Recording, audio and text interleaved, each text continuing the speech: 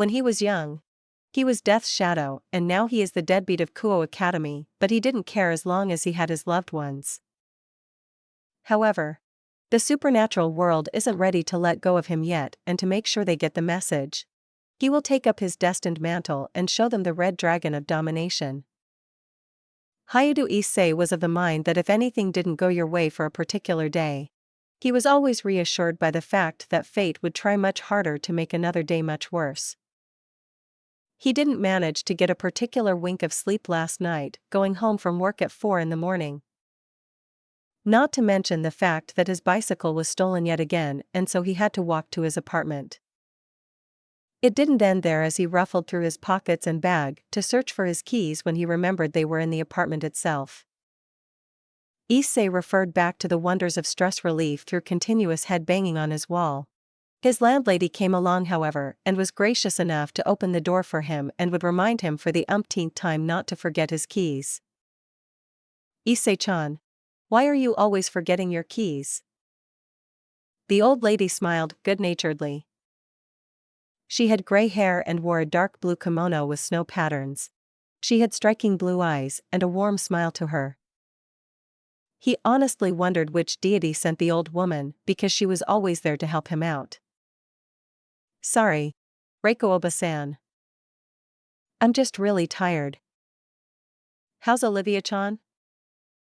he asked. "Still sleeping. I caught her waiting for her big brother." Issei smiled sadly at that tidbit of information. "Don't be so hard on yourself, Issei-chan. She loves her big brother very much." He muttered his thanks before dragging his legs inside with the old landlady, reminding him of the rent that was due next week. His stomach grumbled in anger, demanding to be fed, and he robotically tried his best to enjoy the ramen cup for his late dinner/early breakfast. Once done, he stealthily made his way inside his little sister's room, being careful not to disturb her. Issei's eyes settled on the small girl, clutching the toy dragon. Issei's fingers stroked Olivia's hair, and she snuggled deeper into the comforting hands. A range of emotions swirled in him: happiness, sadness, and shame. With a final glance, he left for his own room. He didn't bother with taking his clothes off as he collapsed onto his bed. However, any amount of sleep that he got was too little before his alarm, cheerful in its job, blared loudly, reminding him to get up. He lazily disconnected the power cord and settled in for a nice long rest. Yet again, when Amaterasu decided that 6 o'clock was definitely the time to start the day. One eye opened in anger at the ray of the sun. "One of these days, Amaterasu. One of these days," Issei muttered. He rose from his bed, almost not too dissimilar from the dead rising from the grave. He promptly turned around and closed the curtains, flopping back on his bed. He settled himself once again, a sigh of relief as he did so. He felt warm, comfortable, and most of all relaxed. For 2 seconds. "Oniai-chan. Oniai-chan. Wake up. Oniai-chan." Issei could resist many things, but there were very few that he couldn't. Namely his little sister, Olivia. She peered at him closely with honey-brown eyes in curiosity at his huddled form. He wrapped the blankets around him more tightly as she tugged it, trying to wake up her older brother. She tugged a little too hard and saw his exhausted state. Issei only moaned tiredly and sagged to the floor. "Ah. Oniai-chan is scary." "Just tired, Olivia." He groaned while she giggled to herself. Right now, his impression of a classic zombie was spot on as he walked to the school with 2 of his friends beside him. "Oi oi, Issei. It's a fine morning we're having today. A glorious day when you're in Kuo Academy, where all the beauties are." The 2 friends beside him were Motohama and Matsuda, respectively, both having a reputation for being the biggest perverts in Kuo Academy. 6 out of 10, Issei commented dryly, rubbing away the crust in his eyes as he slouched forward. How could you say that, Issei? Kuo Academy is where all the girls are waiting for us to take them.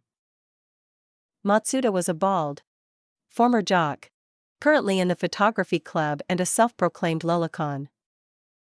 Indeed, and it has the most talented and beautiful girls of the country as well. This was Motohama, who had the ability to tell a female's measurements just by looking at them, which both unnerved and infuriated the ladies of Kuo Academy, and he was therefore dubbed Pervert Glasses and 3 sizes Scouter. It was an achievement that they weren't expelled from Kuo for sexual harassment. Why am I friends with both of you? Issei sighed deeply. It was known to everyone in Kuo Academy about the perverted duo and their particular interests in seeing girls naked.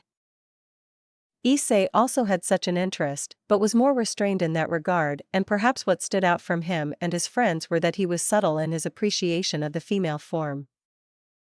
Because Issei, you are the one who understands us. Our goals too. Matsuda paused for effect. Having our own harem. Issei immediately kicked Matsuda from behind and pointed at him in indignation. Don't sink me to your level. I'm not looking for a harem. Poor Issei. The irony of those words. Disgusting perverts. Scum of the earth is what they are. Pigs. Both Matsuda and Motohama sunk to the floor with a cloud over their head. Issei only shook his head at them both. Maybe if you didn't shout your life goals in front of the girls you're making a harem with, they'd be slightly more receptive to you guys. The gods have abandoned me. Matsuda wailed, tears streaming. I'm gonna die a virgin. Motohama moaned in agony. Issei had enough of their self-pity and boot mad ass as they fell forward. Issei smacked his head onto his desk. A distinct feeling of utter exhaustion washed over him when he sat down. He angled his head upwards and saw the mischievous face of Aika Kiryu staring down at him. Aika was a second-year student like Issei with loosely braided hair on both sides of her face. She had the curves and bust of a budding teenage girl that was accentuated by her uniform. She peered down behind her glasses, and Issei could feel a headache coming on. Oh ho! Tired on a Monday? Did you spend all weekend pleasuring girls as a gigolo? Go away. He moaned into his desk. Or was it your job as a stripper for the ladies in the red light district? Are you always this annoying, or is today special? He glared half-heartedly. Oh, you know I rejoice in the suffering of my best male friend. She pinched his cheek in amusement. Issei smacked her hand away from him and sat up on his desk, giving his full attention to the girl in front of him. If you really want to know, Miko-sensei has been driving me and the other assistants crazy with her spontaneous ideas and deadlines. You could say that she's been riding you hard all weekend. She grinned perversely. Shut up. Foo. Anyway, some asshole decided to steal my bike, so I had to walk all the way home and my body is aching to go into a coma at any time now. That's rough. And how's Olivia? No. I was just asking how she was doing. The last time I let you near her, I had to explain where babies came from. Putting her outside of your influence is good for me.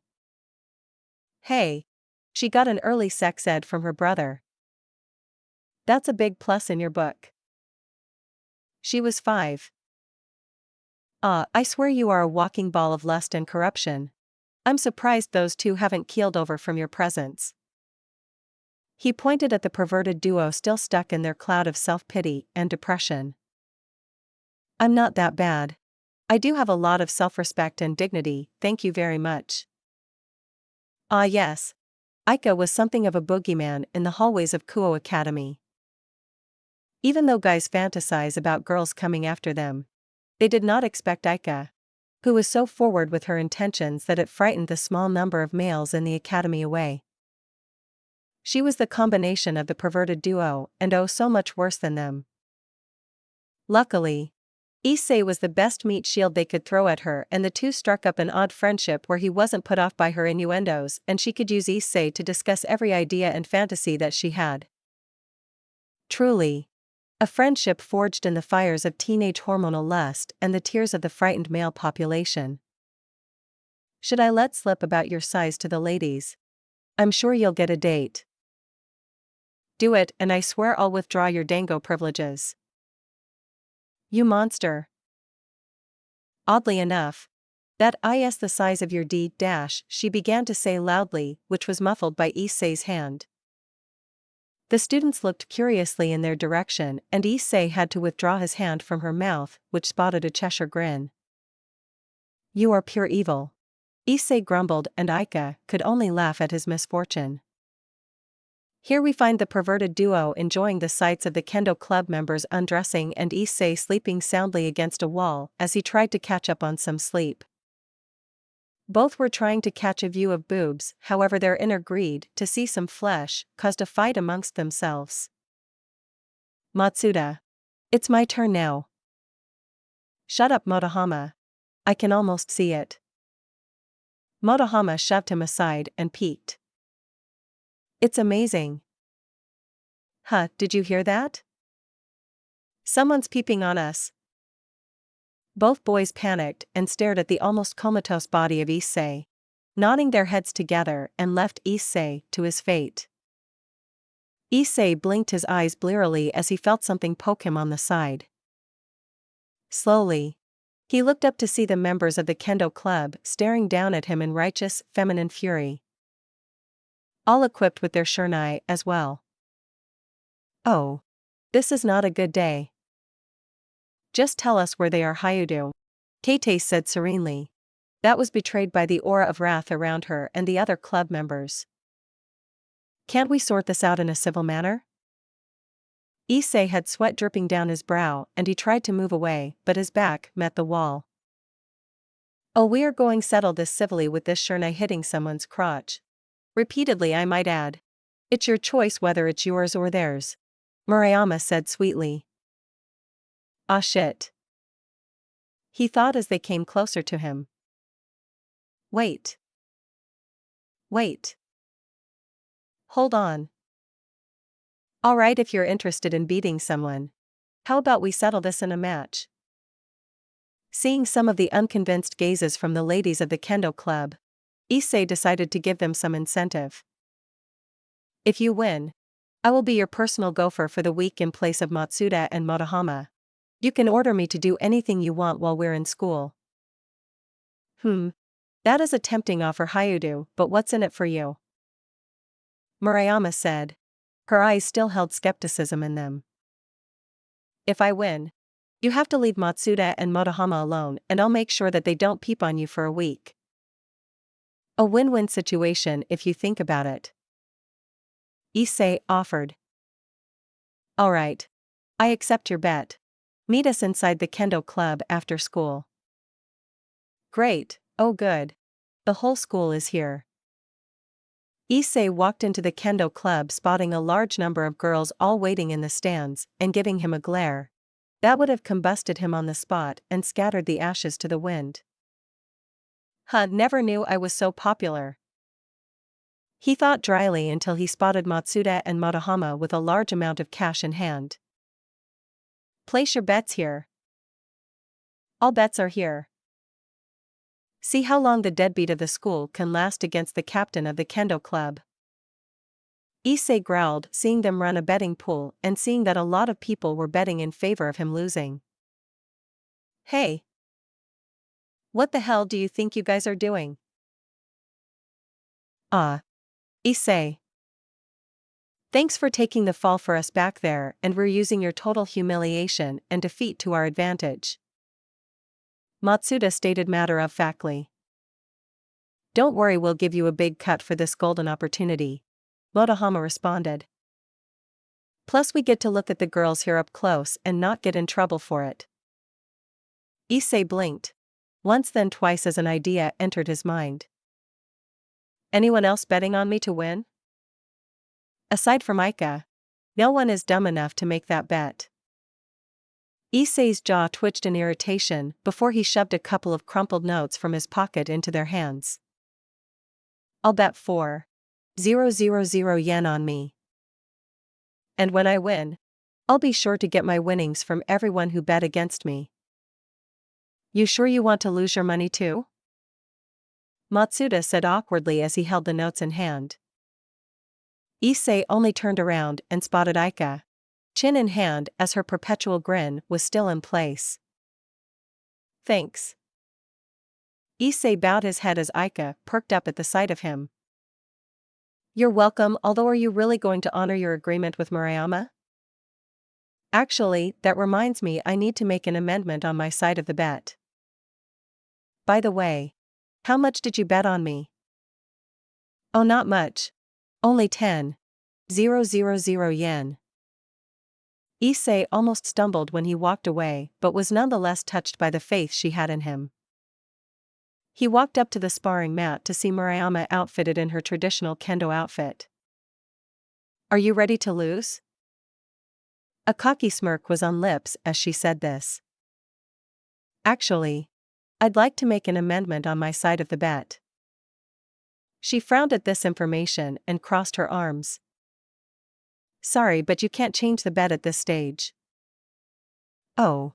This will benefit you. If you listen. He walked up and whispered in her ear as her eyebrows raised before a smile was plastered on her face. I'll make an exception, Hyudu-san. She tossed him the helmet and shurnai, which Issei caught easily. However, he noticed something was missing, like the armor that was supposed to protect him. Wait. How come I only get the helmet and sword and you're decked out in armor? I did say I would make an exception, however, it does come at a cost, so do you still want to continue? Issei sighed before putting the helmet on. The odds are stacked against me. Pretty much everyone in the school is betting against me, and no cup to protect my balls. Meh. This could be worse. Issei settled into a relaxed stance, gripping the shurnai in his left hand. Look, the deadbeat doesn't even know how to hold a shurnai. Oi. Doesn't he sleep all day in class? Are you not taking me seriously? Murayama fumed at seeing his relaxed stance. I'd figure you need the advantage.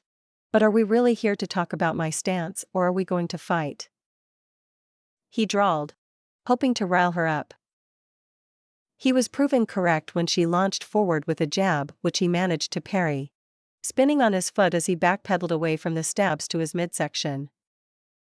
She rushed forward, her bamboo sword aiming to strike at his neck, but it was parried aside as his own sword rose, and their helmets were only inches apart. Is that peach I smell? Her assault was reinvigorated with that comment as he managed to continuously block every attack that she made. Stab. Slash. Thrust before the two wooden swords pushed against each other for dominance. One held in the traditional two-hand grip and the other held in Issei's one-handed grip.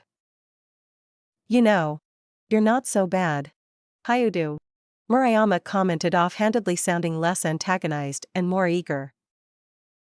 That's high praise coming from a two-time champion in the Japanese national circuit. She could only blink in surprise before she was pushed back and she held her shurnai in closely. Issei shifted his hands and he held the sword with two hands. Murayama narrowed her eyes as before she could find openings in his stances, and now, the hairs on the back of her neck raised in anticipation of what he would do next. You're really amazing, and I should pay my respects to your skill, so now I will face you equally. And what makes you think that you're my equal? She couldn't help but say arrogantly. Because you were holding back and you should know. So was I. Murayama found herself on the defensive as she had to use everything in her arsenal to keep from being hit. Until finally, a single stab to her abdomen ended that thought. She paused momentarily, feeling the pain in her abdomen, and Issei pulled back, giving her time to recover. You are full of surprises today. Hyudu. I think you may be overestimating my skills here. Wood smacked against wood as they continued their exchange. Murayama's sword struck his shoulder and Issei's struck her shoulder pads. You let me hit you.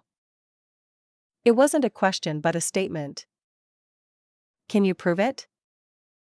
A challenging smirk on his lips. I guess I'll have to beat it out of you. Her strikes became ferocious, focused as they continued with the intent to hit him. Each strike brushed past his uniform, leaving cuts as if an actual blade was in her hand. All thoughts of the bet were forgotten in her mind as she focused entirely on this spar. No. This dance. The feeling of exhilaration. The thrill of the battle with an opponent that was her equal and yet so much stronger that he was driving her past her limits. Nothing was said between them as the wooden swords smacked loudly in the club. No one said anything in awe of the duel between them. She didn't know how long this had been going on for. Minutes or hours. She had lost herself in this fight and then a window of opportunity appeared. Issei had left himself open for a decisive strike that would knock him out.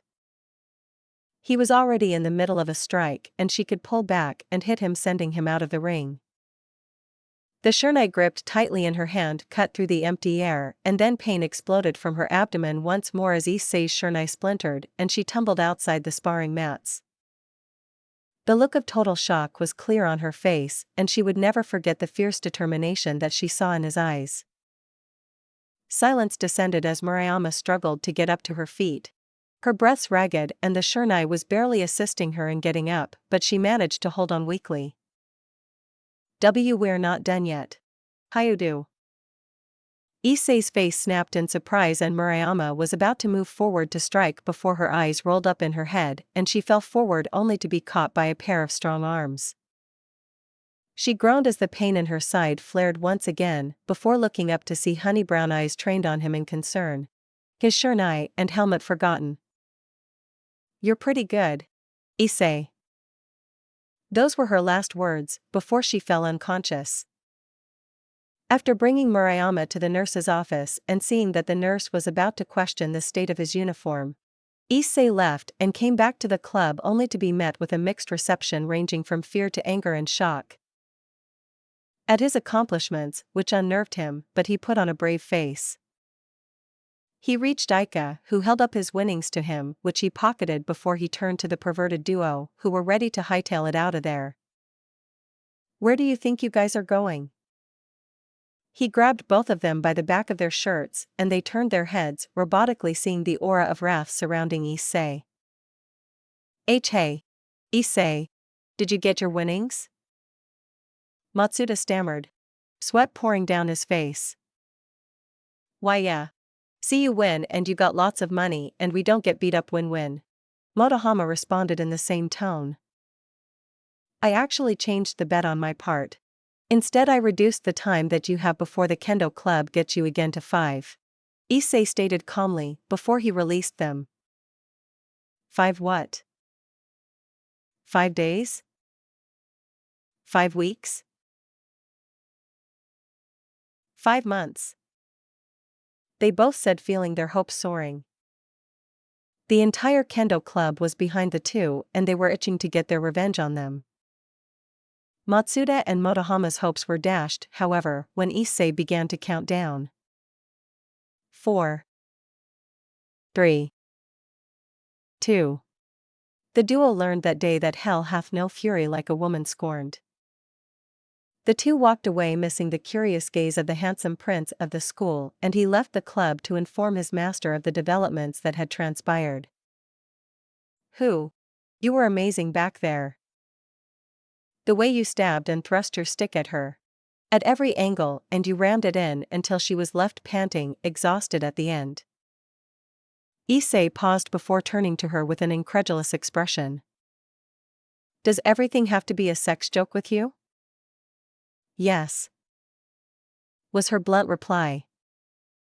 But still, that was literally unbelievable what you did back there. It's not that hard. You saw it yourself. You struck a girl so hard in the stomach that you shattered the shurnai you were using against her without her armor. I'm sure she should be in the hospital at this moment. I did not mean for that to happen. He raised the bruised hands that were beginning to purple, and Issei swore that he heard a gasp of concern from her. Why didn't you get something for your hands when you were at the nurse's office? She hissed, grabbing his wrists to inspect them. I'm fine. This is nothing. He tried to pull away from her surprisingly strong grip. It's not nothing. Issei, we're going to get some bandages at least. Ika dragged the protesting boy to the large supermarket, unaware of the small smile that graced Issei's lips momentarily. I hate Mondays. I have zero sleep over the weekend. I injure the captain of the kendo club, and now pretty much everyone are either afraid or they hate me. On the plus side, I have enough to pay for rent this month, which is nice. Issei leant against the railing staring at the sunset after assuring Ika that he would be fine in getting home. He began talking to himself in the hopes of getting a response from his partner. He waited for a while only to be met with silence, and a heavy sigh left his lips. Who am I kidding? That's a pretty weak reason for hurting Murayama like that. Damn it. Why do I have to lapse out of control like that? I hurt a really nice girl, not to mention she was cute too, so that makes me more of an asshole now. Issei was broken out of his thoughts of self-loathing to turn to a girl that had snuck up on him. That or he was way too deep in thought, but that didn't matter. The young woman before him was beautiful. Issei had to admit to himself. Long black hair that reached her hips and violet eyes. She wore a school uniform that he had never seen before. Are you Hayudo Issei? The mystery girl asked. Yes. I am. That's great. So. Issei-kun, do you have a girlfriend? She asked, shyly pulling at her skirt. No. He said lamely. This situation was entirely unexpected for him, and the best response he could give was so pathetic. He felt the urge to facepalm right there and then. Really? Then would you like to go out with me? She said quickly. Huh? Shock took over exasperation quickly in that moment. Since you don't have a girlfriend, would you please go out with me? She said loudly. This time with her head bowed. Issei blinked once, twice, and his mouth hung open in shock. Holy shit. This isn't happening. No way is a girl confessing that she likes me and wants to be my girlfriend? There is no way that this is a cruel ploy to kill me. So how to go about this? Alright, Issei. Just act normal. Was Issei's ever-intelligent response. Great job, dumbass. I understand if you don't want to. She bowed her head sadly. Gotta salvage the situation. I mean, yes, I would like to go out with you. But who are you? He asked, curiously. My name is Yuma Amano. They exchanged numbers and she waved at Issei before leaving. Huh. I got a date. He stared at the digits between his fingers, scrutinizing it as if it was the most interesting thing in the world. Today's a good day. And so he turned towards home before looking over his shoulder for the moment, peering at the shadows momentarily only to turn away as a white-haired girl stepped out. The moon hung high in the sky as Kuo's nightlife bustled about, and for one lone high school student this afforded her the opportunity to think. Ika wandered aimlessly through the streets carrying her bag of groceries, her thoughts turning to her enigmatic best friend and the events that transpired today. She had known Issei when he first came to Kuo Academy. He was quiet, reclusive and quite handsome when she saw him, but he had made no effort to be outstanding or extraordinary, unlike Kiba Yudo, the prince of Kuo Academy.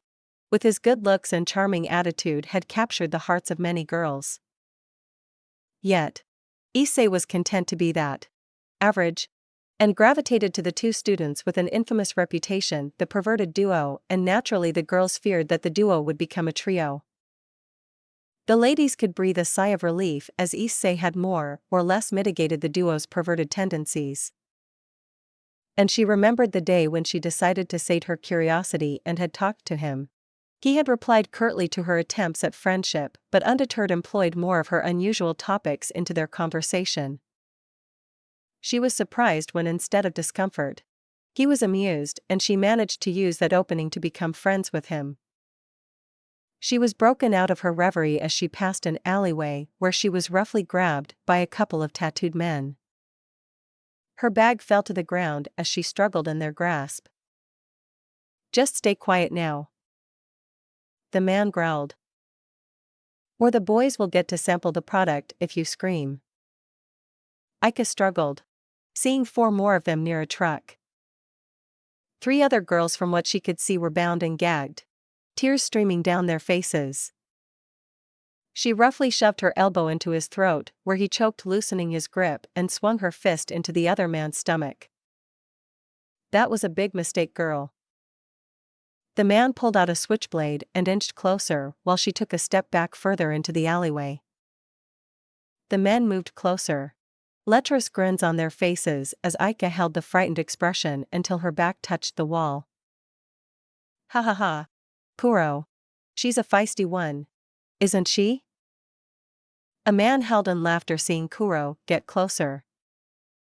"Oh, she's my type alright, and I can't wait to break her in, and by the end of tonight you'll be screaming my name." Ika's expression changed to that of a sadistic grin. "Are you sure about that?" Her eyes flashed dangerously from hazel to red. "Because I'll be the one that will make you scream." Leather wings ripped from her back and her canines elongated, showing the deadly smirk that settled on her lips.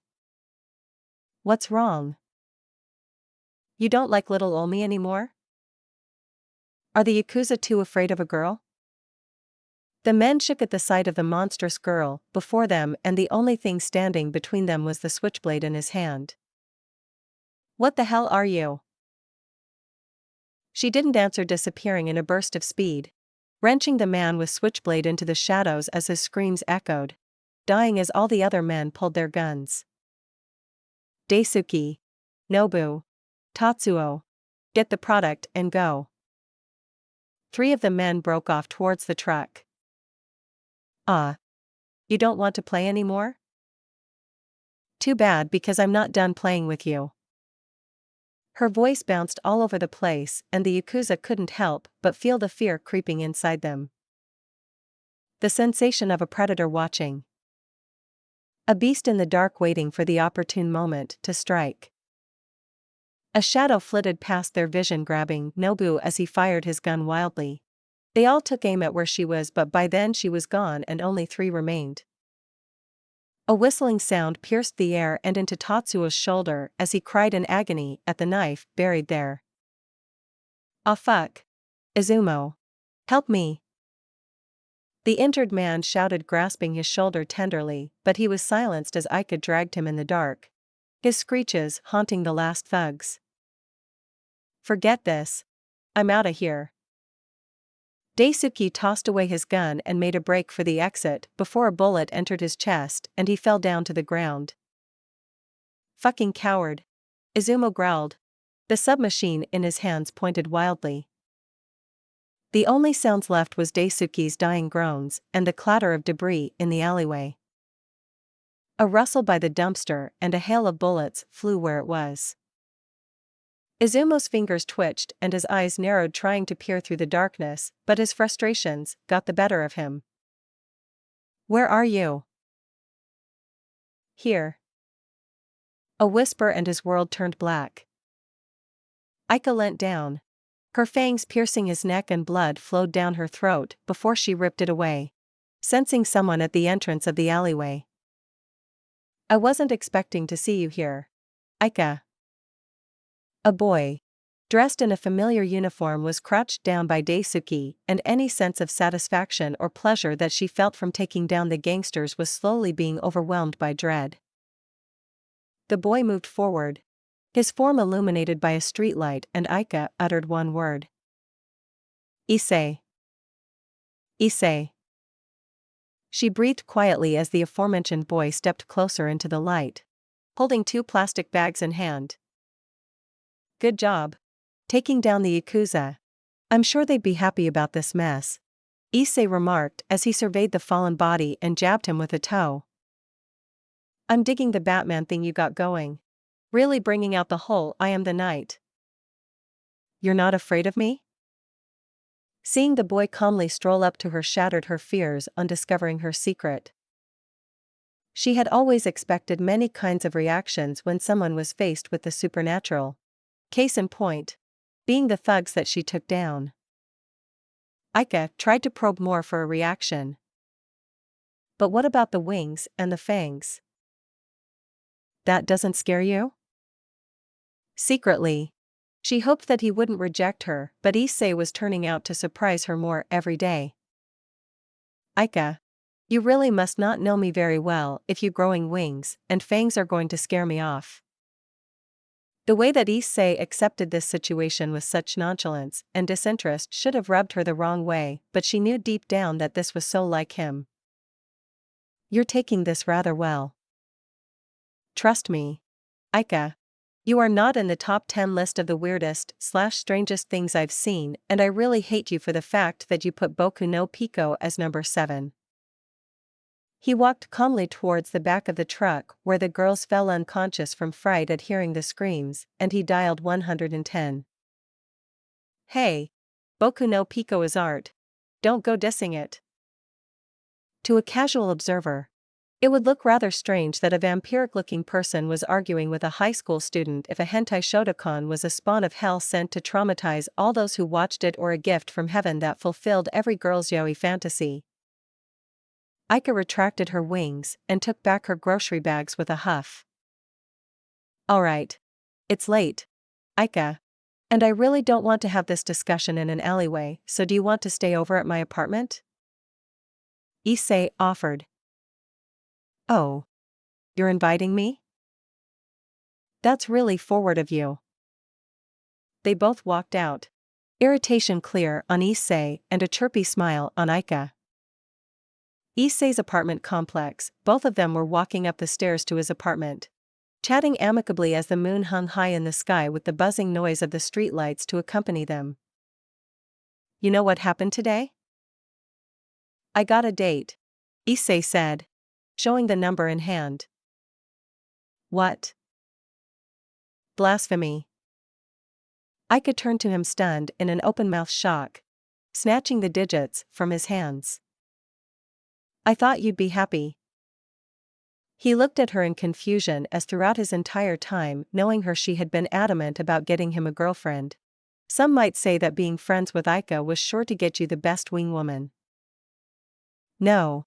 Issei. Anytime I try to set you up with a girl you always take the friend zone route. It's like you're trying to cock-block yourself. She pouted adorably, crossing her arms under her bust, which to Issei's watchful eyes seemed to have grown. She had a mischievous grin when she saw him ogling her.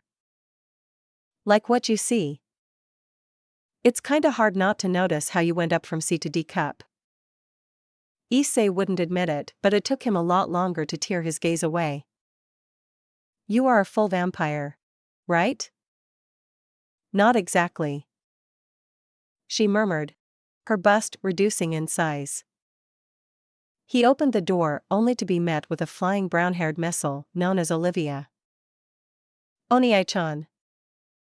The girl's tiny arms wrapped around his waist as he patted her head. Olivia's attention turned to Aika and she brightened up. Wani-chan. Hey there, Olivia. Taking care of your big brother? She crouched down to meet the girl's eyes and she nodded happily with a bright smile. Issei-chan. Are you home? Reiko greeted from the kitchen, In her kimono outfit and her radiant demeanor, despite her age, put Aika at ease. Yes. Oba-san. He replied in earnest, taking off his shoes as Olivia scampered back inside the apartment. Issei-chan. Who's this lovely friend of yours? Aika bowed in respect. Oba-san. This is Aika Kiryu. My best friend. And Aika. This is my lovable landlady and occasional caretaker for Olivia. Reiko Oba-san. The kindly landlady bowed back before pinching Issei's ear. What have I told you about introducing me as a grandmother? Issei grunted in pain as Reiko continued to apply more pressure. Her smile never wavering. It's not a lie. You're not exactly getting any younger. Ow. Ow. Sorry. I give. He rubbed his ear in pain, but Reiko still had her kindly look, and Aika knew then and there not to cross her. You don't look that old. Reiko-san. Aika chipped in. Issei just doesn't know how to treat a lady respectably. I think we're going to get along just fine. Please join us for dinner. We'll be making katsudon. Assuming that Issei bought the ingredients this time. He held up the bag as proof, and Reiko immediately made her way to the kitchen. Issei turned to Aika and with a glance knew what she was going to do. Aika. You are not allowed to corrupt Olivia anymore on your stay here. He crossed his arms, showing how serious he was, and she rolled her eyes at him. Yes. Dad. Issei's eye twitched at her response. A world of silence. I would like to return to the dimensional gap that is my home. And reclaim that silence. That is all. Emotionless gray eyes peered out into the world, staring at nothing and everything. But why? The boy asked in curiosity as he stood next to a small girl in a gothic Lolita dress. Because Great Red has taken my home. I wish to take it back. She replied in true monotone. That's stupid. He stated bluntly as the girl shifted her gaze to him. How? Her tone never changed, but she inquired why her goal was stupid, to say the least. I mean, you go to all this trouble just so you can go back to existing in perpetual nothingness. That's kinda redundant. That is my goal, and what is your goal? I want to live my life. The boy stated with conviction, his brown eyes shimmering with hope and excitement. Are you not alive? No. What I mean is I want to experience life to the fullest, so when I die, I'll do so without any regrets. The boy said with a melancholic smile. I don't understand. Truly, to her, she could not comprehend the concept of living as she was born from nothing and existed in the infinite nothingness that was the dimensional gap.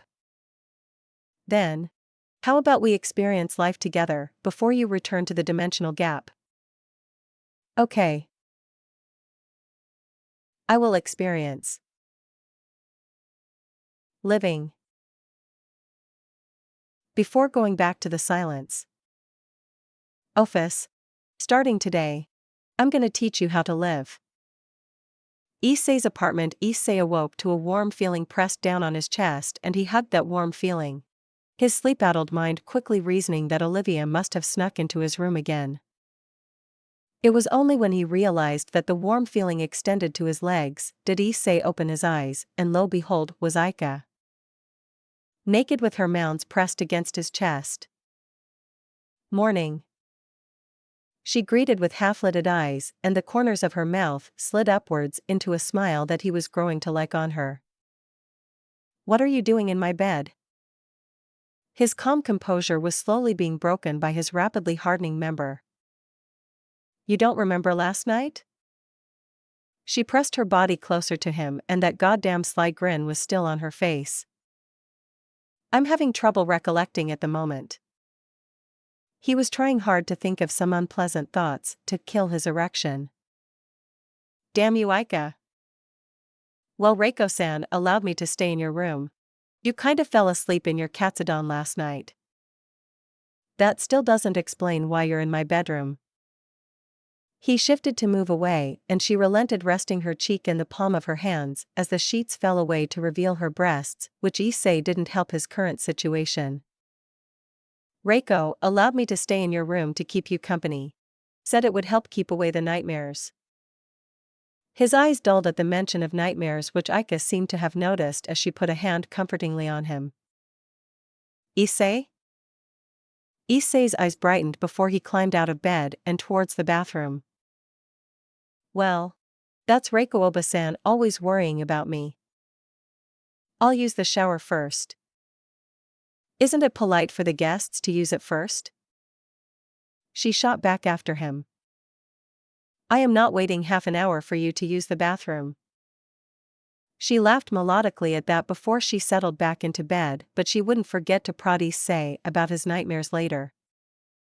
Both Issei and Aika bid Reiko and Olivia farewell after an enjoyable breakfast that included much laughs from Aika as Reiko told many embarrassing stories about her tenant, much to Issei's dismay. Issei's face was much livelier in comparison to yesterday.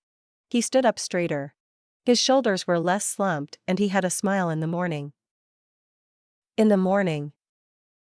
You seem less like you today. Aika's observation immediately confused Issei as he turned to her. What's that supposed to mean? Issei, for all his wit and perception, couldn't really see past the image that he set up as the deadbeat of Kuo Academy, mainly due to his tendency to sleep in class and general apathetic attitude. You're happy and upbeat. It's kinda weird whenever I see you, which is stone cold dead and lethargic. Brown eyes turned to her with a deadpan expression which she couldn't help but giggle at. You're hilarious, but I digress to last night. You said you weren't a full vampire. Is that the reason why you haven't exploded into dust right now? Well, my weaknesses are somewhat dampened by the fact that I'm half vampire and half succubus. Issei nodded to that before a look of realization dawned on him. That explains so much right now. Wait, why do you need to suck blood? You're a succubus, can't you siphon the lust from Matsuda and Motohama? Half succubus. Remember. I have to directly get life energy from a person, whether it's saliva, blood, sweat or semen. And my vampiric side needs life energy to sustain myself, except I only need to do it once every month. By the way, how the hell do you know this stuff anyway? I dabble in a lot of things, but back on topic. If you need blood, why don't you ask me? Aika was surprised at what he was offering. Why you'd let me do that? Of course. Why not? She stood there dumbfounded as he continued to walk on without a care in the world. Issei, a lot of people wouldn't really want someone, much less a vampire, to suck the fluids from their neck. Isn't blood delicious for you? Nope, blood tastes bland, but Ka-san basically said that my succubus side is much stronger and is more inclined to getting another body fluid. What? Aika sighed at his confused glance. Sex. Issei. I can get life energy if I have sex. She said bluntly and was amused by Issei's reaction as his cheeks colored momentarily. I'm guessing that you haven't tried yet. I don't need to. Blood was good enough for me, and besides, a girl's first time is always special. They walked together in comfortable silence, reaching the gates, and she waved goodbye. Thanks for the offer, Issei, and I'll come to you whenever I get thirsty. He lifted his thankfully healed hands to see Aika run off to meet with her own friends, and watched as Matsuda and Motohama were rushing forward to meet him. Kuo Academy, Shirtori Sauna, known as the student council president of Kuo Academy, however. To her family, friends, peerage and her rival, she was Sona Citri. She gazed at the enigmatic brunette with her analytical violet eyes. She wore the standard uniform that hugged her slim figure, and her black was styled in a short bob cut before her glasses flashed, moving forward to the clubroom where her vice president, Tsubaki, was waiting for her. Tsubaki was another beauty as well, with long black hair extending all the way to her knees. A considerable bust, and her face was framed by a pair of spectacles that brought attention to her violet and brown eyes. The door was opened by her to reveal the two great ladies of Kuo Academy, with Ria sitting on the sofa chair, a chessboard set in front of her, and Akino waiting by her side. "Good morning, Sona," she greeted cordially. "Good morning, Rias. I see you made yourself welcome," she observed as she sat down opposite of her opponent and rival. "To enjoy our weekly game. How have you been?" Rias, as always, made the first move with a pawn. "Busy. There have been very few developments with the exception of Issei and Murayama's match from yesterday." Sona contemplated on her move, before bringing a knight piece forward. "Yes. I heard as much from Kiba. Issei is showing some interesting skills, particularly his swordsmanship. I would have never pegged him as the type." Rias was indeed surprised by the news that her knight, Yuto Kiba, brought to her, and she made a note of that, putting him as another potential knight, but she would have to wait for further observation until she was sure. "Rias, your claim to him will expire soon if you don't make a move. I'm sure if you don't want him, then I can take Issei off your hands." Rias paused, her hand hovering over her pawn, before switching over to a bishop. "I'm just waiting for the opportune moment to recruit him," Rias responded curtly. "Then, as your friend and rival, I'd advise you to do so quickly, otherwise any chance that you have will vanish." They continued their game once more in earnest, with both their queens standing in behind them in silence. "You had him observed?" "Naturally. Kaneko tailed him yesterday after he left the kendo club with Aika. A fallen angel made contact with him." Sona's glasses glinted in speculation on what this possibility could mean. "I fear that the fallen angel will try to kill him for his sacred gear, using their future date as an excuse. Kaneko must have sensed her negative emotions and ill intent if you were able to verify that." Rias chose the moment to stare at the board, deep in thought, before moving another piece. Sona pondered on the information presented to her before she spoke up. "You plan to use his death to bring him into your peerage?" It wasn't a question, but a statement, and if the indication that Rias' brow twitched at having her plan revealed to her, Sona was safe in her guess. "The opportunity did present itself to me. I suppose, however, I would have liked it if he didn't have to die." The red-headed devil couldn't help shake her head at that, but she steeled herself that beggars couldn't be choosers. She had desperately hoped after all that someone would come along to shift the situation in her favor. And that person was Issei. "Have you made any progress concerning your contract with Riser?" Sona spoke up, which put a frown on Ria's delicate features as she narrowed her eyes. "With Issei's recruitment, I hope that it will be enough." A poor move on Ria's part was the opportunity that Sona needed to capitalize on the advantage given to her. "What makes Issei special?" "Sure, he has a sacred gear and less." The bespectacled girl eyes widened in realization before she mentally kicked herself for giving Rias the time to take Issei into her peerage. If he possessed a powerful sacred gear, and she speculated that it could potentially be a Longinus, then it was no wonder why Rias seemed to have a fixation on him. "Issei possesses a Longinus sacred gear, and Kaneko has confirmed it for me. He has a scent of a dragon, something which is beneficial for me." She moved another piece, before concluding that the game has come to a draw yet again. She moved from her seat and left the clubroom with Akino, bidding her rival farewell. "Issei, I really hope you are the one who will change my fate."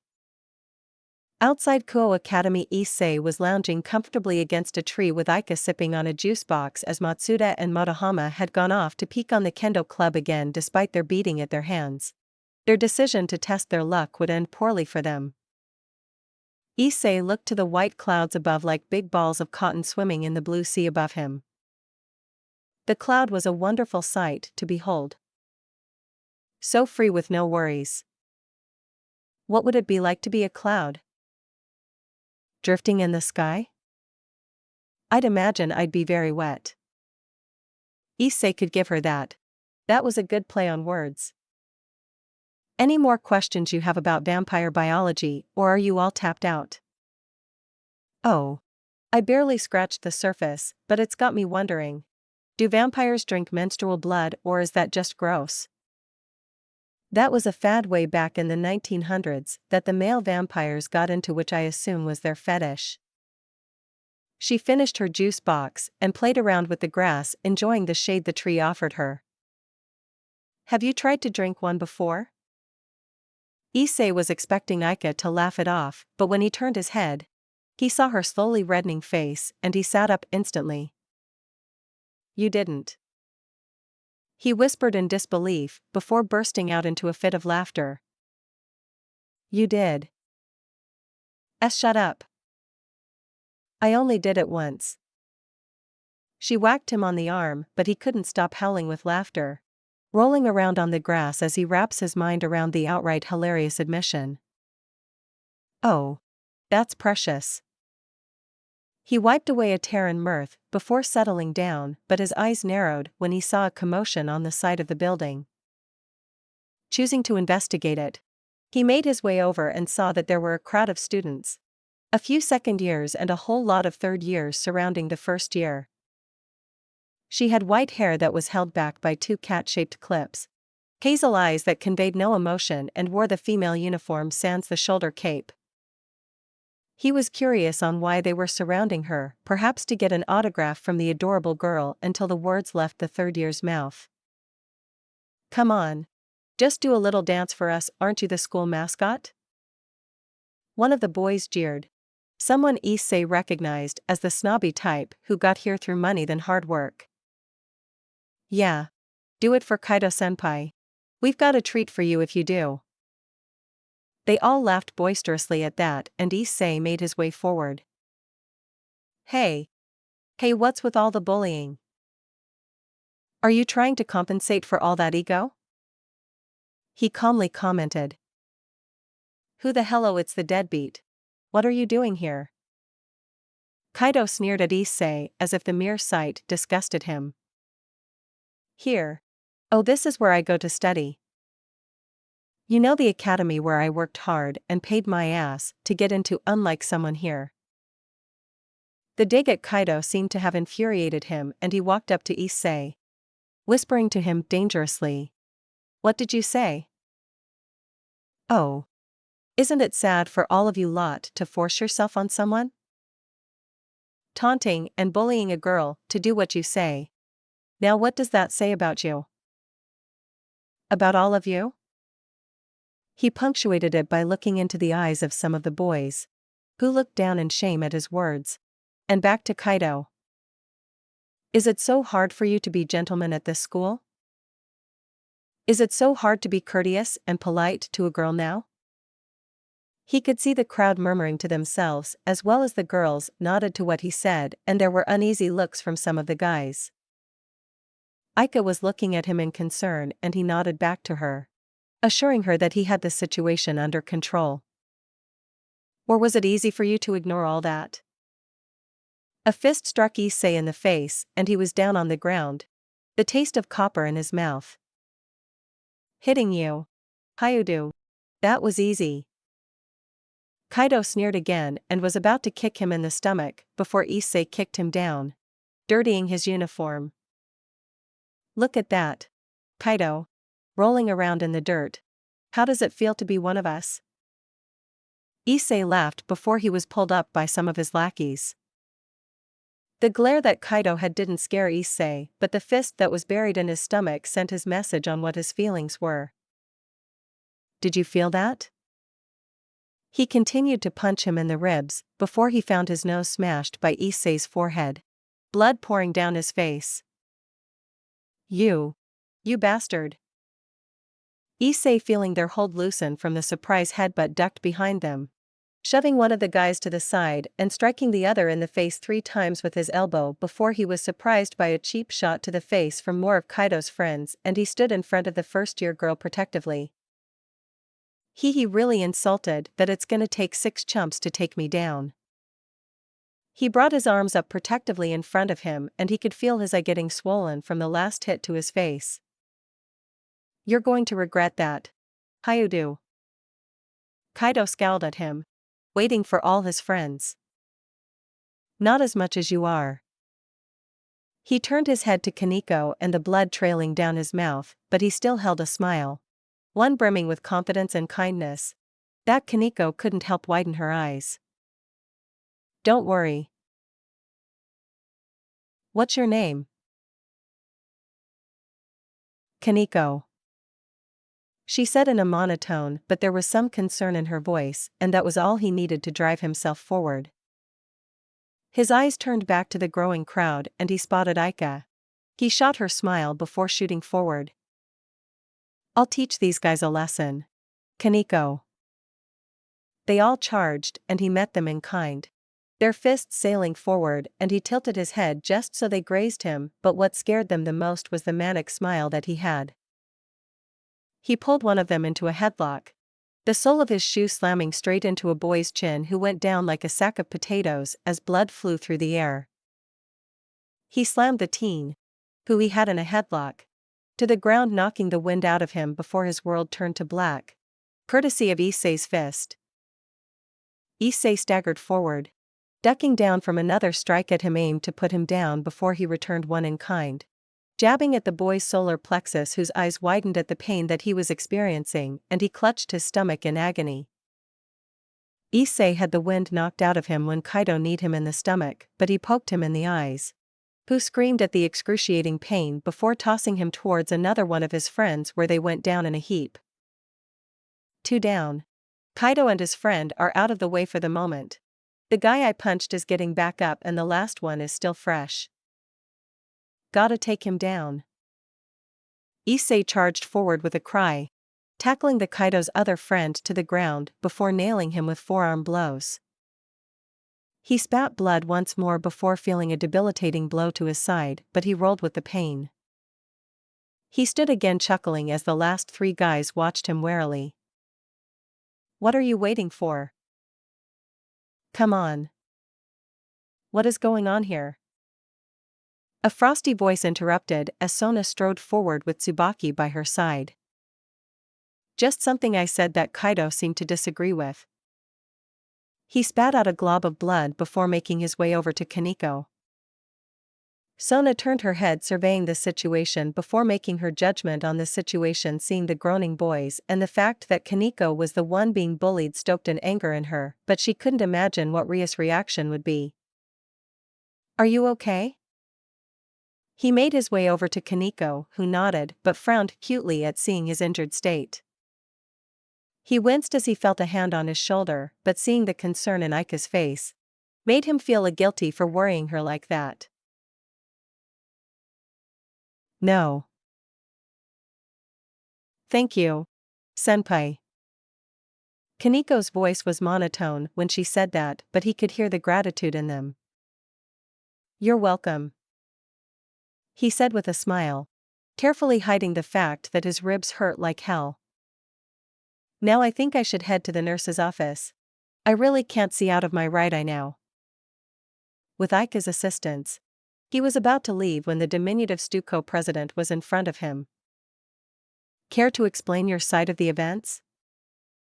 Like I said, Kaido didn't like to what I said, but I'm willing to accept any punishment you give me if it means defending the honor of my kohai. Sona was stuck in a predicament here. If she gave a harsh punishment here and now, then it would ruin her reputation as Kaido, and she would come off as frigid and unfair, but if she let him go off scot-free, then the students would see that she was too lenient and that it would give them a chance to walk over her, and she couldn't allow that. Resigning herself, Her violet eyes met Issei's brown ones. Meet me later after school so we can discuss the terms of your punishment.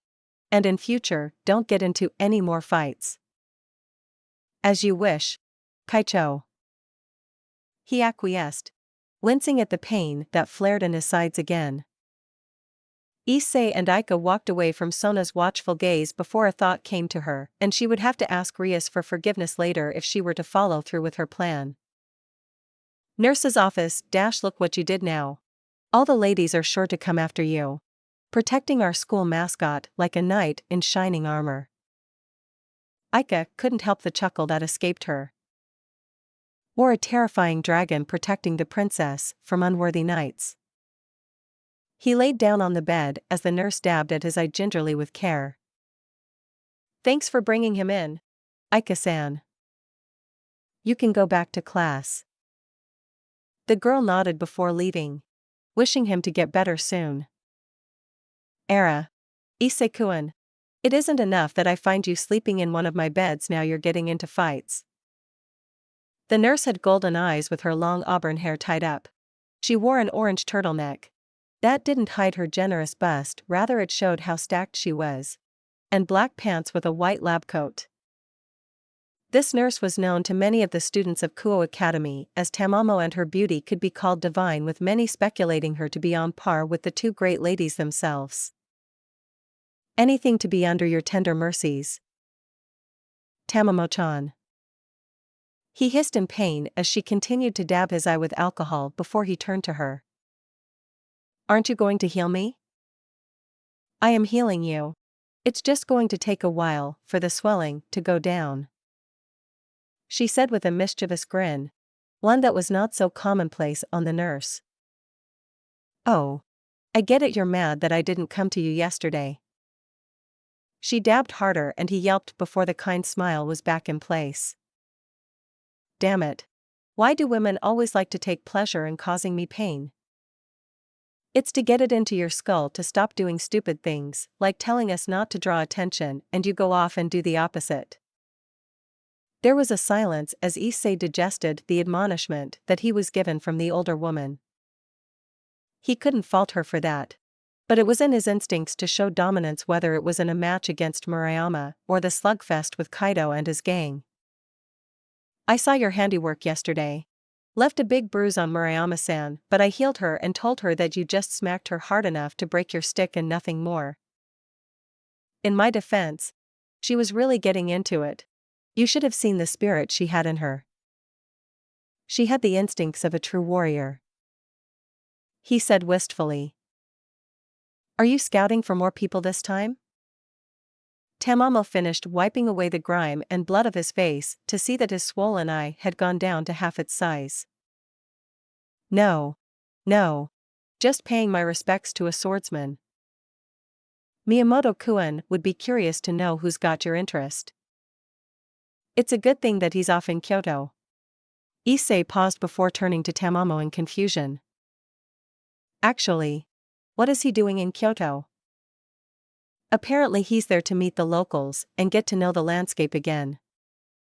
Once seeing that his face was okay apart from the black shiner, she opened up his shirt and saw the bruises on his torso, and using all the medical professionalism that she had, she managed to suppress a blush before tenderly poking at his ribs. You could have taken them all down without breaking a sweat, so why did you allow them to hit you? He hissed as she poked another rib before taking out some bandages and wrapping it around his torso.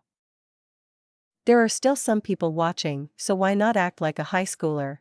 Getting into fights with people that I don't like. Trying to get a date with a girl. Be average. Be normal. Tamamo stopped her ministrations and looked him in the eye. Oh. Issei-kun. You'll never be normal. Look at the people you surround yourself with and look at you. You'll always be the bravest and the kindest man who saved me. Who gave your life for strangers, because you couldn't stand watching injustice. You battled powerful men and women with nothing but your wit and your will, and that makes you so much more. The man I fell in love with. She finished her speech by giving him a kiss on the lips, and he smiled demurely at her honest words as she finished wrapping the bandages. Thanks, Tamamo-chan. Student council club room, Sona sighed as she finished the last of her paperwork.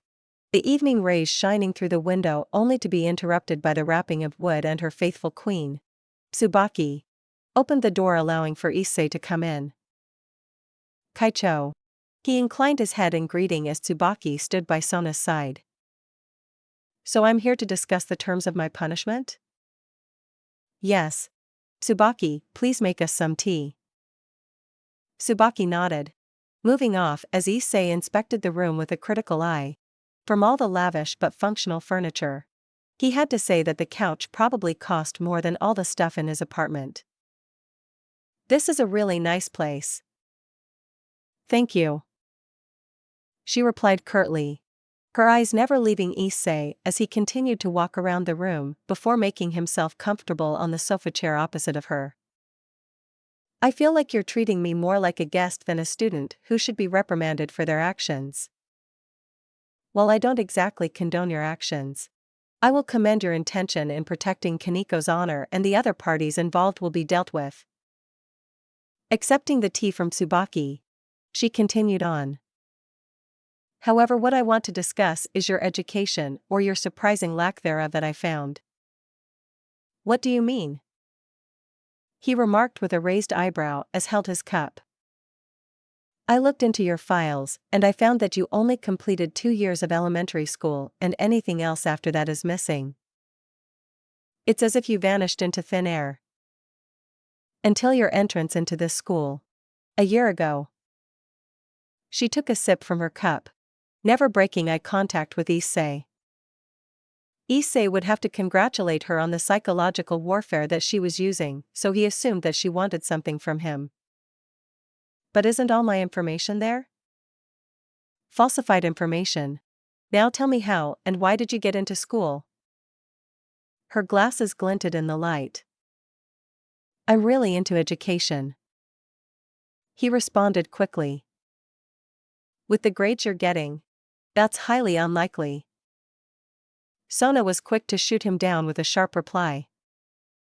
I heard that this used to be an all-female school, so why not? Issei aimed for the primary reason that 90% of the male students went here. An acceptable reason for anyone else, but I don't think you're much of a lustful person. Issei sweated at her quickly. She tore down his reasoning. Would you believe me if I said that an old man asked me to come here?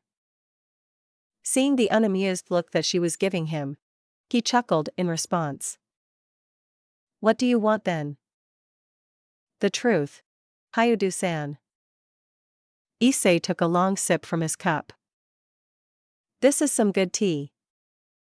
My compliments to the maker. Tsubaki nodded in thanks, but still kept her stoic expression. Sona crinkled her brow momentarily, a sign of her frustration as Issei continued to dodge the issue. With all due respect, Kaicho, that's something I'm not quite ready to reveal yet. But I'm curious as to why the interest you have on me, unless you're looking to recruit me into your peerage. By Tsubaki's stiffening shoulders, Issei knew that he rattled them, but he had to give it to Sona. She knew how to keep her composure. Oh. You weren't expecting me to know about the supernatural world? I would be lying if I said I wasn't surprised. Your knowledge of us must be related to your missing years. The Citri stated. Very perceptive of you. I suppose we are at an impasse. So how about a wager? Sona raised an eyebrow before nodding for him to continue. If you win, you get me into your peerage, and I will tell you why I've been missing for 6 years. Sona knew that this deal was good. Too good to be true. He was offering everything that she wanted, and she didn't have to do anything, but her inner desire to possess a Longinus sacred gear overpowered her reasoning. And if you win? Just a few favors, Kaicho. He drained the rest of his cup before thanking Tsubaki. As long as they are reasonable, then I will accept your wager. Tell me, Kaicho, are you familiar with shogi? Sona couldn't suppress the smile at how easy she would win this. The bridge Issei found himself back on the bridge, staring out into the sunset as he mulled over what the events of the day. Had a cute girl sleepover at my apartment today. Kicked a couple of people's asses, and Tamamo still worries, and I challenged Sona Citri, one of the smartest people around, to shogi. Tuesday's a bit finicky. He waited a few moments before basking in the sunlight, hoping and waiting to hear something. To hear someone. Issei-kun? He turned his good eye to see Yuma standing with her school bag clutched between her fingers, and the way that she nervously looked down amused him. Evening, Yuma-chan. He turned to face her, and she held a hand to her mouth, seeing the state of his face. What happened to you, Issei? She rushed forward to his side, leaning her hand against his blackened eye. Just got into a fight. That's all. Nothing to worry about. He gently put her hand down as he went back to watching the sunset. Ano. I always wondered, why are you always here on this bridge? Issei-kun? She joined him in watching it as well, marveling as the rays hit the sky. A painting of red, orange and vermilion. This is one of the places that allow me to think about things. You know. About life. About the world. About everything, really. What about you, Yuma? I just think that I want to do well in school and get a nice job. I never really thought about it. Oh, come on. There's more to life than just getting a job. Thousands of people pass this bridge and they're all off going to school, going to work, but they never take the time to appreciate life. We're all so set with a destination in mind that we ignore the world around us, that we don't see how great it is to be alive. He paused in thought, his gaze never wavering from the setting sun. Yuma Amano, but to herself Rainier, bristled at such a notion that life was great and couldn't help the loathing that came from being a fallen angel, still remembering a time when she was pure, that her existence was to serve only him. The jealousy that grew that this boy, this human, was able to freely say such things infuriated her. A small part of her, whether she admitted it or not, agreed with him. Take the sunset, for instance. There is so much beauty to watching it. It holds a promise of endless possibilities as the sun sets over the horizon. You know it won't last, but you savor every moment of it. The last of the sun's rays vanished, to be changing the salmon and purple sky to an expanse of jet black with glittering stars.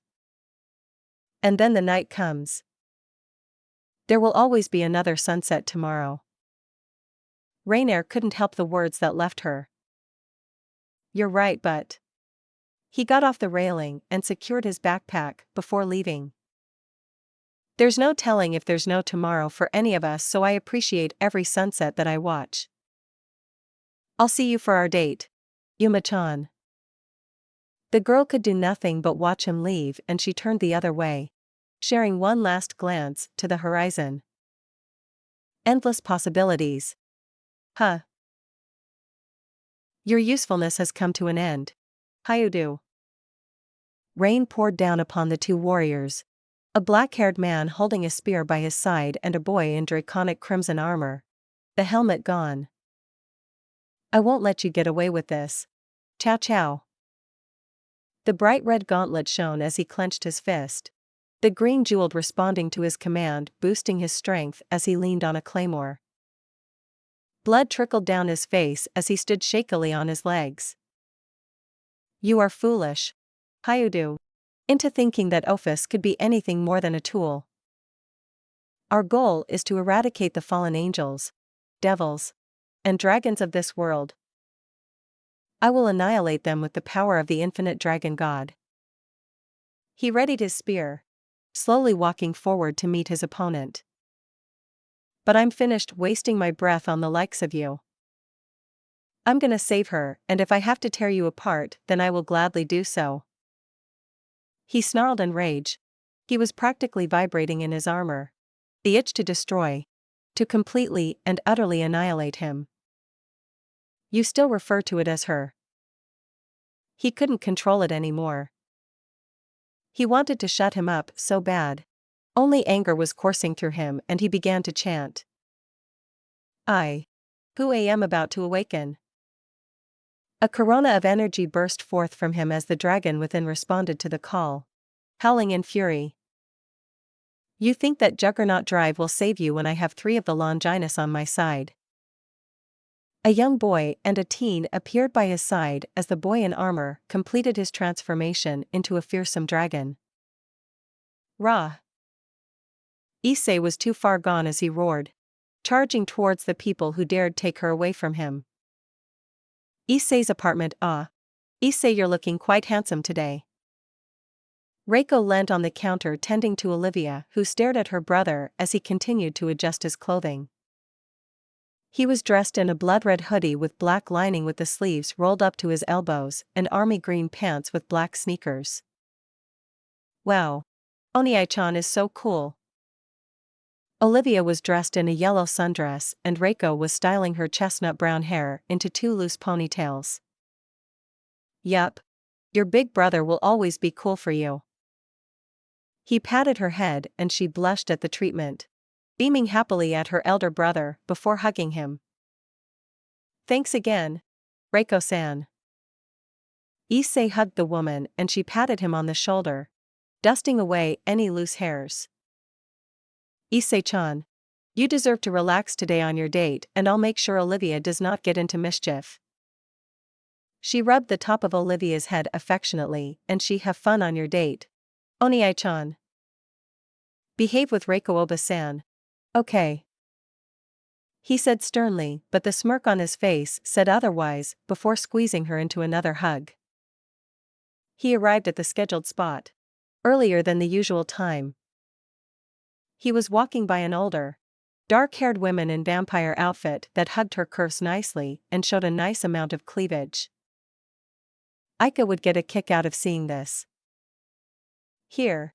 Take a flyer. He looked over the flyer and saw the summoning circle plastered on it. We grant your wish. He assessed the summoning circle in his hand.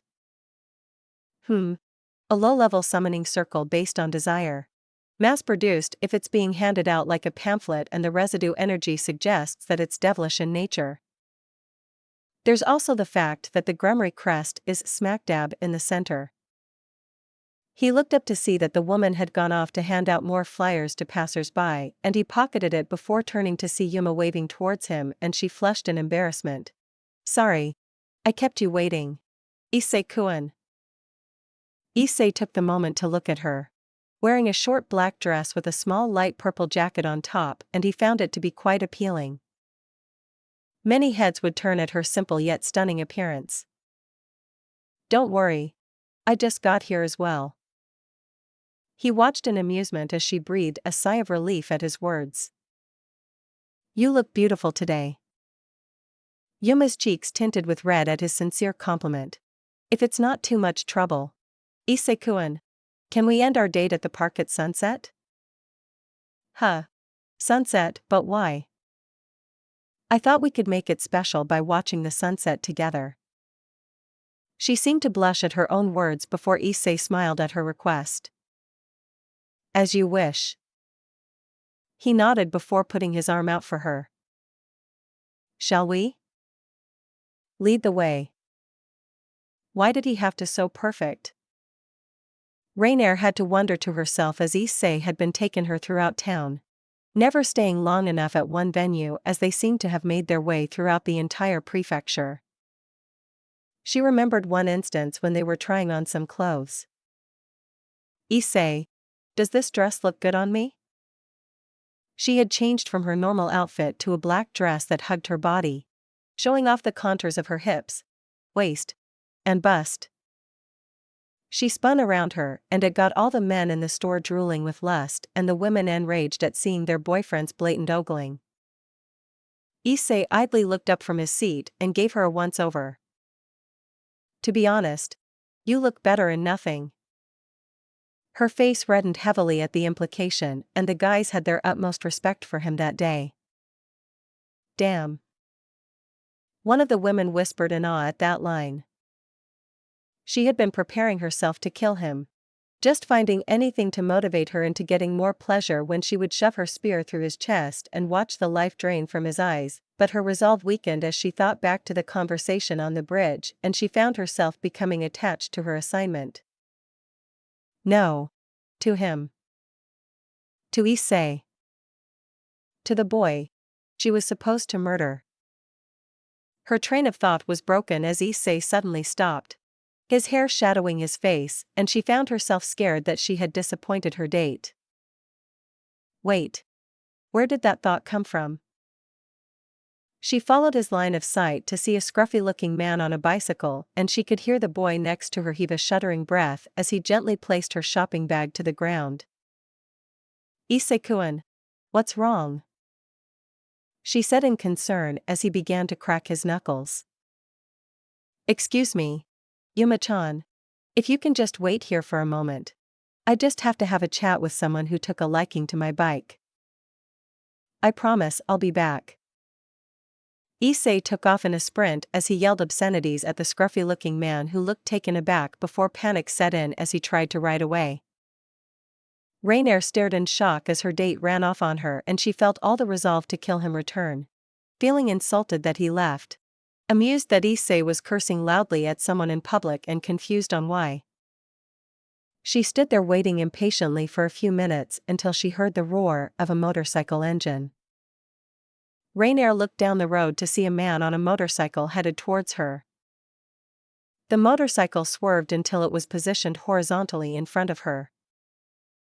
She couldn't see his face due to it being covered by his helmet, but when the visor slid up. Issei. No time to explain. Get on now. She was dumbfounded for a moment until she heard the roar of several more motorcycles and quickly complied. Issei. What's going on? She shrieked as he revved up and accelerated away before being followed by other bikes who shouted over the wind. Oi. Bastard. Get back Aniki's bike. Die. Hold tight. She squeaked as she wrapped her arms tightly around him. The motorcycle swerved in and out of traffic. They were still giving chase to him and Issei noticed that Yuma had squeezed him tighter. Her breasts pressed tightly against his back. He put that out of his mind. However, when he noticed that they were getting closer to him. Fuck. He's good. Call the boys to come in on the other exit. One of them yelled. Rainier would swear that she had never felt her blood pressure jump up and down in her life until she got on the bike with Issei. They were heading towards a section of the highway that was still in the process of being constructed with a ramp up ahead. Ha! Look at that. He's at a dead end. We got him. Boys. The bikers were eagerly coming on Issei's tail with smug grins, but looking ahead at a ramp. He saw his one chance to escape and accelerated faster. Rainier paled when she felt herself speeding up instead of slowing down. Slow down. Issei. We're going to go over the edge. Yuma, do you trust me? He asked from behind and he felt her nod against his back. Take my helmet off and put it on yourself. But Issei. Hurry. Following his instructions, the helmet went over her head and she wrapped her arms tighter around him. Trusting him completely in that moment. No way. He's gonna jump. The bikers shouted incredulously, their wheels screeching as they braked. Kid's going to die. Issei revved the bike harder and they soared off the highway. As the wheels left the ramp, they were in the air and he could swear that he felt a rib pop painfully as Yuma hugged him as hard as she could as the feeling of weightlessness fell upon them. Irk. Irk. Until the tires met the road again. He exited off the road quickly as the biker's jaws dropped at the suicidal stunt that Issei pulled. Rainier's heart beat rapidly against her ribcage until she was snapped out of her shock by Issei, who had stopped at the park. He had a wide grin on his face as he broke into raucous laughter. Yuma didn't know whether to laugh at the absurdity of the situation or euphoria she felt from escaping unscathed, and found herself holding back tears of mirth with Issei. He propped the bike against a tree and took her by the hand to the fountain, resting down on the stone as she sat down next to him. What a way to end a date. He chuckled, wincing in pain as held his sides. That's understating it. She giggled. Rainier found herself conflicted on the inside. However, she didn't want this date to end, but she had an assignment, and no matter how much she wanted for him to live, she couldn't risk failing. Else she would suffer a fate worse than death at Kokobil's hands. I say. Aye. He held up a finger to stall her as he reached into his pocket and brought a silver pendant with an intricate circle and a small crest weaved into it, and Yuma couldn't help the stab of guilt as she quietly accepted the gift, putting it around her necklace. Can you see it, Yuma-chan? He pointed towards the orb that was waning over the horizon, and she was taken aback at the kaleidoscope of colors that filled the sky. The perfect end to a date. You know it won't last, but you savor every moment of it. She bit her lip as she continued to watch with Issei, who had a serene smile on his face. Beautiful. Yeah. You were right about the sunset. I wasn't talking about the sun. She felt herself flush and the pounding in her chest got faster. See, can you please close your eyes? She cursed herself for stammering, and she had to use all her willpower to go through with it, but a tiny voice inside her wished otherwise. You don't have to do this. You can lie. As you wish. He closed his eyes, and an easygoing smile was on his face. No. I have to do this, but the least I can do is give him a kiss.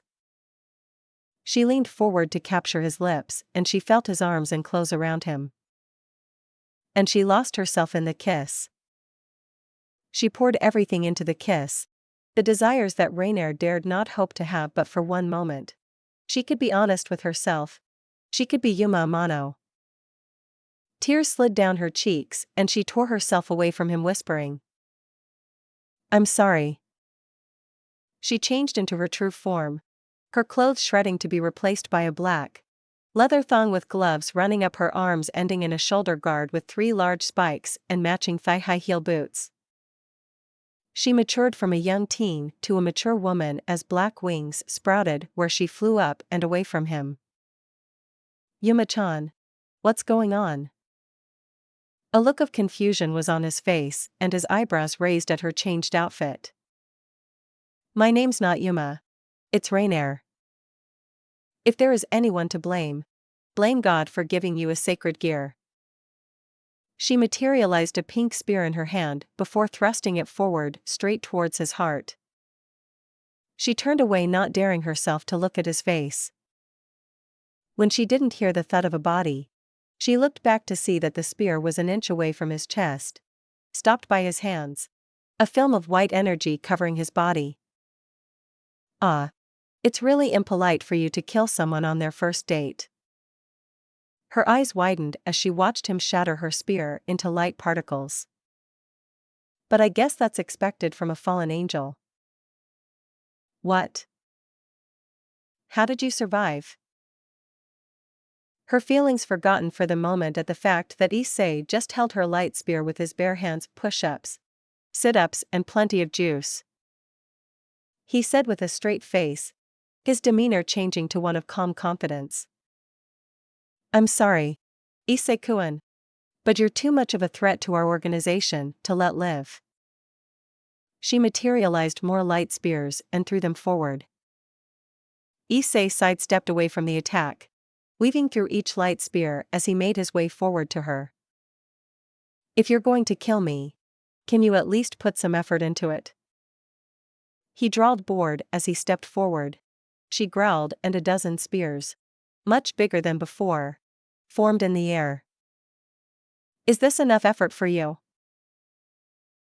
The light spears flew faster than before, and Issei simply stood his ground as a huge explosion kicked up dust where Issei stood.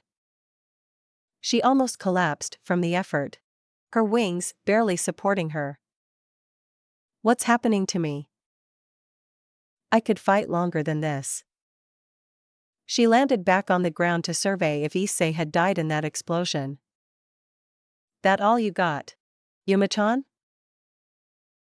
The smoke cleared away to reveal Issei unharmed from the attack as he continued forward. I know. I'm that awesome that I can leave you breathless without doing anything. Her eyes widened as her movements began to grow more sluggish and the spear that she had formed took twice as much effort to create. What did you do to me? Nothing. You, on the other hand, started tossing spears around as if it was candy. You really should have been watching how much energy you were using. With her last effort, she weakly threw her last spear at him and watched it shatter without him doing anything. Well, I think it's my turn now. He vanished from her sight and appeared right in front of her. Panic set in as a half-formed light dagger materialized, but he was already gone and she turned her head to see his right fist reared back. Death slash. It exploded forward, barreling towards her, filling the entirety of her vision as it closed in. There was nothing Rainier could do. It was too late for her to dodge. Blocking would have the same effect as she did standing there helpless. She couldn't do anything. She was going to die, until the fist stopped halfway and her eyes were still wide in shock before Issei flicked her on the forehead, knocking her out. That was easy. Holding out a hand, a summoning circle flared on the ground in front of him and in a blue flash, Tamamo appeared wearing a dark blue kimono with flame patterns that showed off her cleavage. Her hair was tied up in a long ponytail that reached down to her waist and she was barefoot. What was different from her normal appearance were the fluffy fox ears atop her head and the bushy tail that was swaying back and forth. Tamamo-chan, I need your help. Of course. And who is she? Tamamo narrowed her eyes at the unconscious fallen angel, but Issei rubbed his head sheepishly. She is, my date. She looked back and forth between Issei and the unconscious woman. You know, you don't need someone unconscious to do that. That's not what. Look, she tried to kill me and I need information on the rogue fallen in town. And you want me to take her back to your apartment? Tamamo crossed her arms under her bust and stared at Issei. Yup, and please grab all of the money from under the bed. Please. He pecked her forehead and the top of her mouth curved into a sweet smile. Scooping Rainier over her shoulder and she was gone. A magical circle teleporting her back. Shaking his head, he took out the flyer from his pocket and made a wish. The circle glowed and electricity arced from it before two beautiful girls appeared. Crimson-red hair that reached down her thighs, a color that he loved when he saw it. Surprised blue-green eyes that stared into his brown ones. Smooth alabaster white skin. A buxom figure and a sizable bust as the school uniform did very well to emphasize that. He wasn't surprised to see Rias Gremory here, but when his eyes roamed to the other, he was pleasantly surprised to see Akino. The hair was the first thing he noticed about her. Was her hair tied with an orange ribbon. It was long enough to reach her legs, and he took note of her violet eyes that was shining with mischief. She had a voluptuous figure and an even bigger bust than Rias. Many would call her a Yamato Nadeshiko, and he could see why. When I wished for a beautiful girl to show up, I didn't realize that I would get a 2-for-1 deal. He complimented and the girls blinked in surprise at seeing Issei summoning them. I'm assuming that the both of you are devils. And how did you know that? Besides the obvious, I can sense the unholy energy from you too, and there is no way on earth that two beauties like you could exist. Era, what a charmer you are, Issei-kun. Akino greeted with a warm smile, nodding politely to him. Why have you summoned us? Rias inquired with a raised brow. Would you be willing to answer something for me? He asked in a pleasant tone, taking a seat on the fountain, making sure to brush away the debris. Now that the ladies were taking notice of their surroundings, they could see the signs of battle had happened. What happened here? Just had to take care of a fallen angel. So you know about the supernatural world? A cryptic smile was all that she received before his voice lowered to a chilling tone and his eyes pinned Rias to the spot with his piercing gaze. Were you expecting for me to die? She was unnerved by how his eyes seemed to look past her, stared deep into her soul and was judging and had found her wanting. She had to keep her voice from faltering when she answered him. Yes. Why? Because you had a sacred gear that I needed. She tried her hardest not to squirm on the spot. Always with the sacred gears today, he muttered before he dropped his gaze from her, and she breathed a sigh of relief. That's the wrong answer, by the way. What do you mean? She blinked when he casually dismissed her answer. I'm sure we can discuss this tomorrow. It is getting late after all, and since I summoned the two of you here, I guess you'll be wanting payment, and before you ask, my soul and me joining your peerage are off the table. She composed herself quickly, and the president of the Occult Research Club was back in place, and she kicked herself mentally when she had let her guard down like that before. Very well. If I can't have you as payment, then can I have you join the Occult Research Club? Sure. That seems pretty straightforward. He blinked, accepting the request. Era. Bucho. What about my payment?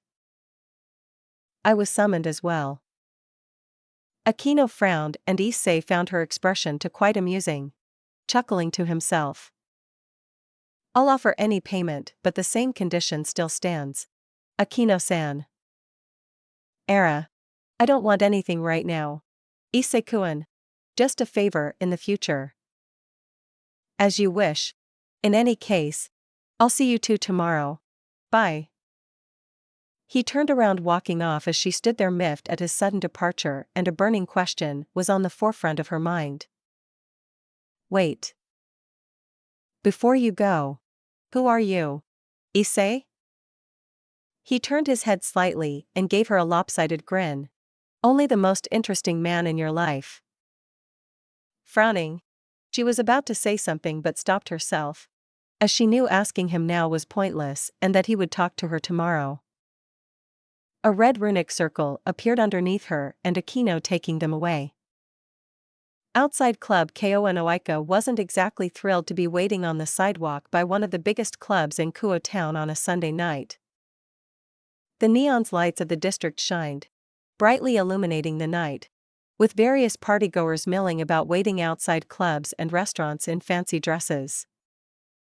She was in a dark gray coat with fur lining the hood, a modest white t-shirt and a plaid skirt with knee-high socks, tapping her foot impatiently, readjusting her purse strap. She was at home, watching the latest episode of Magical Girl Lyrical Nanoha when Issei had texted her to come to Club Kono and bring all her money that she had with her. She wouldn't deny that she wasn't slightly suspicious when he asked her to bring money. She turned her head to see Issei walking towards her with a bag over his shoulder and Tamamo in casual clothes by his side. Evening, Aika-chan. And thanks for coming. He waved with a lazy smirk on his face. Issei, what are you doing with Tamamo-san? She quirked an eyebrow at seeing the school nurse. You haven't told her yet. Issei-kun. The aforementioned woman admonished him by puffing her cheeks angrily, which had the opposite effect as he found it quite cute. That's why she's here. Tamamo-chan is here to help ease the process in explaining some things about myself. Oh. Ominous. Well, this had better be a very good explanation for getting me out here. My legs are freezing. She pointed to the knee-high socks she had on. Come on.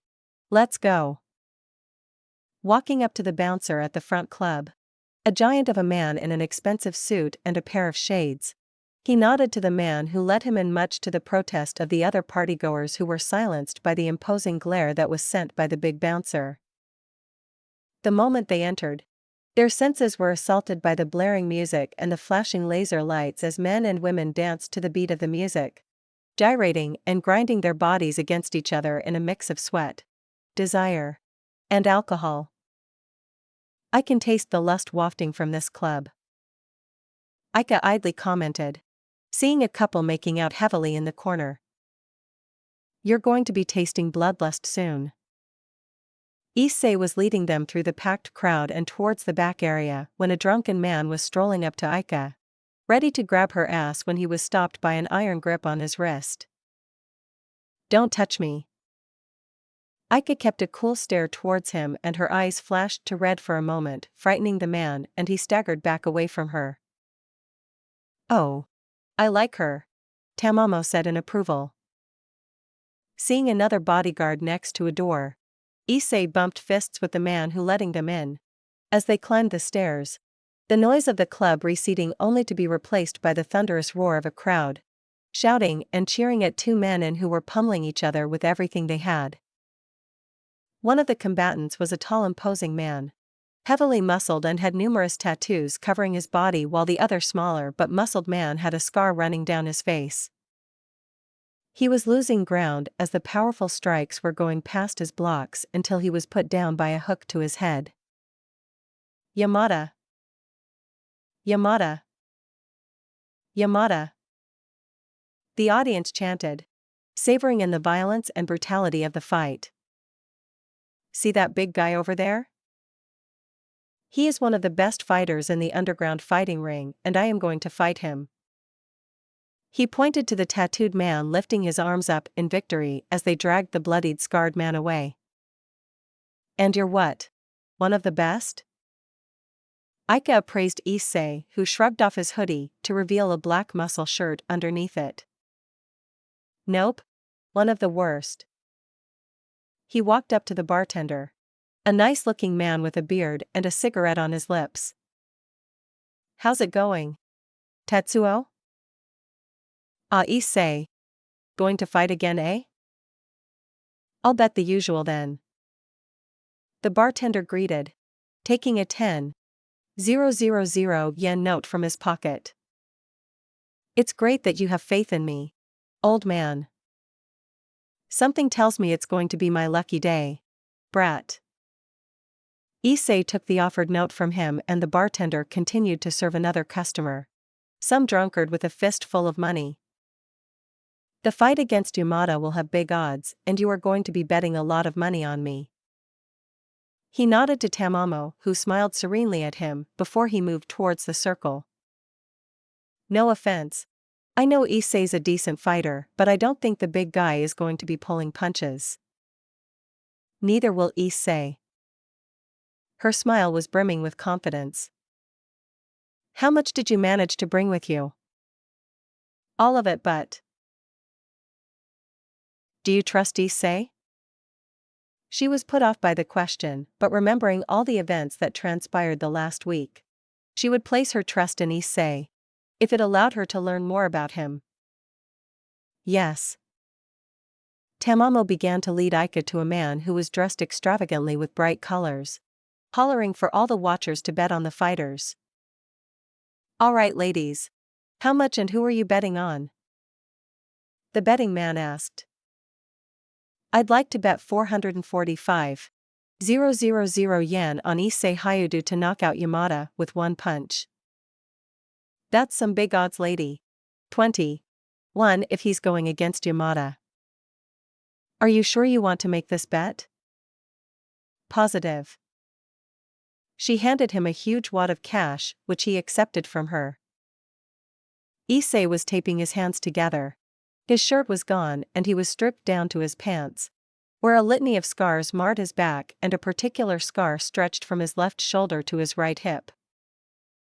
Haha. If it isn't little Issei. Tell me, did you bring your girlfriend with you? Issei remained silent.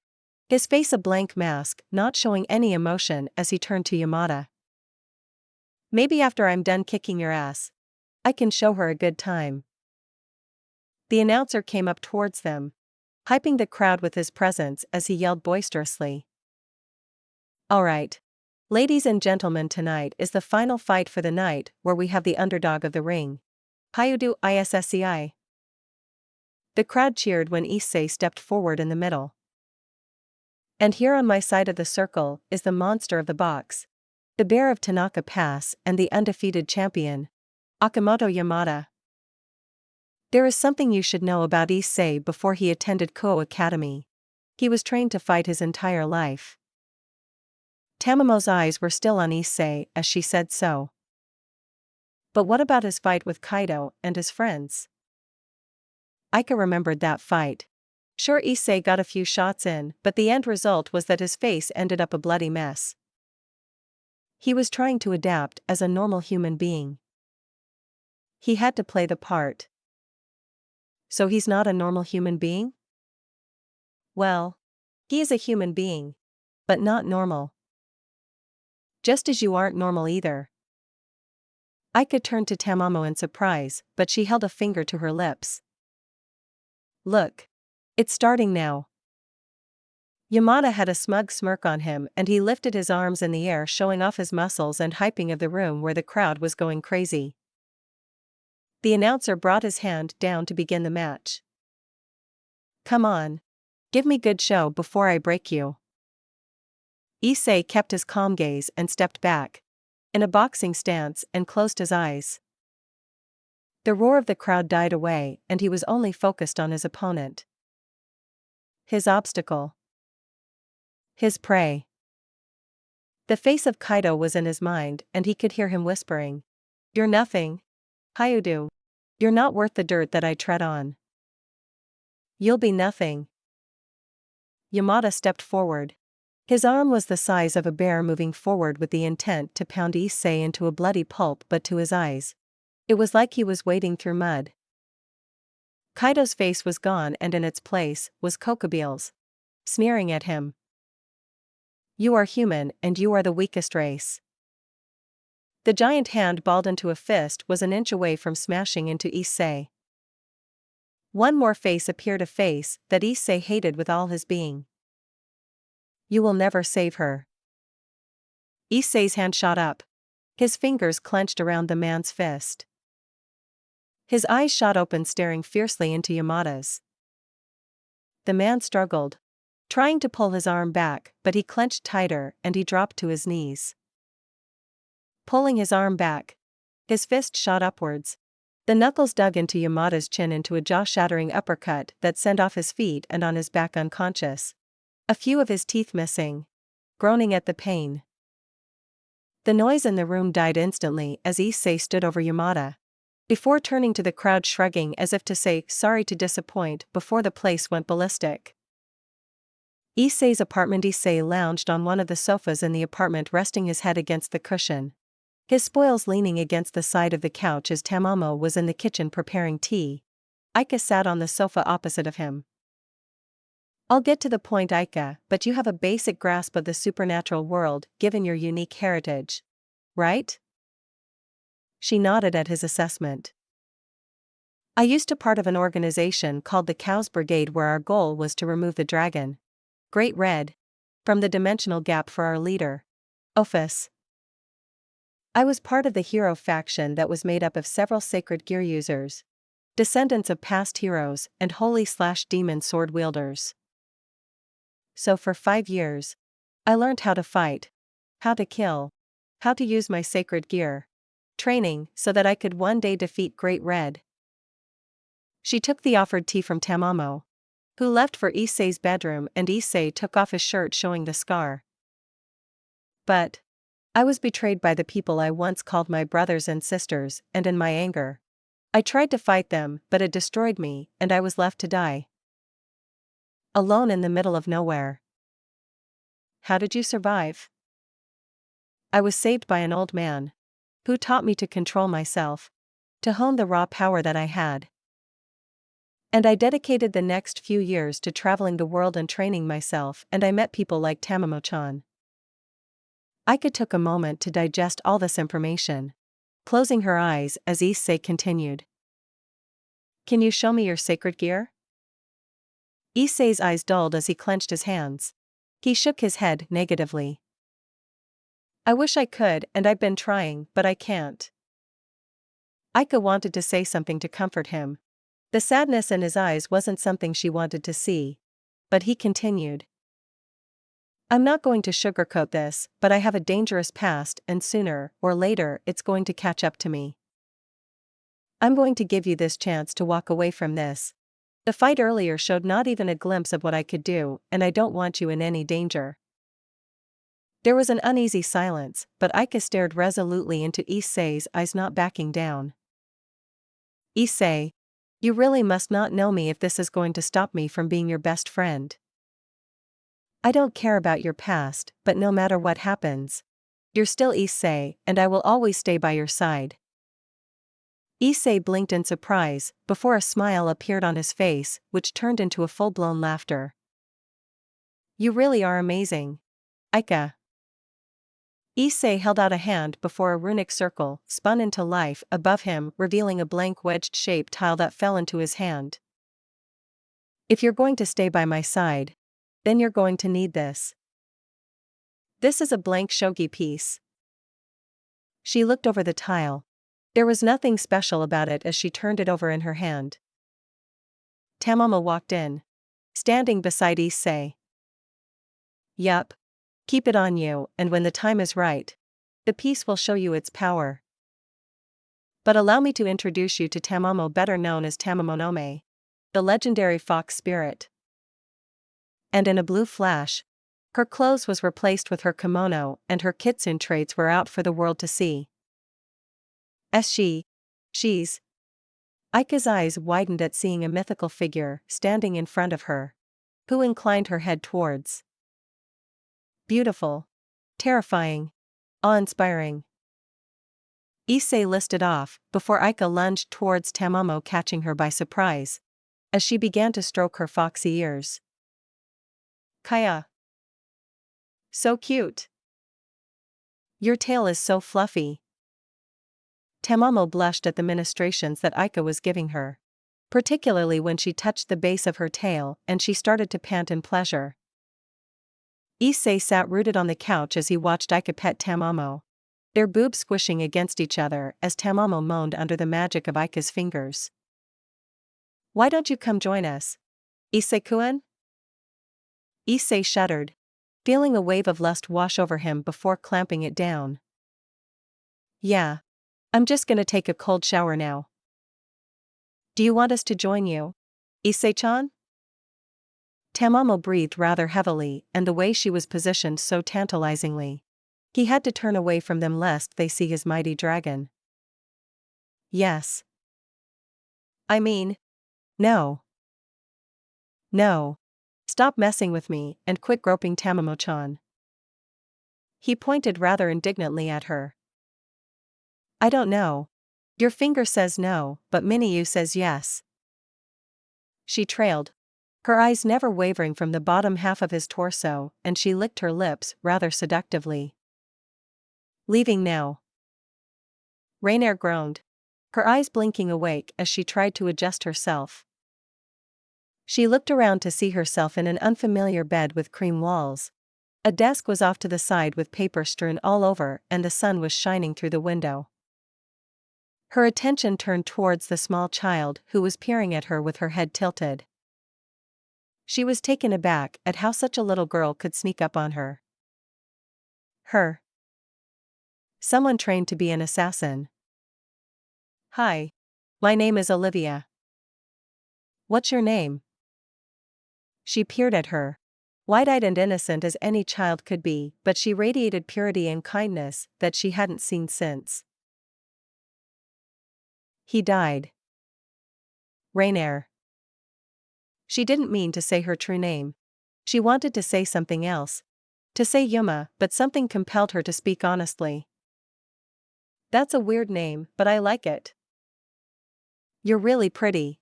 Rainier-san. Oniai-chan has a lot of pretty friends. Olivia spoke, rocking back and forth on the balls of her feet at the prospect of befriending her, with her smile brightening up the room, and she yelled.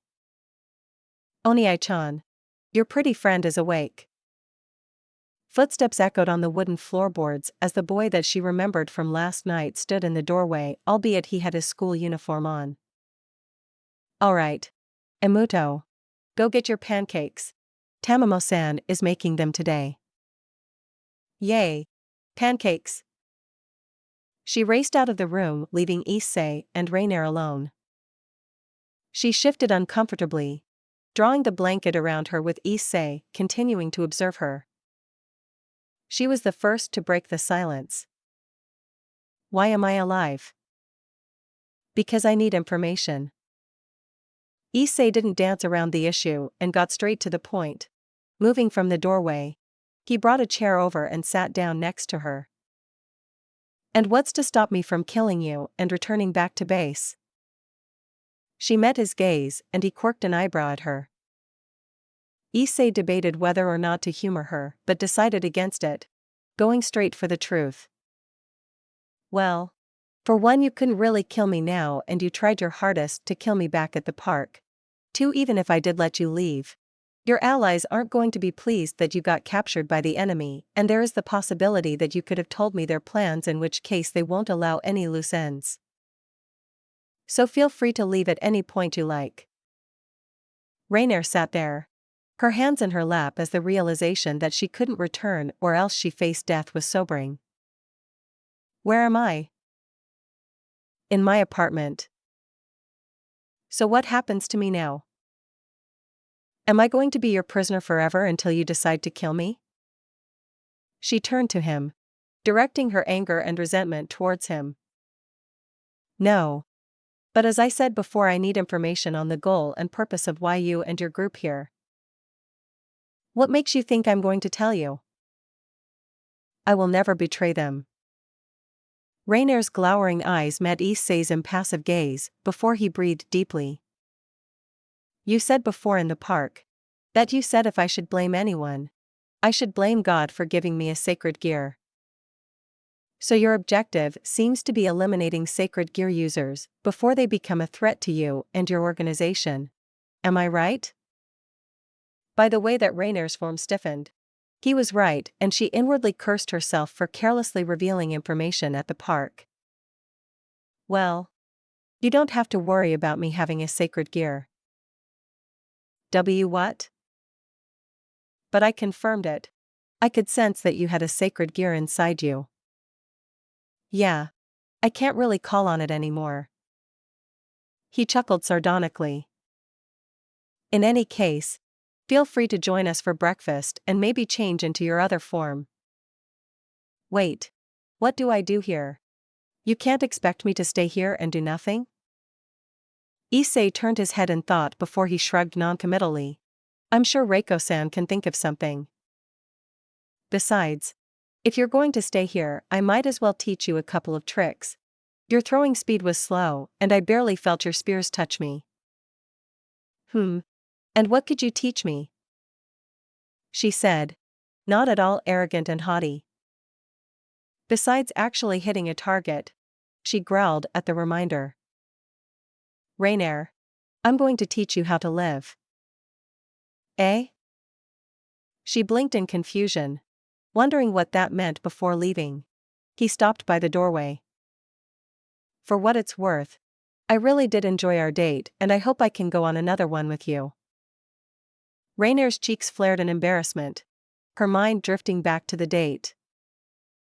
Kuo Academy. He sighed wearily into his arms as Matsuda and Motohama chatted away in front of him, discussing what they did over the weekend and their daily ritual on worshipping the female form, much to the disgust and shame of the females around them, except for Aika, who just whispered under her breath, "Amateurs."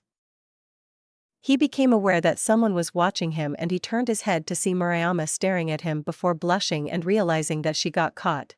Turned away in embarrassment. He figured that now was a good time as any to talk to her, since their last conversation ended with her in the nurse's office.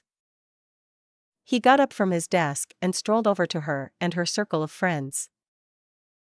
"Murayama-san, is it alright if I talk to you privately?"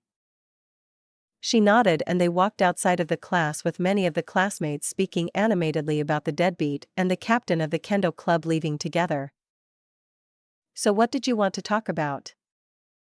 They were in an empty class and Murayama was trying not to meet his gaze, finding everything else much more interesting. He rubbed the back of his head, not knowing how to start the conversation but figuring that apologizing was a good way to go. "I'm sorry about injuring you in our match. I didn't mean for it to get out of hand like that." "No. Don't worry about that. It happens all the time with these kinds of activities. But I gotta say that you were amazing in our match. One of the best opponents I ever had.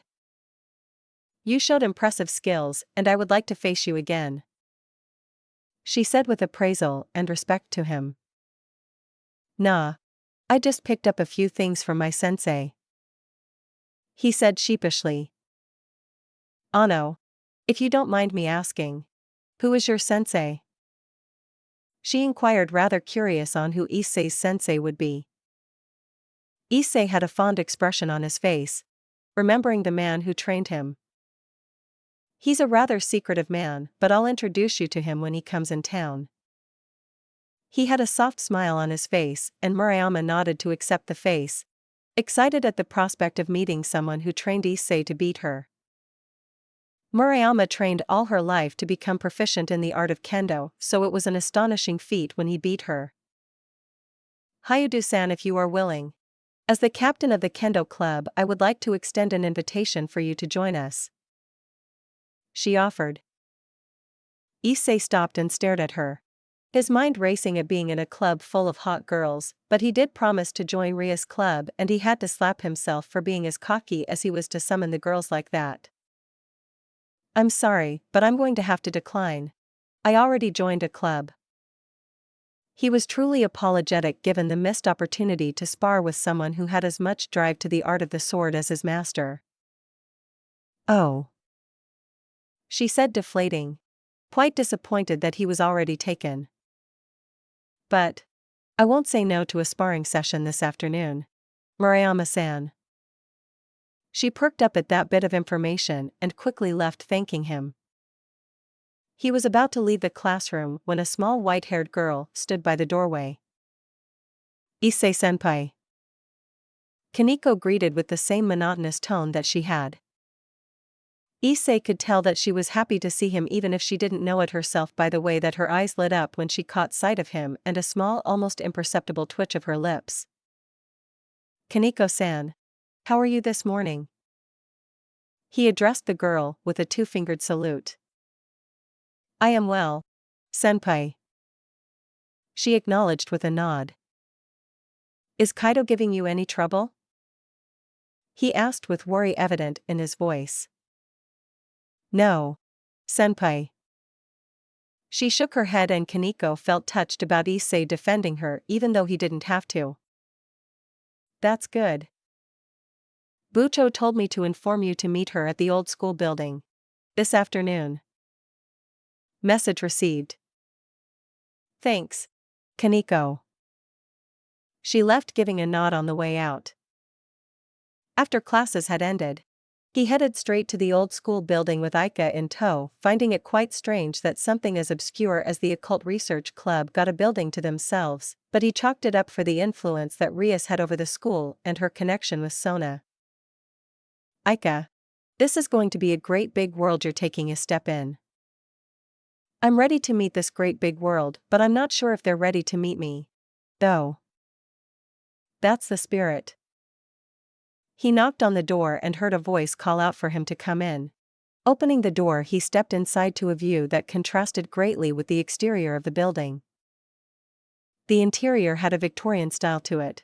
Wooden panels covered the walls, with couches and chairs added tastefully to give it a high-class aesthetic, and off to the side was what he believed to be a setup for a bath, and emblazoned on the floor was a magical circle.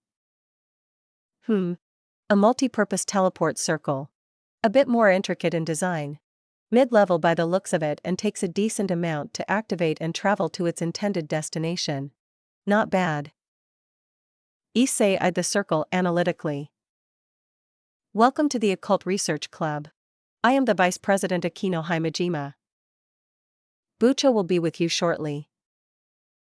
Akino bowed with a smile and Issei nodded, continuing his scan of the room. Kaneko was sitting on one of the couches, nibbling away at a sweet before nodding towards him in silent greeting. A handsome blonde teen walked over and Issei instantly knew who he was, judging by his demeanor and the gentlemanly way that he carried himself. Pleased to make your acquaintance. Hayudu-san. I am Kiba Yuto. He said politely, offering his hand to shake. Oh, please don't call me Hayudu-san.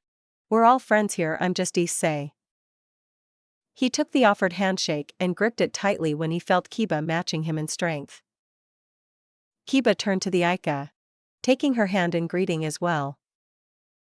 It's a pleasure to meet you, Kiryu-san. It's nice to meet you too, Yuto-san. She said with a saucy grin that Kiba's cheeks pinkened before he calmed himself. Oh, don't start. Issei had to resist the urge to groan when Aika was working her magic again. He could sense her using her succubus powers as he had gotten curious on how it worked. Needless to say, Matsuda and Motohama acted more like horned dogs to girls that day, causing much chaos that day, which Aika took delight in. I was saying hello. Aika pouted. Kaneko whipped her head towards Aika when she sensed her powers being used but didn't say anything as Akino came in with more sweets and tea. Sorry. I took so long. I was just freshening up. Ria said, coming in from the bathroom. Please. Come sit. You are our guests after all. They both sat down on the comfy sofa and accepted the offered tea from Akino. I'm sorry, but why is Kiryu-san here? Show her. Aika stood up to reveal her wings and fangs, and her hazel eyes were replaced with red as she showed off her true form, and her horns grew out of her head, curving upwards with her breasts growing larger to match Akino's bust size. Aika's part of the supernatural world as well, and it is fitting that she be a part of the Occult Research Club. Plus she would be doing me a favor if you accept her. Rias closed her eyes, considering his words for a few moments. Very well. Thank you for telling me about this, and Kiryu-san.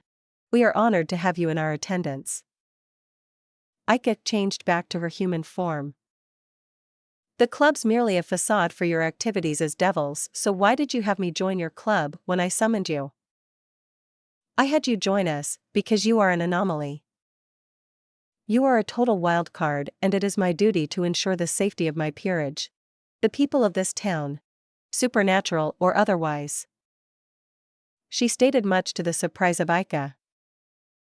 By having you join my club, I can keep an eye on you and see if you're a potential threat to us. Very clever of you. Thank you.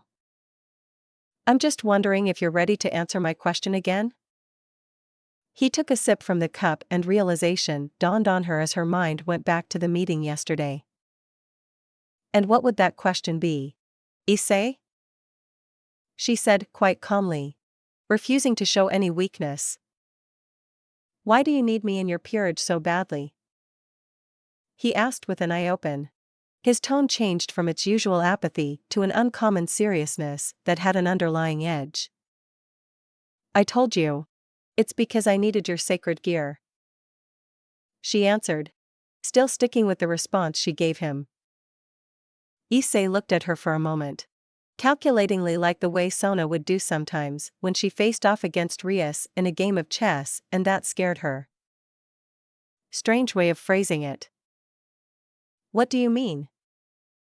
Considering that you are a devil, and it is in your inherent nature to desire something, it's odd that you said that you needed instead of wanted my sacred gear. He began, cheeks on his knuckles and his foot crossed over his knee, like a king on his throne. So those words are interchangeable. I don't see what the difference is. Oh. There is a big difference between a want and a need. A want is something that you desire to possess. A need. Rias. A need is something that you require because it is important more than it is desirable. Because when you say you needed my sacred gear, it spoke of desperation. So in translation, you needed my strength. You needed power. He paused momentarily to let everyone digest what he had said. Even if you did resurrect me, I can't access my sacred gear. What do you mean? An incident in the past that almost cost me my life, but I digress. Why do you need strength so badly? She tensed as he continued to deconstruct her words. Your last name is Gremory. One of the 72 names from the Ars Goetia, if I'm not mistaken. A pure-blood name in the underworld. You are contracted to marry Riser Phoenix. Are you not? Surprise would be an understatement to describe what Rias was feeling right now as she was blown away by how this person, this enigma, could dissect her reasoning all from her wording alone. How do you know? She inquired. I didn't, but thank you for confirming that for me. Out of all the prominent families, I had to narrow it down to a list of 8 with potential male heirs. So, you are forced to marry a man that you don't love and stuck in a contract that you can't escape from. The ones who are forcing you to wed this man are not giving you a choice because you are from a noble and prestigious clan in the underworld. Something that you hate with a passion. So they are most likely your parents. You can't refuse them either, because it is your duty as an heiress to restore your society to its former glory, and so you try to break the contract instead. Given that you were desperate after probably years of failed attempts to escape this contract, the thought of asking me didn't occur to you, so you waited for me to die and reincarnate me into one of your servants, having you join your peerage. But do you see what the big problem I find in all of this? He finished his explanation by sipping once again on his tea. What? She said shakily. That you're one big hypocrite. Instantly, Issei could feel all the members of the club flaring their malice towards him. The one who would dare insult their master, but Rias held up a hand as she looked down shamefaced. He's right. If I had reincarnated him using one of my pieces, then I wouldn't be any better than my parents, giving him no choice in the matter. Isn't that right, Issei-san? You are correct. For all intents and purposes. Maybe I didn't want to be a devil. Maybe I didn't want you to save me, or maybe I wanted to die. However, you reviving me would have placed me under your servitude. He drawled, but Ika's eye widened at his words. But the Gremory are the kindest people. They accept their peerage members as family. Aquino interjected, trying to defend her best friend. Kiba nodded vehemently, as well remembering when she saved him from the brink of death when he had nothing to live for. But the Gremory are the exception and not the norm. And I'm not keen on being stripped of my free will. She winced as he shot down her excuse. So Bucho, why do you need me? He spoke calmly, his brown eyes softening at her distress, and he could see the emotions in her blue eyes. Shame, helplessness, desperation, but one that stood out was hope. She was silently pleading with him, and it agonized him to be the source of her anguish. Her lips parted, and a whisper, a tiny murmur in the room, but with so much more meaning in those words. It was all Issei needed to hear from her. Because I need your help. Okay, Issei said immediately. I understand if you don't want. Wait, what did you say? Ria snapped her head to him, not believing what she was hearing, staring at him slack-jawed. I said okay. I'm going to help you. He said simply. Why? She stuttered. Because you asked me. He stated simply, as if he wasn't aware of the emotional turmoil that she went through. And no one deserves a fate like that. Especially a beautiful girl like you. Thank you. She bowed her head to him, humbled. But how did you know about the contract? You'd be surprised at what I can get up to in my spare time. He turned to all the other peerage members and bowed his head in apology. I'm sorry for upsetting you all, and it wasn't my intention, but I needed your master to see that what she was trying to do was wrong. No. You were right, and I'm glad that I have your help, and I'm sorry for not asking earlier. She said sheepishly. You're forgiven, but as a show of good faith, and to prove that I'm here to help, I managed to ascertain some information from the fallen angel that tried to kill me. She said that she was killing me because I had a sacred gear inside that could prove to be a threat to her organization. I didn't realize the Grigori were killing sacred gear users. They're not. She was acting on her own, and I don't believe that Azazel would do something like that. He's into researching them rather than eliminating users who have them. This doesn't bode well if members of his own faction are going rogue. We will wait to see if there's any more information before we can act. We can't risk sparking another war, given the tentative peace that we are in. That's wise of you. And I'll be on the lookout if there's any movement. Thank you for meeting me here. It was an enlightening discussion. I'll see you tomorrow. Both Issei and Aika left the room, bidding the rest of the club farewell. Era. Issei-kun is turning out to be an interesting character. Akino, yes. He certainly is. Clack. Twack. Clack. Wood snapped against wood as two warriors faced each other, locked in combat. They danced around each other, pivoting on their feet as the blades locked once more in a series of precise movements that spoke years of training. The first warrior, only wearing a pair of track pants and a white t-shirt, lunged forward, the blade sailing overhead to strike his opponent down. The second warrior, her robe flowing and her own sword rose to block his in a horizontal movement where they remained in blade lock, neither giving an inch. Something bothering you? Hayudu-san. She broke the sword lock, kicking out with her feet, catching him in the abdomen, but he merely grunted, being on the defensive as she hammered away at him, driving him back. Just a troublesome day, Murayama-san. He raised his bakken, letting the edge of her own slide over as he used the pommel of his sword to jab at her, taking her breath away as she stumbled back. She managed to roll under his swipe and leveled her weapon against him. She was breathing heavily. Sweat dripped down her forehead, itching close to her eye, but she suppressed the edge to wipe it away. If this was real combat, she would not give her opponent a chance to deliver a critical hit. Care to tell me about it? Issei twirled his bakken in hand, deep, measured breaths in and out of his mouth. His foot shifted, pointing straight forward. Narrowing his eyes, he surveyed her, looking for any weaknesses in her stance, but the more time he took, the more stamina she would regain, so he acted. The wooden sword flew forward, startling Murayama at the speed, and she paid for it, feeling the tip press harshly against her shoulder, wincing at the sharp pain that she felt. She almost dropped her sword but pushed his outwards, trying to slash at him, but he leaned backward and backflipped away. Riasbucho asked me for help with this guy problem that she's been having for a while now.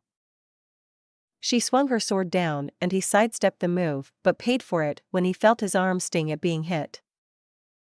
Nice moves. Thanks. But why would Riaswani-sama ask you for help?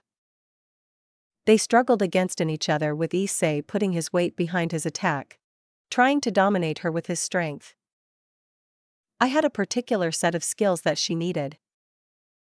She let go of the sword, twisting his body, and he landed on his back, moving his head away from the sword that jabbed downward. His sword whipped out, hitting her ankles, and she had fallen down on the mat before she found the edge of a shurnai against her throat, with Issei's face inches away from her, their bodies glistening with sweat, and she was panting at the intense sparring session. I win. Noticing the close proximity they were in, Murayama enjoyed how his toned muscles were pressed against her, and she found herself disappointed that he stood up before seeing a hand in front of her. That was a good spar. Thanks, but you were still the better opponent. She brushed herself off, taking the Bakken from him. After getting changed and locking up the club, Issei asked her, "Want to get some yakitori?" She smiled at his offer. "Of course. Hayudu-san." "Are you going to keep calling me that?" "You know. You can call me Issei, right? We are friends after all." Issei said exasperatedly. "But it's more fun calling you that. Hayudu-san." Issei's eyebrow twitched at her passive aggressiveness. Murayama had her arms wrapped around Issei's waist.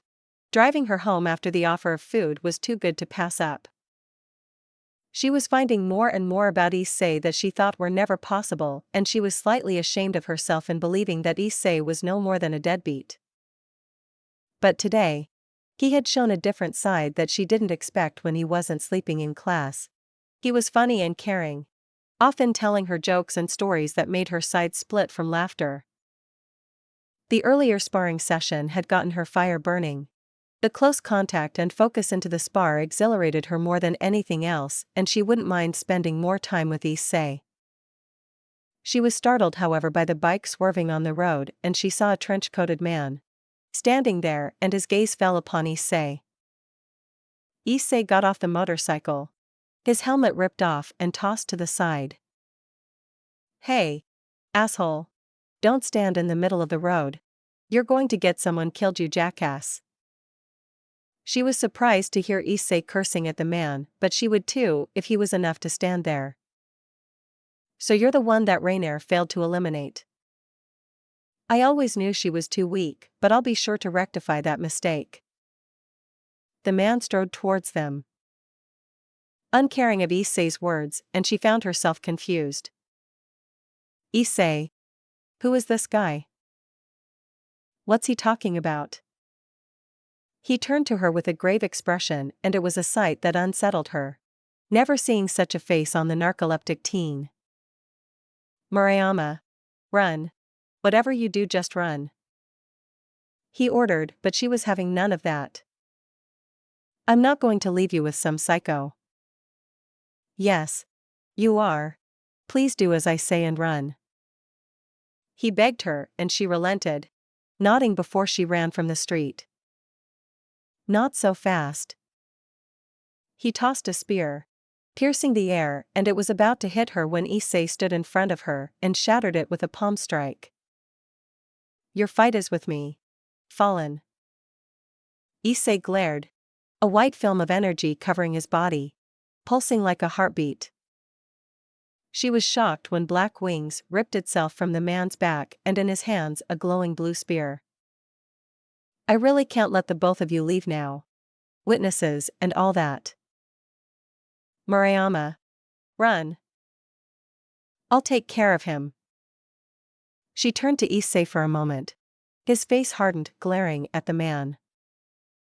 She hesitantly moved away from him, fear striking her body as her legs carried her away.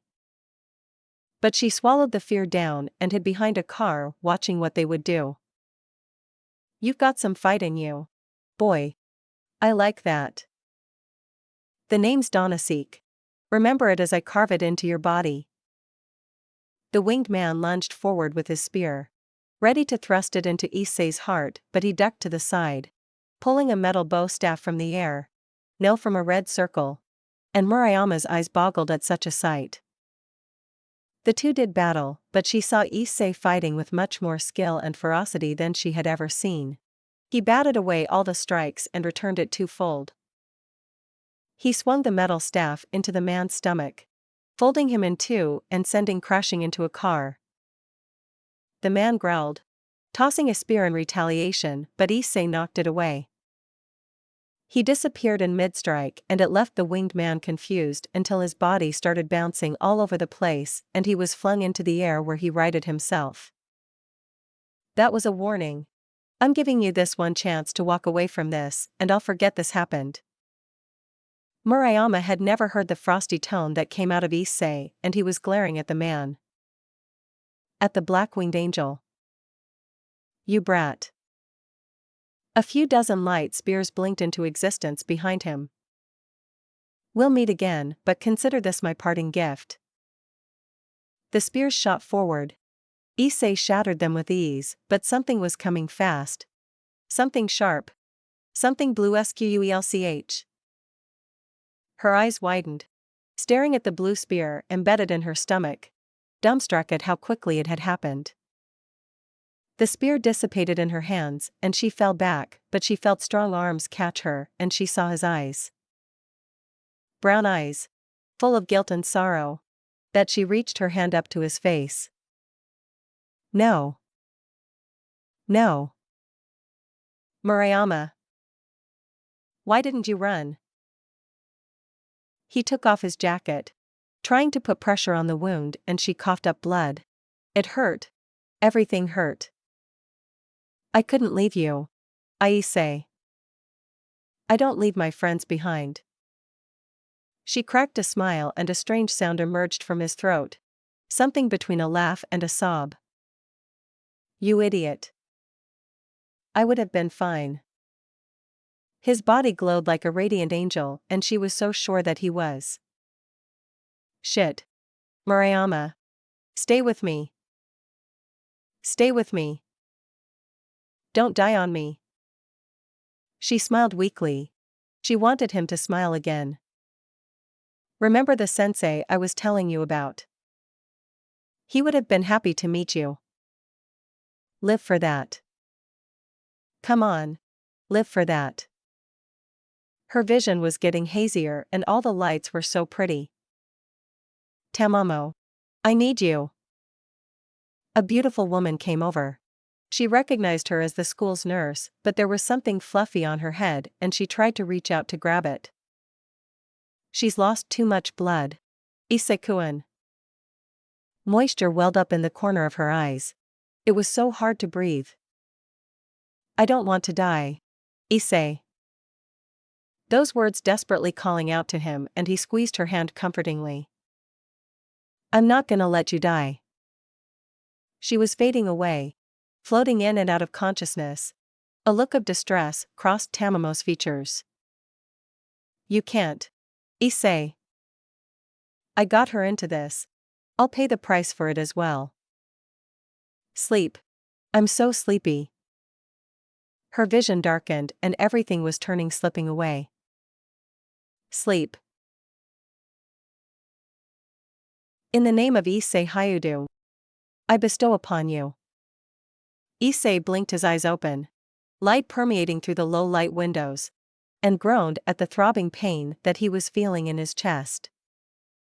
His vision was still hazy, but his other senses were still sharp and he could feel someone else was in the room with him. He tried to sit up from his bed, but a hand held him down. No.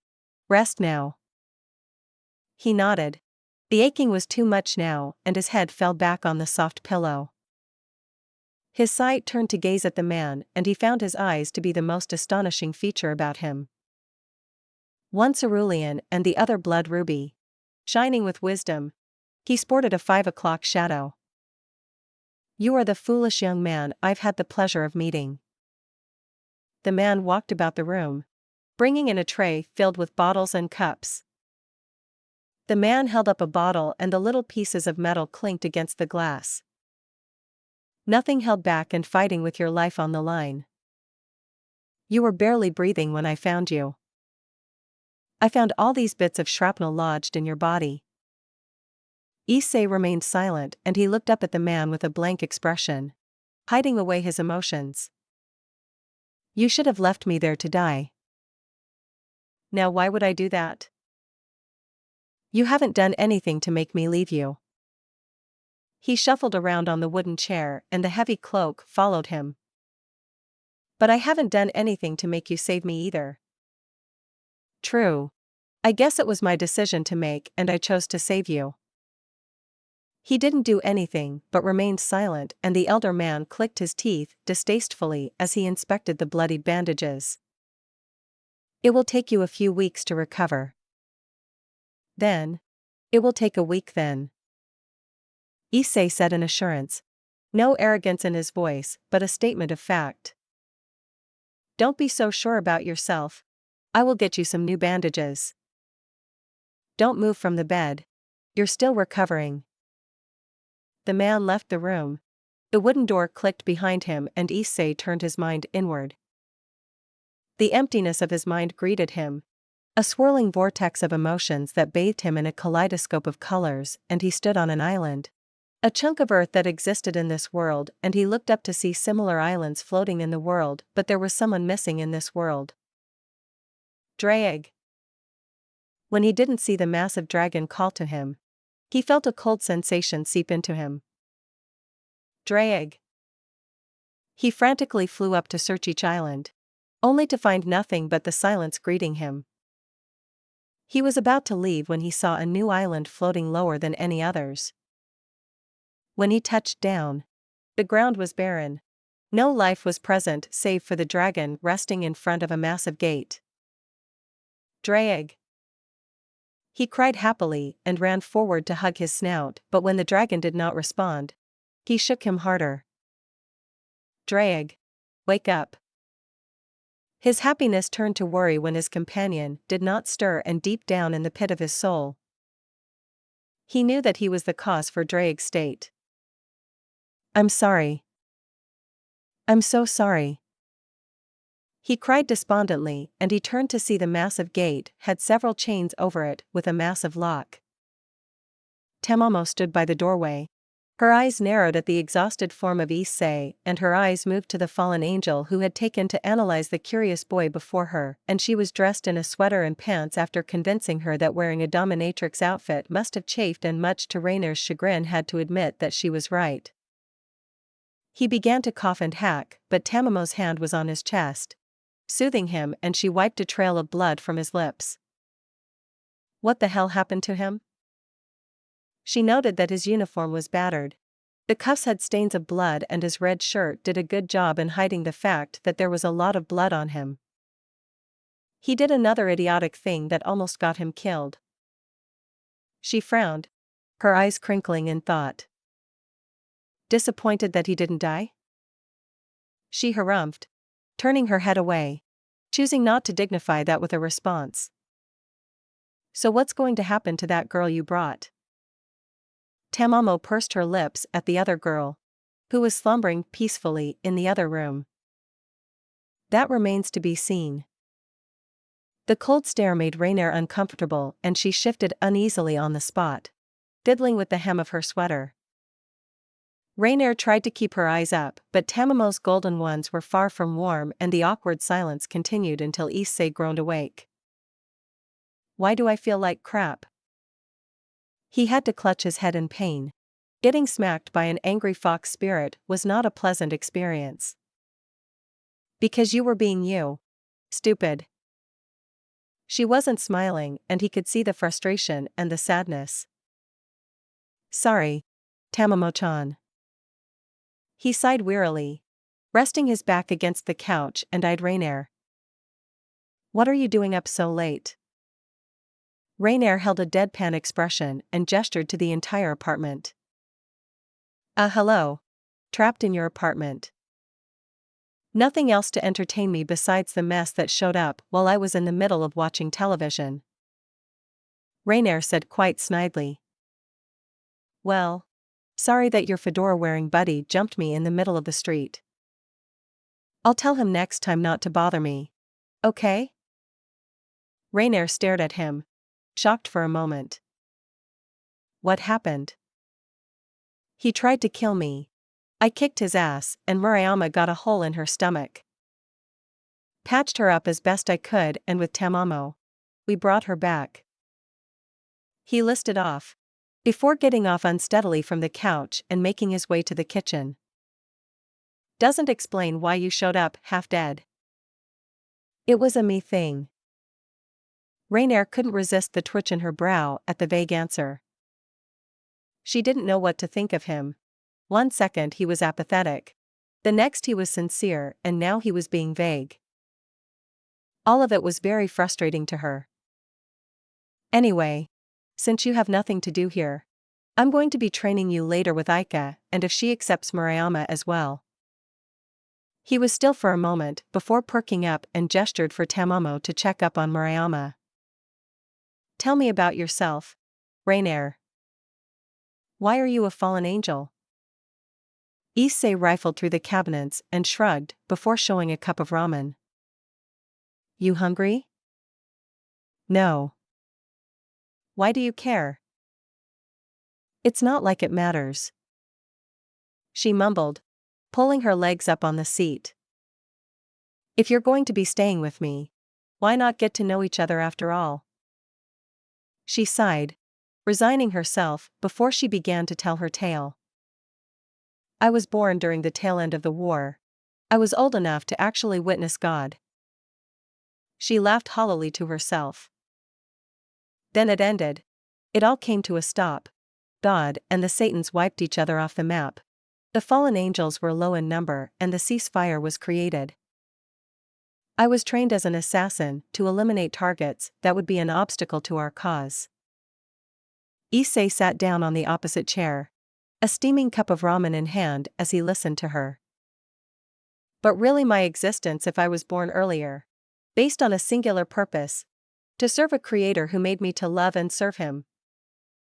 Isn't that selfish? Well, look at us humans. We're born into the world fumbling for meaning and purpose in life. That's why we got free will.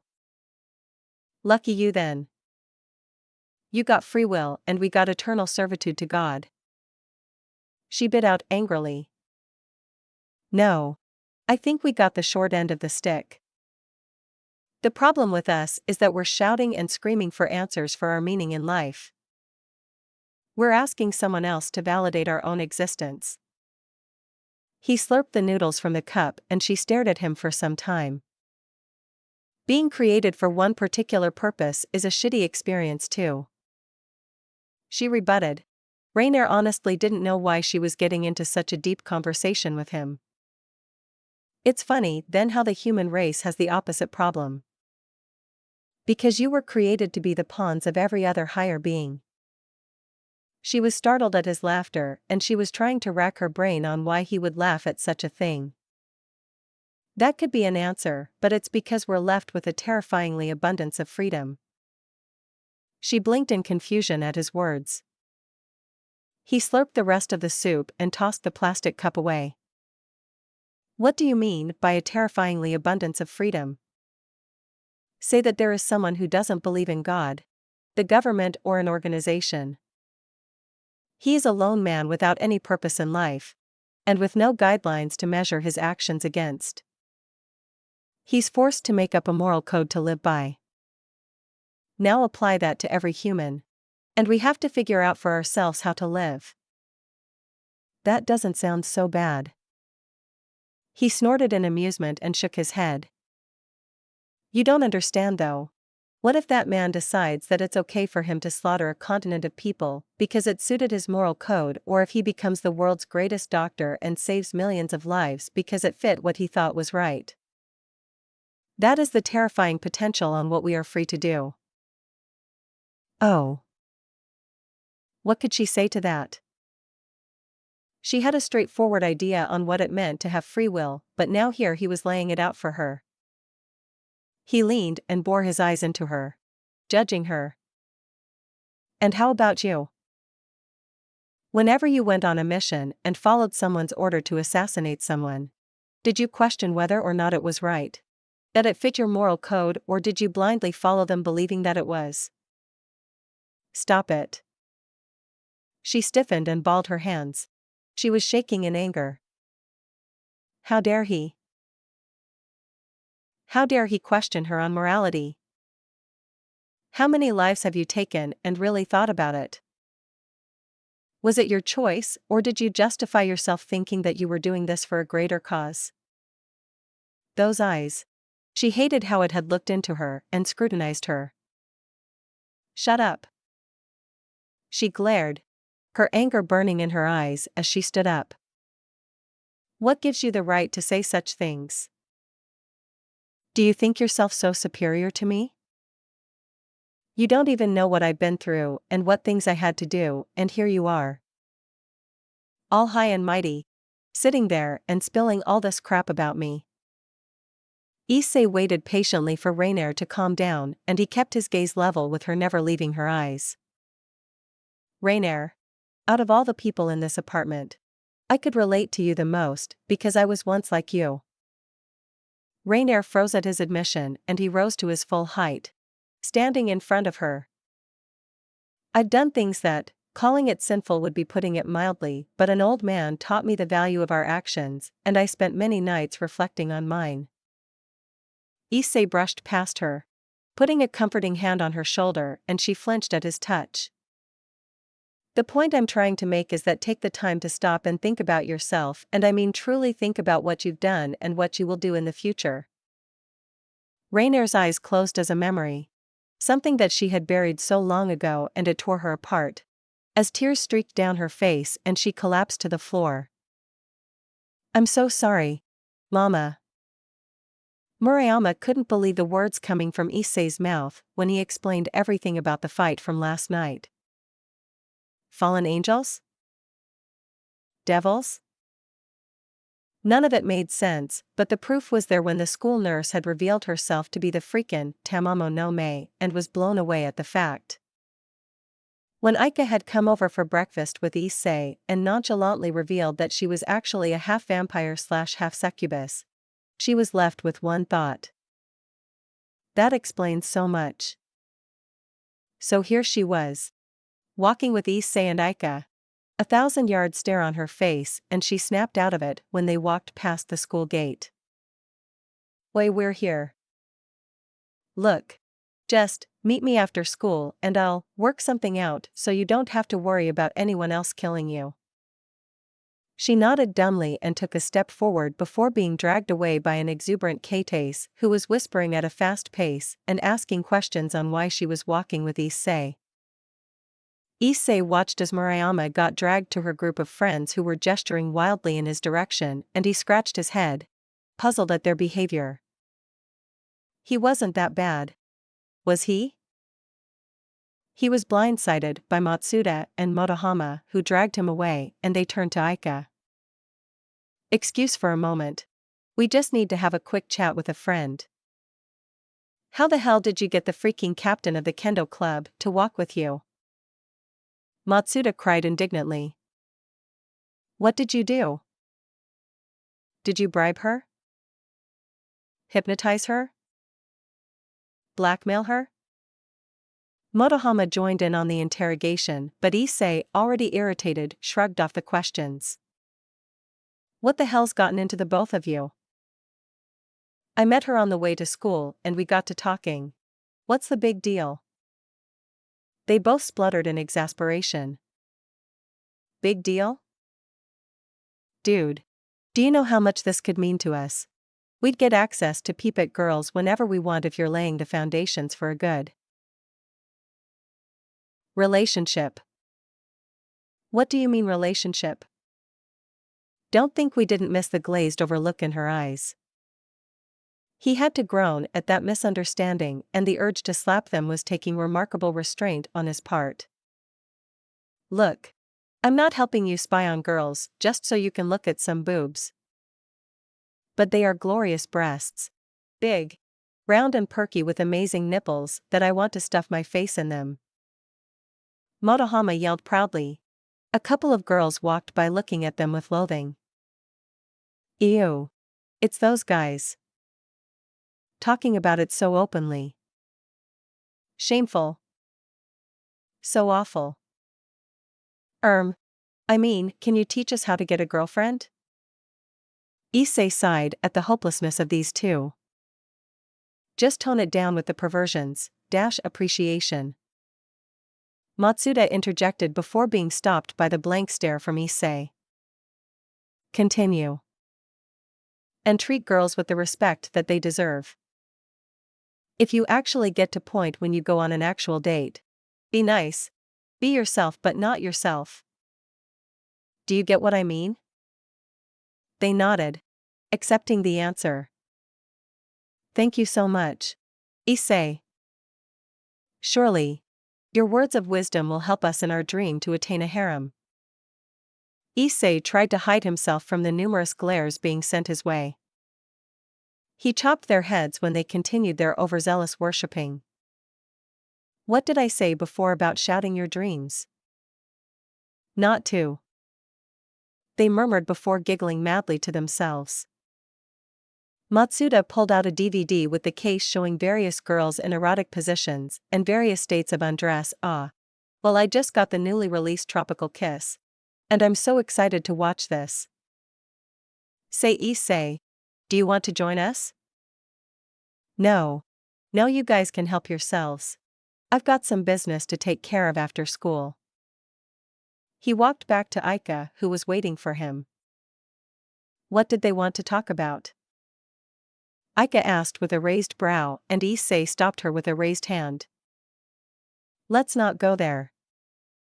He spotted Rias on the second floor who was peering down at him, and he reciprocated with a two-fingered salute. So where are we going? Issei asked with a yawn. Aika and Murayama were trailing behind him. Issei had been invited personally by Rias to deal with a stray devil as well as making amends for manipulating him the way that she did, and to show how the evil pieces worked. He had accepted her invitation, but not without adding that Aika and Murayama tag along as well. Rias had asked why Murayama, and he had sarcastically responded that the threat of the rogue fallen had revealed the supernatural world to her, to which she mentally kicked herself for failing in her duty to protect her territory. The group were standing before a dilapidated building, one where you would suspect that it would make a great filming location for a cheesy horror movie or a hideout for kids to play their made-up games, but this place oozed a sense of dread that put off many who walked by.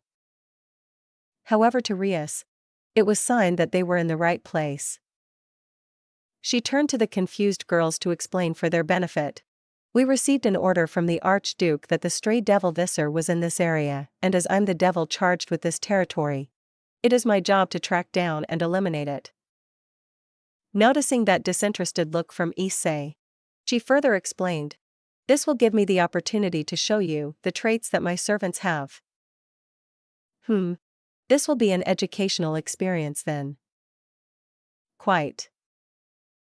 This raised more questions, and Rias took this time to clarify herself.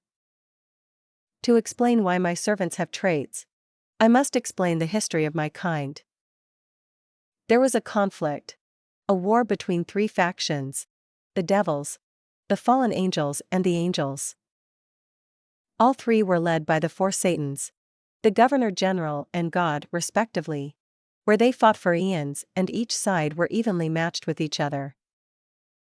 However, while they were all evenly matched, they had lost most of their troops, and the war ended centuries ago, with no one winning.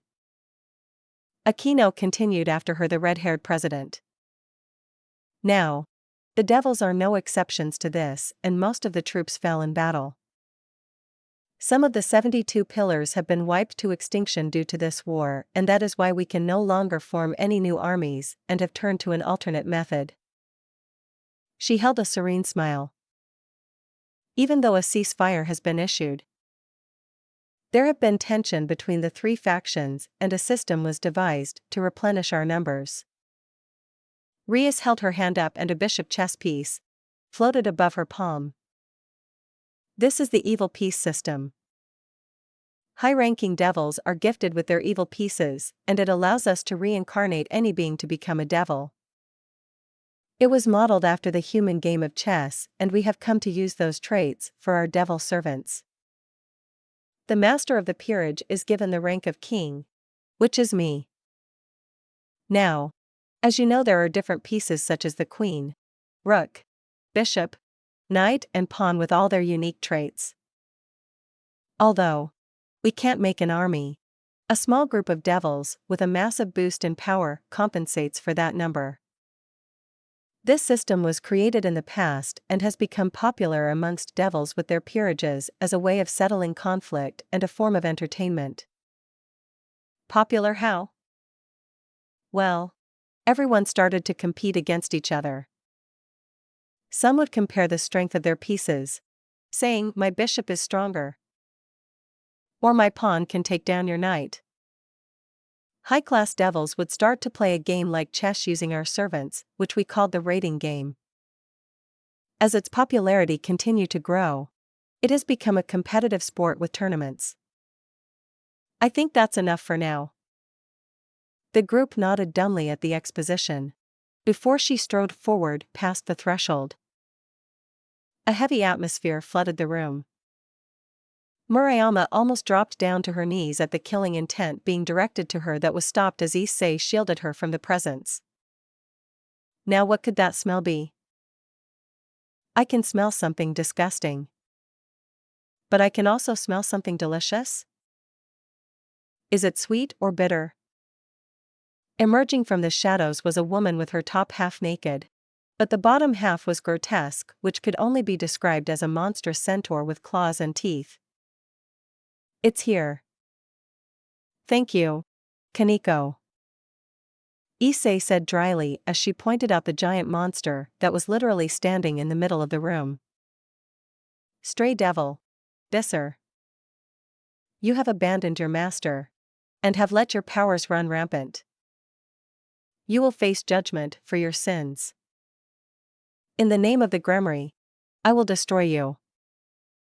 The woman smirked at her with a half-lidded gaze. What an impudent little brat you are.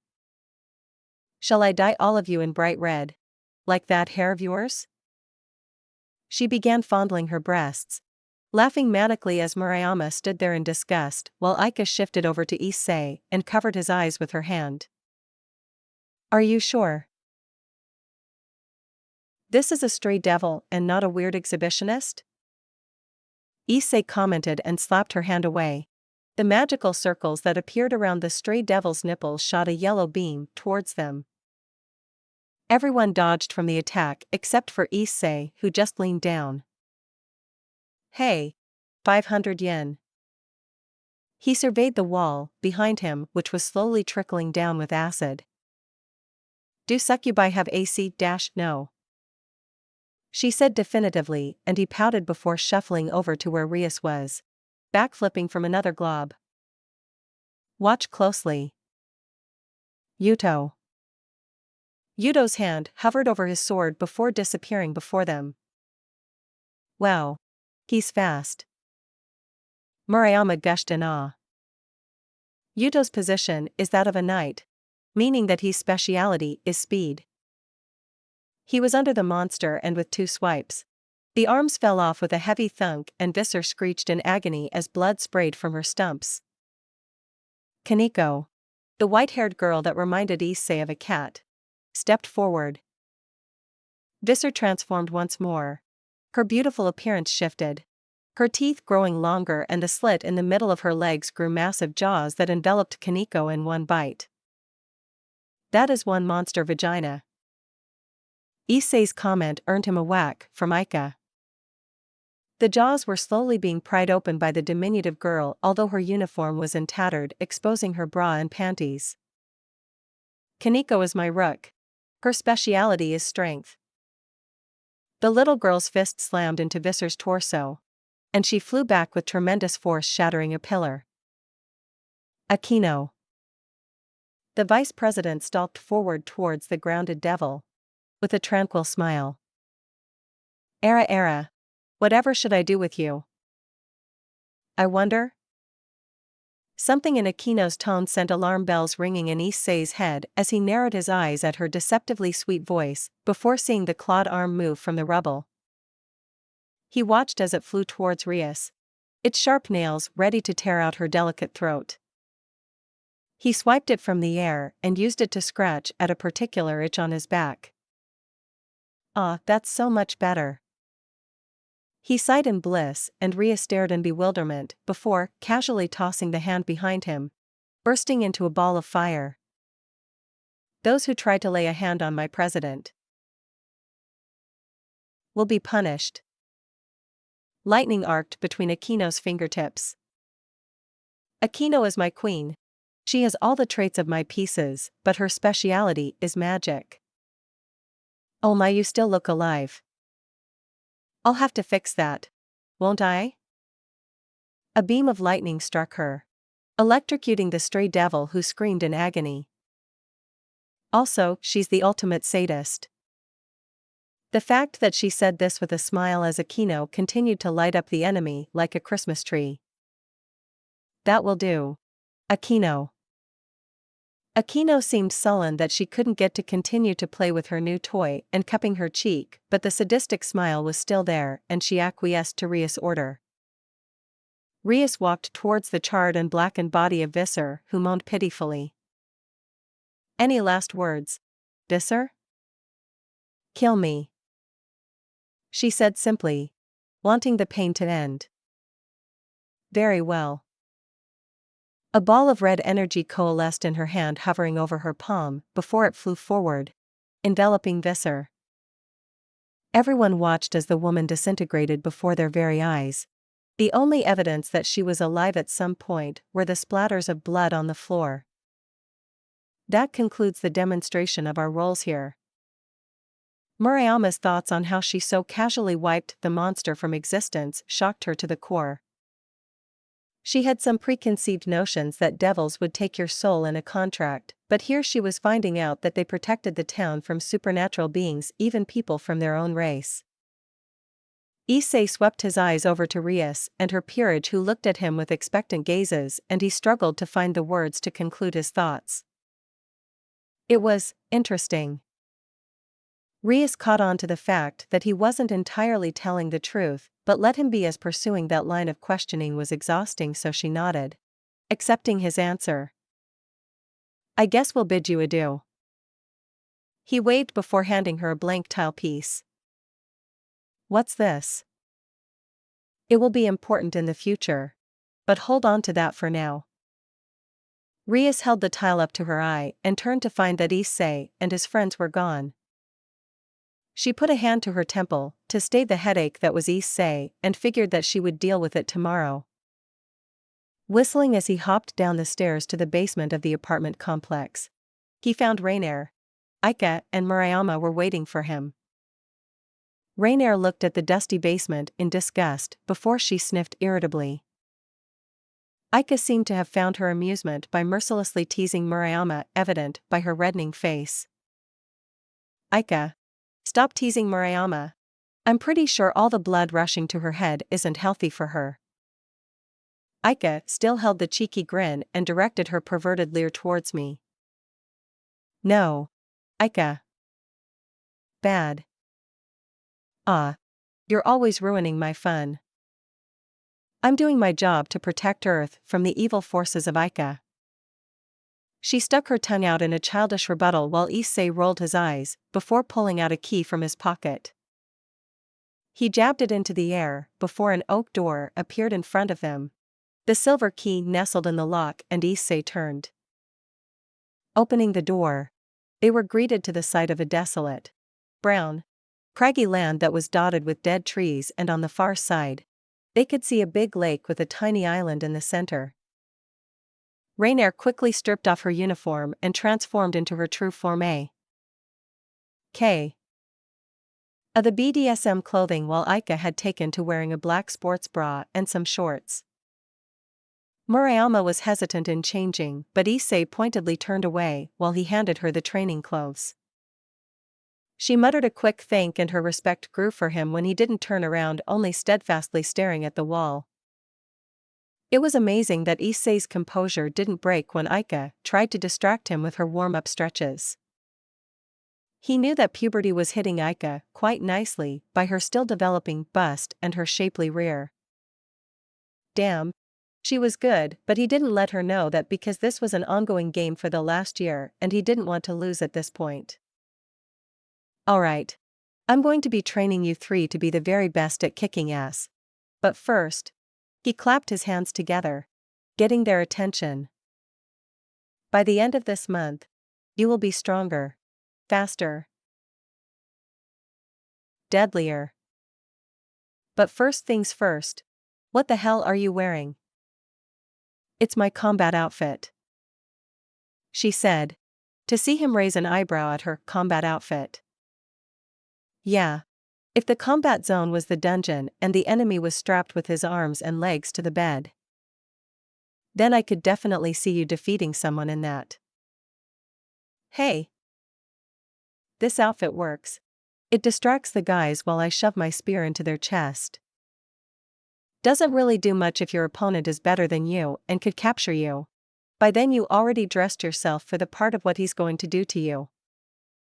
Rainier scowled fiercely at his verbal assault, but when she saw something in his eyes, a pain as he said those words, and she decided not to be brash in her actions this time, so she grunted her acceptance.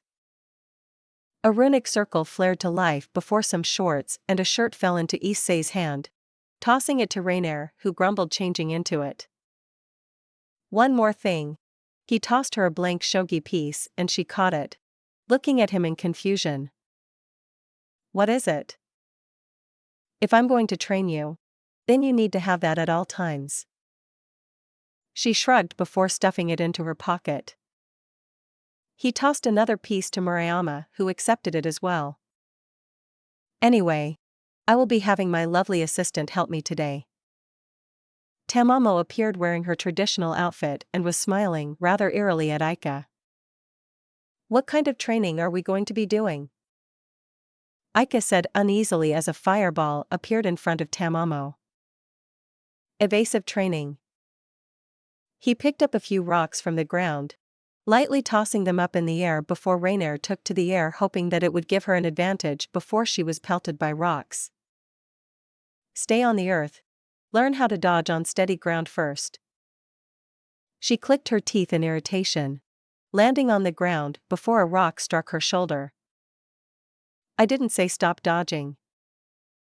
She cursed inwardly when she had to twist her body from a hail of rocks from Issei, who she could sworn had a grin on his face. Murayama, however, had an easier time going at it as she had been trained to dodge attacks from close range, but a few rocks struck her and she was reminded that even though she was good, she was going to have to be better if she didn't want to be hit. Tamamo-san, I didn't mean to grope you last night. We're good, right? Aika said nervously, sweat dripping down her brow. Oh silly Aika. We're good when I say we're good. A dozen fireballs burst into existence around her as one thought ran through Aika's mind. Help! She mentally screamed. Issei looked down at the panting girls on the floor. He situated himself on a boulder and let out a breath, feeling that the last few hours of training was cathartic in some way, with Rainier screaming abuse at him while Aika pleaded with Tamamo to stop throwing fireballs and Murayama had questioned his sanity on using these insane methods. She was answered with a hail of rocks. Why, you sadistic ass! Rainier groaned, rubbing at the bruises as she tried to sit herself up to breathe easier and turned to meet her tormentor, who was busy digging away at the inside of his ear. Sorry. Couldn't hear that. Did you say you want to continue training? She paled instantly and shook her head. I think they did very well for their first day of training, Tamamo said airily, bringing a tray of tea over to him. Issei pondered that he would have a lot of work to do if he were to train them to meet his standards, but he was impressed with their potential. Rainier, while she was a low-level angel with only a pair of wings, she was learning quickly and adapting to her situation far better than he had expected, though the bruises attested to her efforts, and he was pleased that she was trying to improve herself. He threw rocks like they were javelins. Rainier complained to the girl next to her. Aika, thanks to her vampire and succubus heritage, had shown remarkable speed, being able to nimbly dodge, duck and weave out of the fireballs.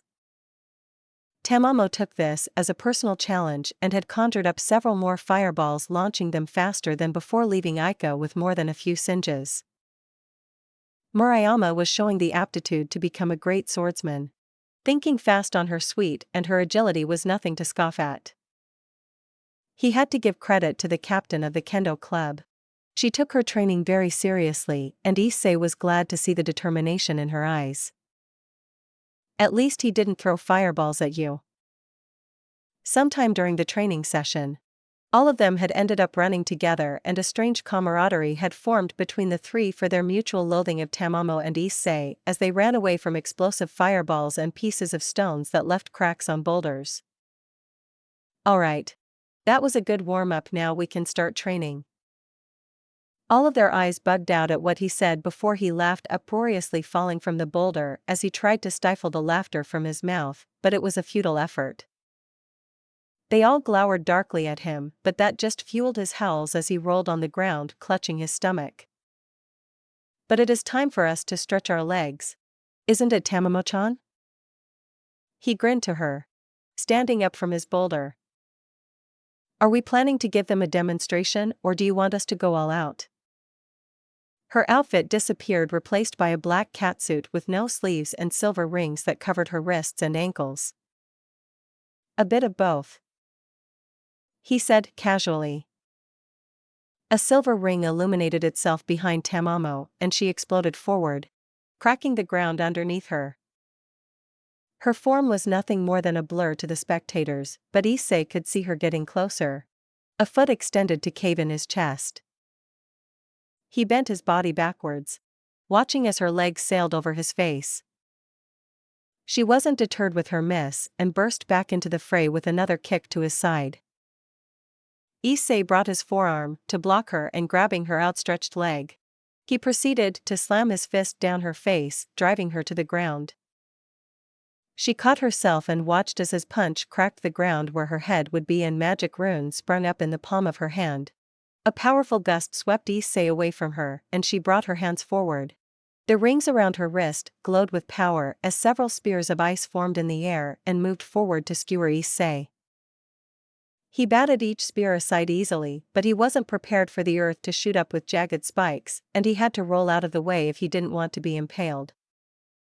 His hands flashed and a runic circle appeared in front of him, revealing a bow. He grasped it in hand, firing several volleys at her with his energy providing ammunition. She was calm, however, and a wall of ice blocked the arrows. He poured much of his energy into his last arrow and watched as he let it loose, streaking forward and crashing into the ice, shattering it. Tamamo had her hands in front of her again, but a massive runic array glowed ominously. Well, things are starting to get serious, aren't they? Issei took in a deep breath, a film of energy surrounding his body. Guess I got to be serious as well. Grand incineration.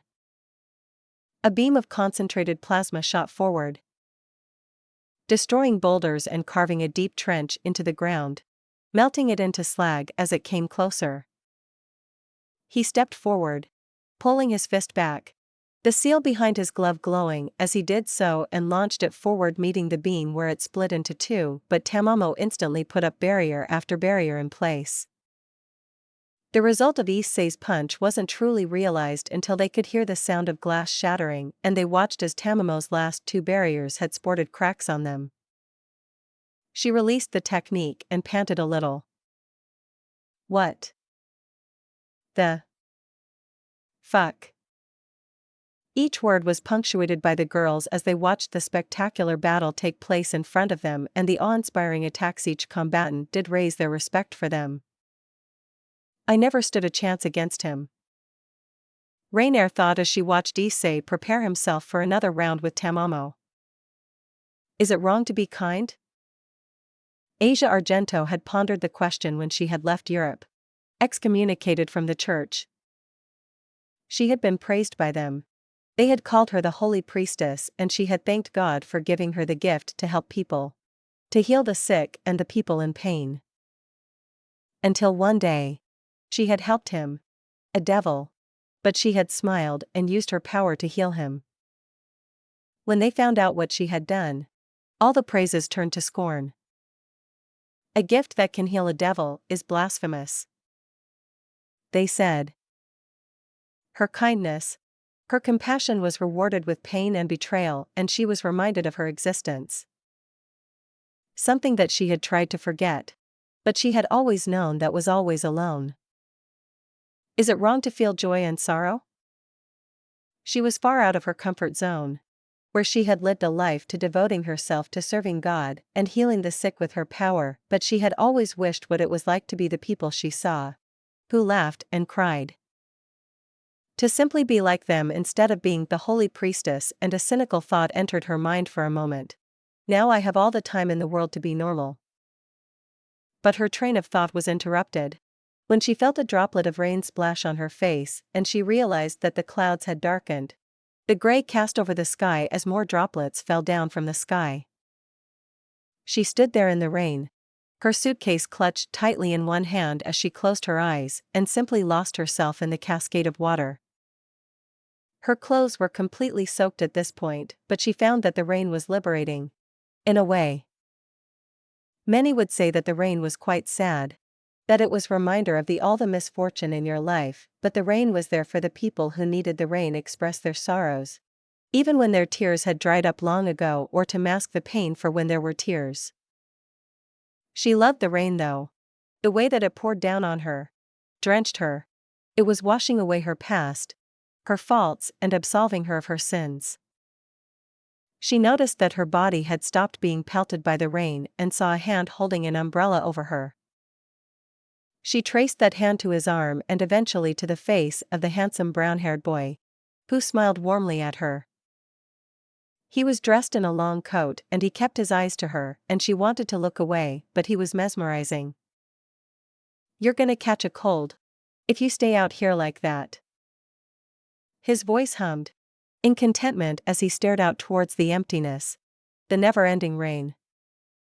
"But it is something to admire. You know, the rain." She felt her heart beat faster, standing closely to this angel. The thunderous roar dulled to white noise as she focused on his words. "If we fall in the mud, the rain would be there to wash it away, purifying us, leaving us cleansed and whole again. The rain moves from drizzling to torrential. You think to yourself that things will always be like this, that it will never get better, and it will only continue to get worse." The pounding of her heart drowned out the rain, and his eyes, so warm and full of compassion, stared deeply into her own, and she felt her mood lift up, her sadness being washed away by his smile like the water down a storm drain. Even though the rain can be quite somber to many, it's necessary for us to have these sad times because it makes the good times all the more precious. He unclasped the long coat and brought it over her shoulders. "You know, it's not right for a girl like you to look so sad." She stammered shyly, trying to deny his words, but she nodded instead.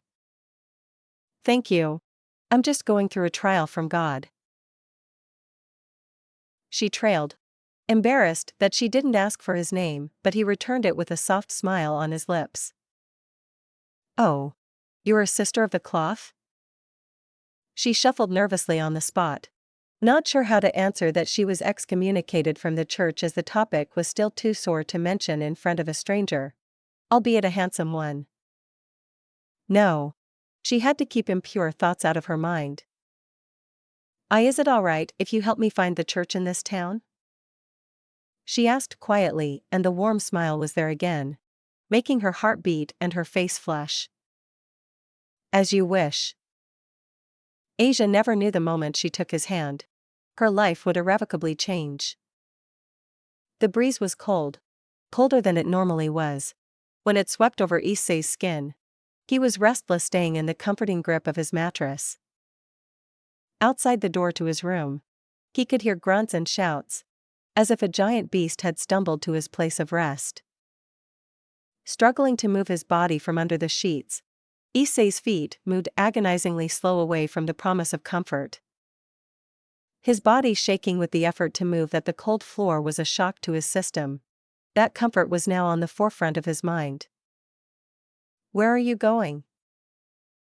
the man with mesmerizing heterochromatic eyes asked softly, his body leaning forward until the heavy cloak clasped around his shoulders shifted. "To get my friend back." He had only taken 3 steps and he was out of breath already. God. Was he pathetic without drag? The stranger behind him chuckled, somewhat mocking and pitying. "How did he get there?" Issei gritted his teeth in anger at the man. He didn't want his pity. He hated it. Being weak. Being helpless. Issei became aware of the red that was seeping through the white bandages. It was strange. Every movement he made. He could feel everything move forward with him. When he looked down to see an angry red line stretching from his shoulder to his hip, he flinched. The pain slammed him as hard as a battering ram, and he fell to the floor. Globs of blood spluttered the floor. Issei could feel the throbbing in his chest screaming at him with each second. He craned his head upward to see the stranger kneeling before him. Red and blue eyes burned into Issei's that his throat run dry at the man's intimidating presence. Warmth spread from the back of his throat to the bottom of his stomach, like fire fending of the cold. He had almost forgotten this feeling of kindness. Don't strain yourself. It took a miracle and a half to get your organs to stay in your body. The man's fingers twitched and Issei found himself frozen in place. Panicking at being subjected to the man's power.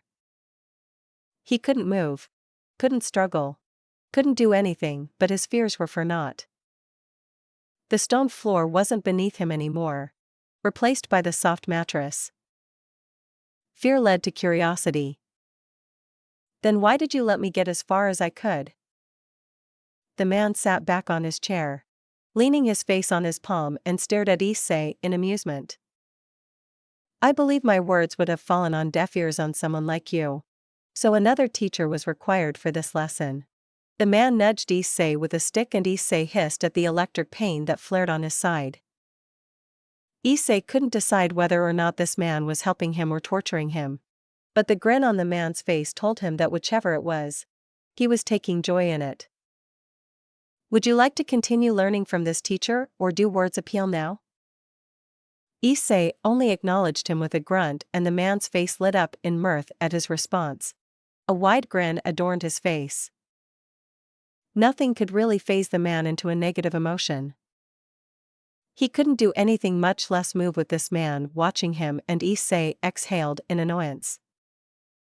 Tell me about yourself, kid. Issei remained silent, choosing to stare at the ceiling while the master sat down in front of him, putting the cane across his lap. The hefty cloak pulled around him as he waited patiently for the stubborn young boy lying on the bed. I'm willing to wait and watch you recover all day if you're not going to talk. The man's eyes twinkled at sight of seeing the young man growl in frustration. Did you have anyone else you can turn to? Issei frowned at that and was reminded of his betrayal. It struck him now that he was alone, powerless and nothing to live for, that Issei did break his silence. No. Issei-san, I need your help in investigating something.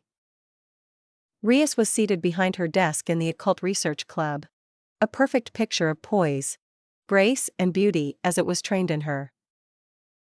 All the boys that would see her would swoon and do everything to satisfy her, and all the girls would wish to be the same as their great one Isama, but to the person in front of her, it didn't matter because it was purely business between them. And what would that be? Issei's brow furrowed curiously.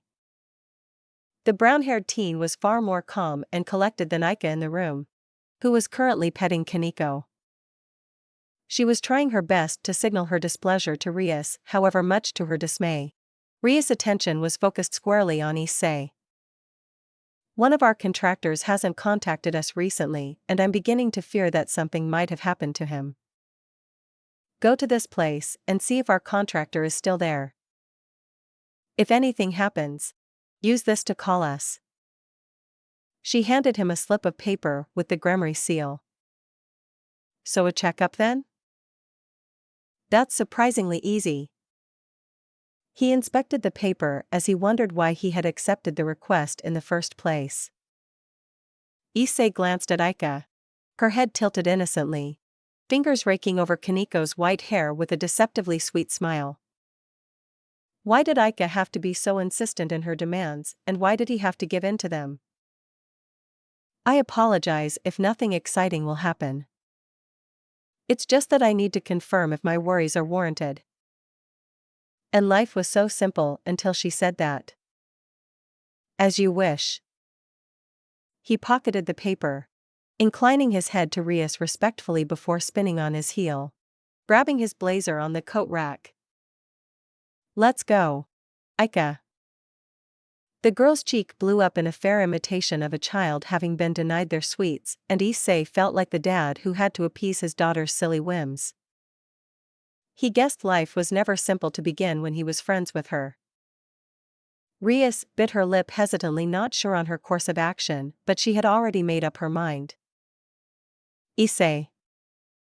He turned around, noting the way her eyes had turned to the side, refusing to meet his before she bowed her head. Thank you. Perhaps it wasn't purely business to Issei anymore upon hearing those sincere words. All he did was nod and quietly leave with Ika in tow, leaving Rias to continue on with her duties, though much happier in seeing that her relationship with Issei was showing signs of getting better. So Issei, you seem more relaxed. Who did you meet? She said teasingly, her lips quirking into a smirk. Ika's hands were clasped behind her back as her glasses glinted to give a mischievous look. Issei glanced at the girl, feeling that denying her answers only would result in her constant pestering, but at the same time reluctant to give her any more ammunition to use against him. Issei sighed, lips twitching in displeasure. He just wanted to satisfy her curiosity and be done with it. Someone relaxing. Who is it? Tell me. Tell me. Tell me. She bounced up and down on the spot petulantly. The insistent nagging wasn't the thing that grated on his nerves.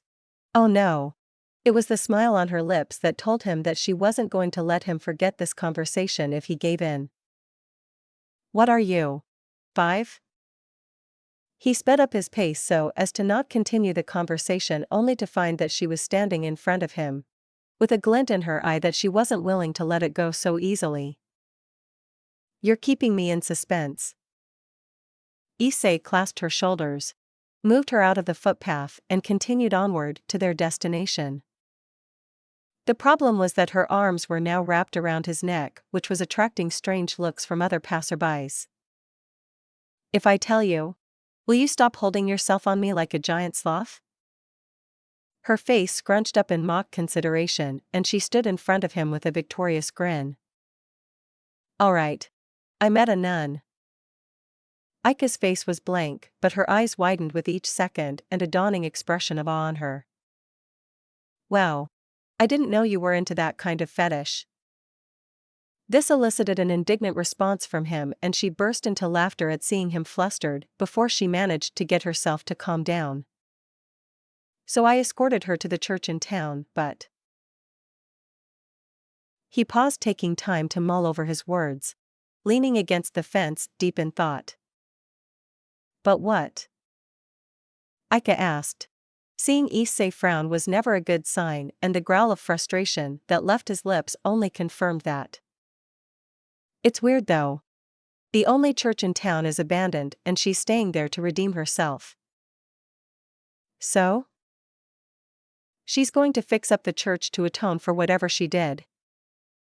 She dismissed the claim easily with a wave of her hand, yet Issei's frown deepened, not letting the matter go.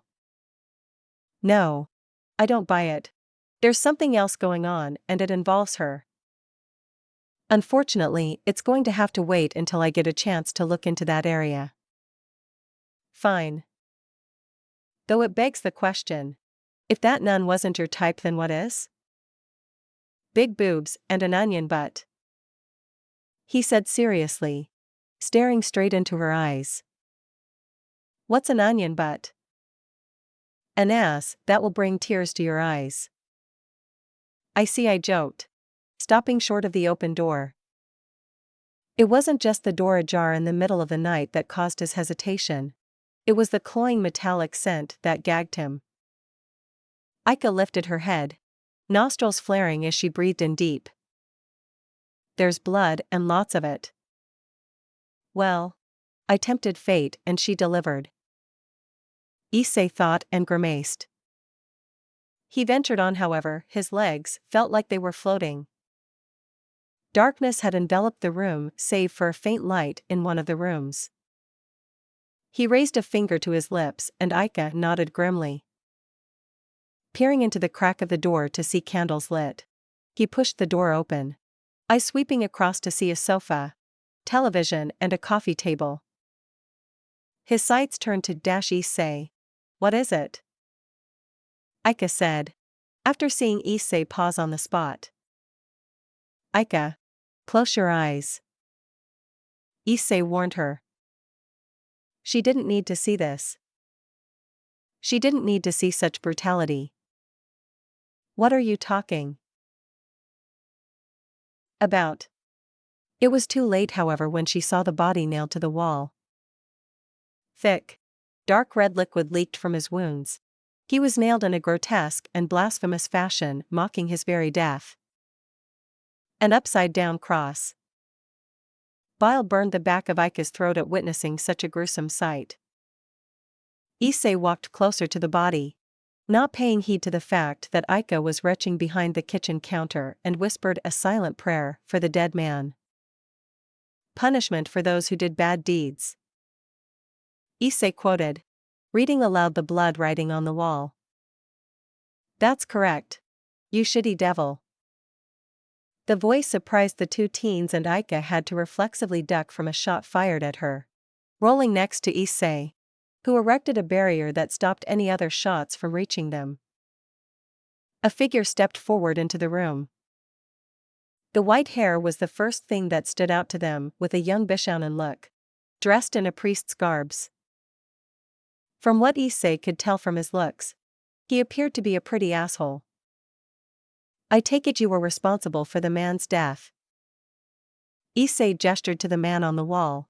His eyes narrowed at the man, who seemed to find amusement in his reaction. Of course. It was me.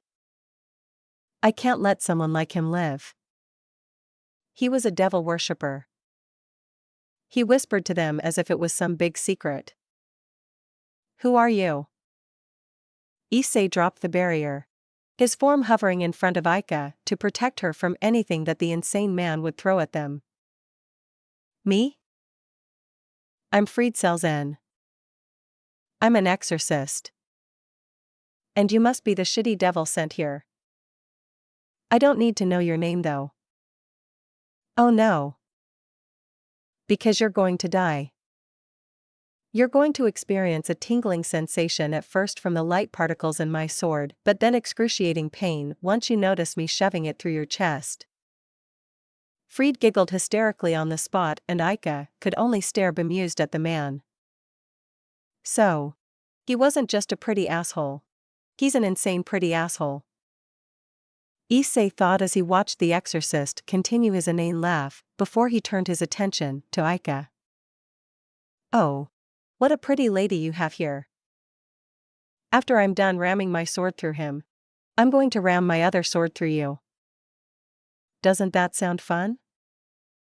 Aika sneered in disgust at the vulgar man. There's only one person who can touch me, and it's certainly not you. Her aura flared while horns grew from her head.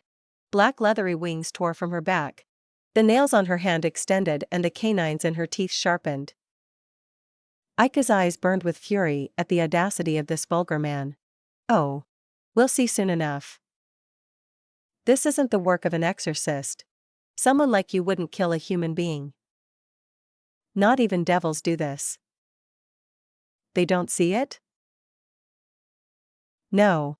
They can't see it because they're trash. You devils are trash. It's useless though, but it's going to be so much fun killing you. It's going to be great. Fried took a silver tube and gun from his pocket with a deranged smile. The tube activated with a hiss as an energy blade popped out. Issei had to admit, he always wanted a lightsaber. I'm gonna cut him into tiny chunks and feed it to you while I fuck you. Aren't you excited? he dashed forward, his light sword swinging madly in an effort to cut Issei down while he fired his gun at Aika. His cries of insane laughter were cut short when Issei jabbed him in the throat. He tried to pierce him with a nail from the cross, but the priest jumped back and felt the full force of Aika's kick that plowed him through a wall. Oh, that was a good kick. I'll enjoy cutting off that leg. Die. His fingers squeezed the trigger again and again. Bullets of light showered the two students. The wood splintered and they rolled behind cover. Click. Click. Click. Issei took this moment. His feet covered the distance between him and the exorcist. His fingers balled up into a fist. Issei really hated this man. From his words, his actions, and him threatening to rape Aika, Issei didn't want this man to die. No. Death was too quick for him. He would make him feel the pain that his victims felt. He stepped back, the light sword missing his chin. Issei sweep kicked the man that brought him down, stunning him again with a swift punch. Aika stomped on the priest's wrist. Hard. The bone snapped with a loud crack and he released his grip on the light sword. Issei grabbed a fistful of the man's collar. Crunch. Issei broke the exorcist's nose and half his face was covered with blood. He cocked his fist back, ready to slam it into the man's nose again. Stop. Issei froze and turned to the source of the voice. At the foot of the stairs, dressed in her nun's habits, was Asia. Her eyes were wide, terrified at seeing them, and she saw the corpse nailed to the wall. She screamed in horror. Ha ha ha. Oh. Thank you for the scream. That person had to die though. He was worshipping devils and we couldn't have that. Once she managed to tear her eyes away from the corpse, she came closer and the moon illuminated his face. Father. Freed.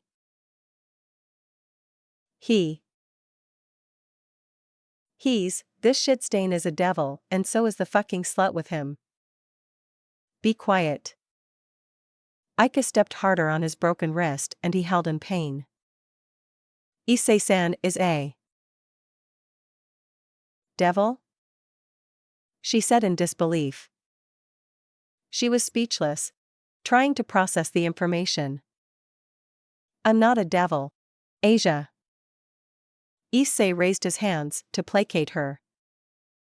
Freed was still struggling, but it was quickly remedied and the exorcist is lying motionless on the floor. Issei closed his eyes, feeling a group of people headed towards them. We have to go. He took hold of Asia's hand, but she flinched. Please, Asia. Trust me. She was hesitant with her choice, before giving a shaky nod, and all three disappeared in a flash. Rias was enjoying a nice cup of tea made by Aquino when she sensed something amiss. She noticed that the runic circle, usually glowing red when in use by anyone under the Gremory house, was flaring in violet, and she had readied her power of destruction against the intruders. As she saw three people show up, she fired the black ball and watched as the figure in the middle smack it away. She was about to charge up another one when the figure yelled for her to stop in a voice that she recognized instantly. Issei? Ria stepped out from behind her desk, the ball in her hand building and pulsing. Yeah. It's me. Please don't shoot.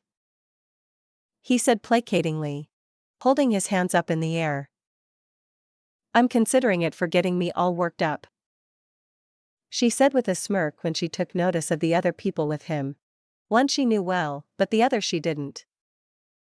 The nun habits and holy cross on her neck forced her on guard instantly. Issei. Who is she? She asked him tersely. Her cheery expression turned sour. She's a friend. You're treading on some thin ice. If you think that's going to explain everything. Issei stood in front of Asia as she shook nervously under the intense gaze of Rias.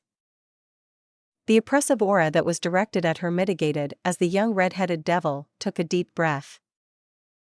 I like you, Issei. I accepted both you and Aika into this club in the hopes that we could become friends. What I don't appreciate is bringing one of your friends, who appears to be involved with our enemies, into the heart of Gremry territory. Rias, I was doing this to save her. Asia is a good person, but she's just fallen in with a bad crowd, for a lack of a better term. The guy that I told you to investigate was killed by a stray exorcist who brought her with him. Then why take her? She said cuttingly. If you saw the priest yourself, you'd understand. He was deranged, sadistic, a total nutjob, and I was afraid what he'd to Asia if I left her. Hell, I got angry with what he said he'd do to Aika. He had backup on the way, so I teleported to the one place I knew they wouldn't follow us. He said pointedly at the floor, more specifically at the runic circle. How did you hijack our teleportation circle? Only people under the Gremry house can use it. Wasn't hard. Issei, this is stretching the boundaries of our relationship given your actions tonight. Aika stepped in and provided the much-needed break to the tension that was building up in the room. I think we should all take a moment to calm ourselves. We just had a pretty intense night, and maybe arguing after an adrenaline rush isn't such a good idea. They both held their stare, neither backing down, and they could see the plea in Aika's eyes before they separated in their own corner of the room. Asia, still reeling from the events that had transpired, followed after Issei, and Aika went over to report what had occurred. Issei, is it really true? Are you all devils? She wrung her hands, still scared at the notion, before Issei rubbed his eyes tiredly. No, I'm not a devil. However, Rias is. Oh. A beat of silence, with Asia mulling over this nugget of information. Aika's not a devil though. But she's something special, he said fondly, looking over at the girl who was chatting away with Rias. Asia couldn't help the ugly feeling surfacing in herself at seeing the bond between the two of them, but a thought persisted in her mind of her first friend. Did you kill Father Fried? She asked suddenly. The courage to ask him if he committed the act was in her eyes. The fear of his response and the hesitance of asking such a thing, all he gleaned from her eyes. The same eyes that he saw every day in his younger sister. It would have been easy, Asia. Far too easy to kill that despicable man. But I didn't kill him, although he'll be waking up with the biggest headache of his life. She let out a sigh of relief, and Issei noted that her capacity to care still extended to those who didn't deserve it. It was what drew him to her in the first place. The innocence, the purity, and he couldn't stand to see such a thing be snuffed out by the world. So let me get this straight. The contractor that I told you to investigate is dead. There is a stray exorcist that tried to kill you too, and there is a possibility, which I have to take as a certainty, that there is a whole group of them in league with the fallen angels, which Issei rescued a nun from and brought her here. Am I missing anything? Rias pinched the bridge of her nose, while Aika shrugged her shoulders. If it helps, Asia doesn't seem to be the type to hurt anyone. That still raises the issue. Maybe she doesn't want to hurt us, but what about the people she's affiliated with? We got targets painted on our backs now. This could spark another war. Issei won't let that happen. How can you guarantee that? The safety of all these people in this town and my peerage. Because I believe in him, Bucho. She stressed the last word, and Rias was taken aback by the conviction and sudden formality with her that she realized that Aika would always have Issei's back first and foremost. She prided their friendship over anything else, which was nothing if not admirable in Ria's eyes, but unfortunately her belief in Issei was shaken. I thought I could believe in him too, she said quietly to herself, but Aika caught the whisper. Just give them a chance to explain themselves. Aika wanted nothing more for both of them to get along, but life wasn't fair or easy. It was complicated and a lot of work would have to be put in to solve this situation. After Issei and Asia were done with the conversation, they both waited for Aika and Rias, who eyed Issei uneasily but gave a small nod.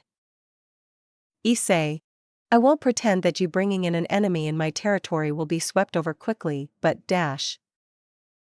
Rias spoke quickly to silence Issei, who was ready to protest her words. I am willing to hear what you have to say. Thank you. Asia is an excommunicated nun who's been sent here on a mission to redeem herself, but for whatever reason, the rogue group of fallen in town managed to get her to come to their base. I was lost and didn't know where to find the church when I met Issei. The diminutive nun spoke up and she played with the hem of her habit. Her eyes focused on the floor. He helped me when I needed it. I didn't have friends when I grew up, and when the church banished me, I didn't know what to do. I was so alone, and when I received a letter that told me to come here, it said I could redeem myself in the eyes of God. I took it. Ria's eyes softened, seeing the desperation and the sense of loss that she suffered when everything she had known was taken away. Even she as a devil couldn't help but feel pity for someone whose life purpose was stripped away from them. There was a moment of silence, everyone waiting for Ria's answer. Very well. We'll take no action against you, Asia. However, I can't do anything to help you either, as this could shatter the tentative peace that the three sides have upheld. More like ceasefire, he said bitterly. Regardless, I'm afraid my hands are tied in this case, but rest assured, under Issei's protection, no harm will come to you. Thank you, Ria-san. Asia bowed and clasped her hands immediately. Oh Lord, please thank the kind souls before me for aiding me in this time of strife. Rias had to suppress a wince at the sharp migraine that spiked in her head at Asia's prayer. Yes, your thanks is appreciated, however, please don't pray in our presence. It's not the most comfortable feeling in the world. Asia was flustered at her remark and mumbled an apology. Issei clapped his hands together, a magical circle appearing beneath their feet, and they were gone. The room now with only one occupant, and that was the young heiress with a severe migraine. Sona was right. Anything involving Issei would turn out to be a massive headache. Olivia-chan. Meet Asia Argento. Asia Argento. This is my little sister, Olivia. The small girl stared up in amazement at Asia, who in turn found the little girl to be adorable. Wow. Does this mean Asia's going to be my new sister? She said innocently, not knowing the entire implication of such a statement, and Asia blushed bright red with Rainier laughing loudly on her couch. After Asia and Rainier met, it was awkward to say the least for both of them, as Issei had honestly forgotten that he was housing the busty fallen angel. He could hear Aika berating him for missing such a detail. How could you forget someone who was literally sleeping on your couch? Nissan. Nissan. Can we eat ramen today? The little brunette girl shifted her attention to food with wide eyes that tugged at Issei's heartstrings. Issei hoped that she didn't bring on the waterworks. Sure. Olivia-chan, but first, did you learn a lot at school today? He started preparing to the dinner for all of the people in his apartment by tying on a pink frilly apron that read, "Please do nothing to the cook." We learned how to count 10. Really now? Can you count to 10 for me? Ichi. And I. San. Air. Yan. Go. Olivia screwed up her face in concentration as she tried to count forward. Aroku. Hachi. Nana. Q. Auuu. 7 comes before 8. Olivia. Issei said in amusement. Olivia flushed in embarrassment seeing that she messed up in front of her brother. Issei knelt down and patted her on the head. Olivia. You're doing great, and if you keep this up, you'll be counting up to 100 in no time. Olivia gave him a toothy smile and her customary hug as she went on to color in her book, writing out the numbers as she dutifully recited them. Issei-san. I didn't mean for you to get hurt because of me. Asia said shyly, trying to make herself appear smaller, but he offered her his kind smile. The smile that made her heart beat and her body warm. The people who thanked and praised her would smile at her, but it didn't spark the same feeling like Issei did. The promise of safety and pride in her ability. Don't blame yourself, Asia. I look out for my friends, and I can't let anything bad happen to you, he said, chopping up the ginger as he did so. Oh. Issei? What's ramen? Let it be known that Asia was treated to the tastiest dish of noodle soup in all her life, and if asked what her favorite food was, she would fervently reply with Issei's miso ramen.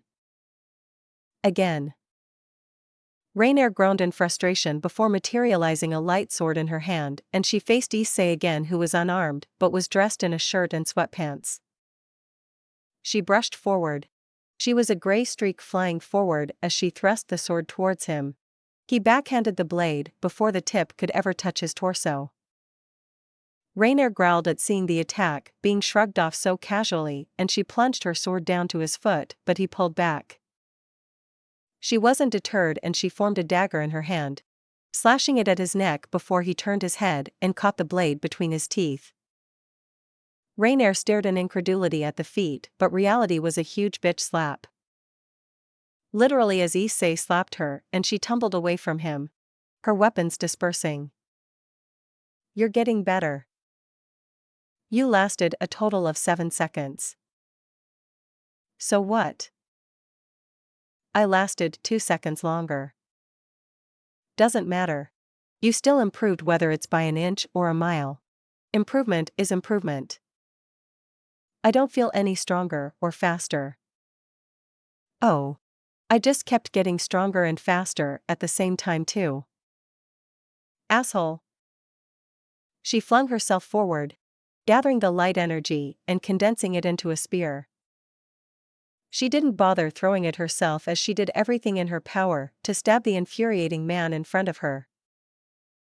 Issei lazily dodged and even had the gall to yawn at her.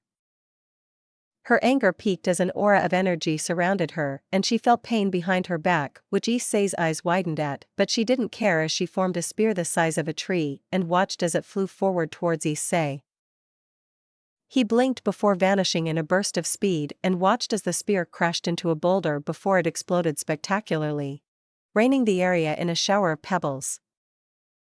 Rainier panted, exhaustion hitting her, but she felt invigorated for some reason. She looked up to see Issei, clapping his hands, and a smile bloomed on his face. She was confused. He was happy at her outburst? It looks like you gained another pair of wings, Rainier-chan. She was stunned at his words before she reached around her back, feeling feathers. She was elated at gaining more power. She hadn't had to push herself to become stronger before, but his training. When it felt like she wasn't getting any better, he was in actuality keep the gap between them so she could grow faster. She didn't notice it before, but her eyes could track his movement now. She clenched her fists tightly, feeling the power thrum in her body. The power that she wanted to attain so desperately. For Azazel. But now. That's enough training for you today. Get some rest. Rainier nodded hesitantly before moving to the door that stood out strangely in the barren area. Issei walked over to Tamamo, who sipped her tea as she observed Aika go through the training obstacle that she set. Aika weaved through the bolts of lightning that shot at her whilst keeping her feet away from the jagged spikes of earth as she used her wings to remain afloat.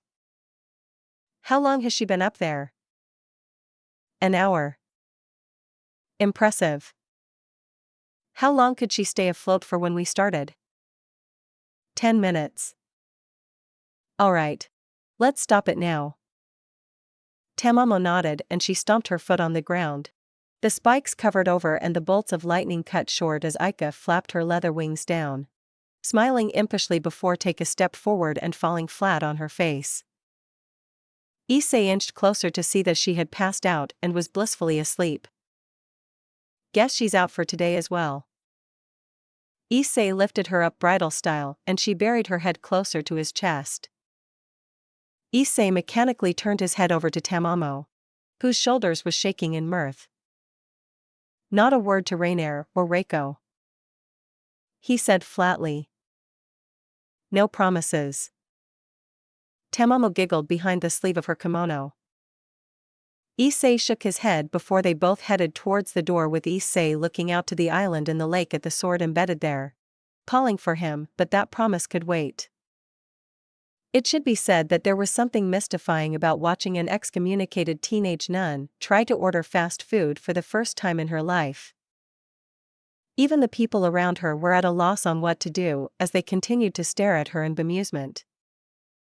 It didn't help that she knew a little Japanese to effectively communicate what she wanted to order, which Issei found to be a cute part of her.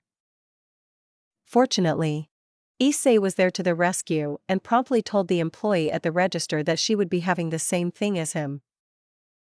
They sat around a table.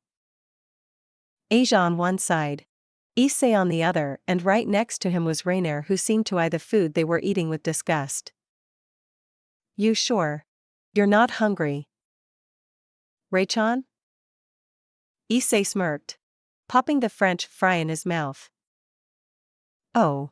He was getting a kick out of this. Ice cream and treats are okay, but oily fast foods are not. I treat my body like a temple very much.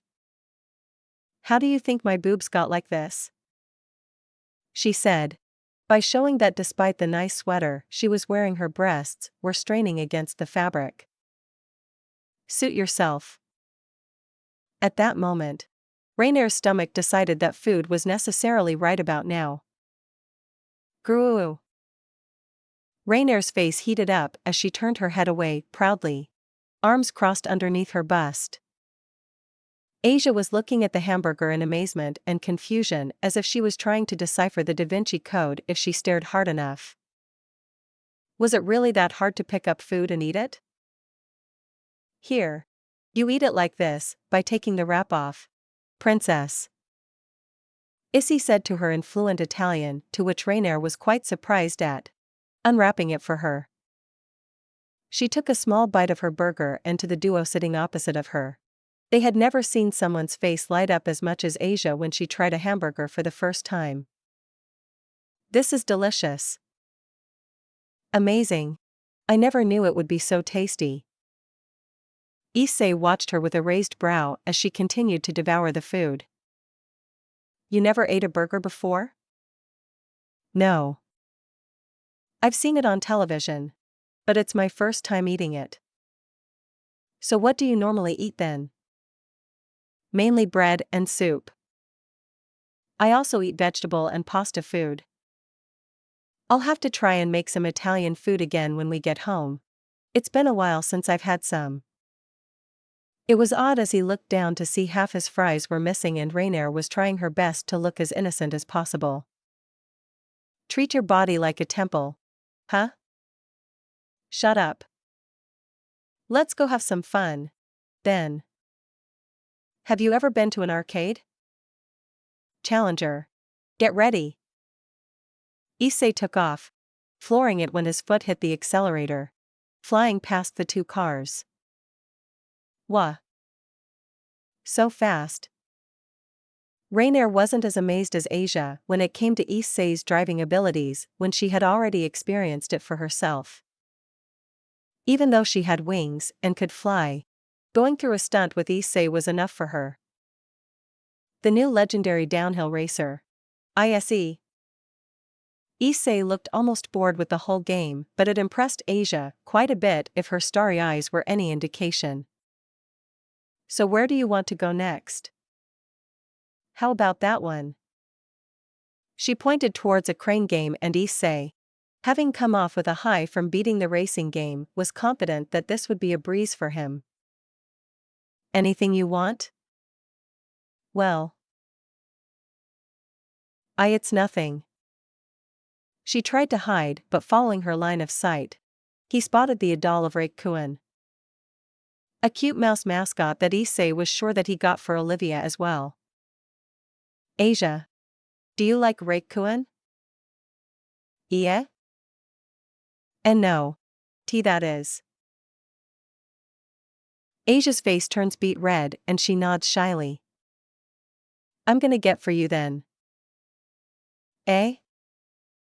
But. Watch closely. Asia. I got this. The coin was in the slot and the crane moving in position to get the doll mouse. The first try, Issei missed the doll, and on his second he managed to snag a leg but remained unsuccessful. Ooh. Impressive. Your skills are unmatched. The sarcasm was not appreciated by Issei. On his third and fourth try, he almost made the doll move a bit further, but it decided to stay in its spot. You beat a downhill racing game and made the new high score, but you can't get a toy out of a crane machine. Oi. The machine malfunctioned or something. Issei fished around for his last coin while Asia remained hopeful. Issei handed the coin over to Rainier, who blinked in surprise. You're giving me a shot? You can't do any worse than me. Taking the coin, she put it in the slot and moved the crane above the toy with almost mocking ease. The doll mouse was lifted by the crane and over to the dispenser where Rainier fished it out and held it in front of Issei. Good to know that I own your ass in one thing. Issei crouched in the corner with a gloomy air as he rubbed circles on the floor. It's not fair. She did it so easily. Here. Rainier held out the doll to Asia, tentatively taking the doll and holding it close to her chest. Thank you, Rainier-san.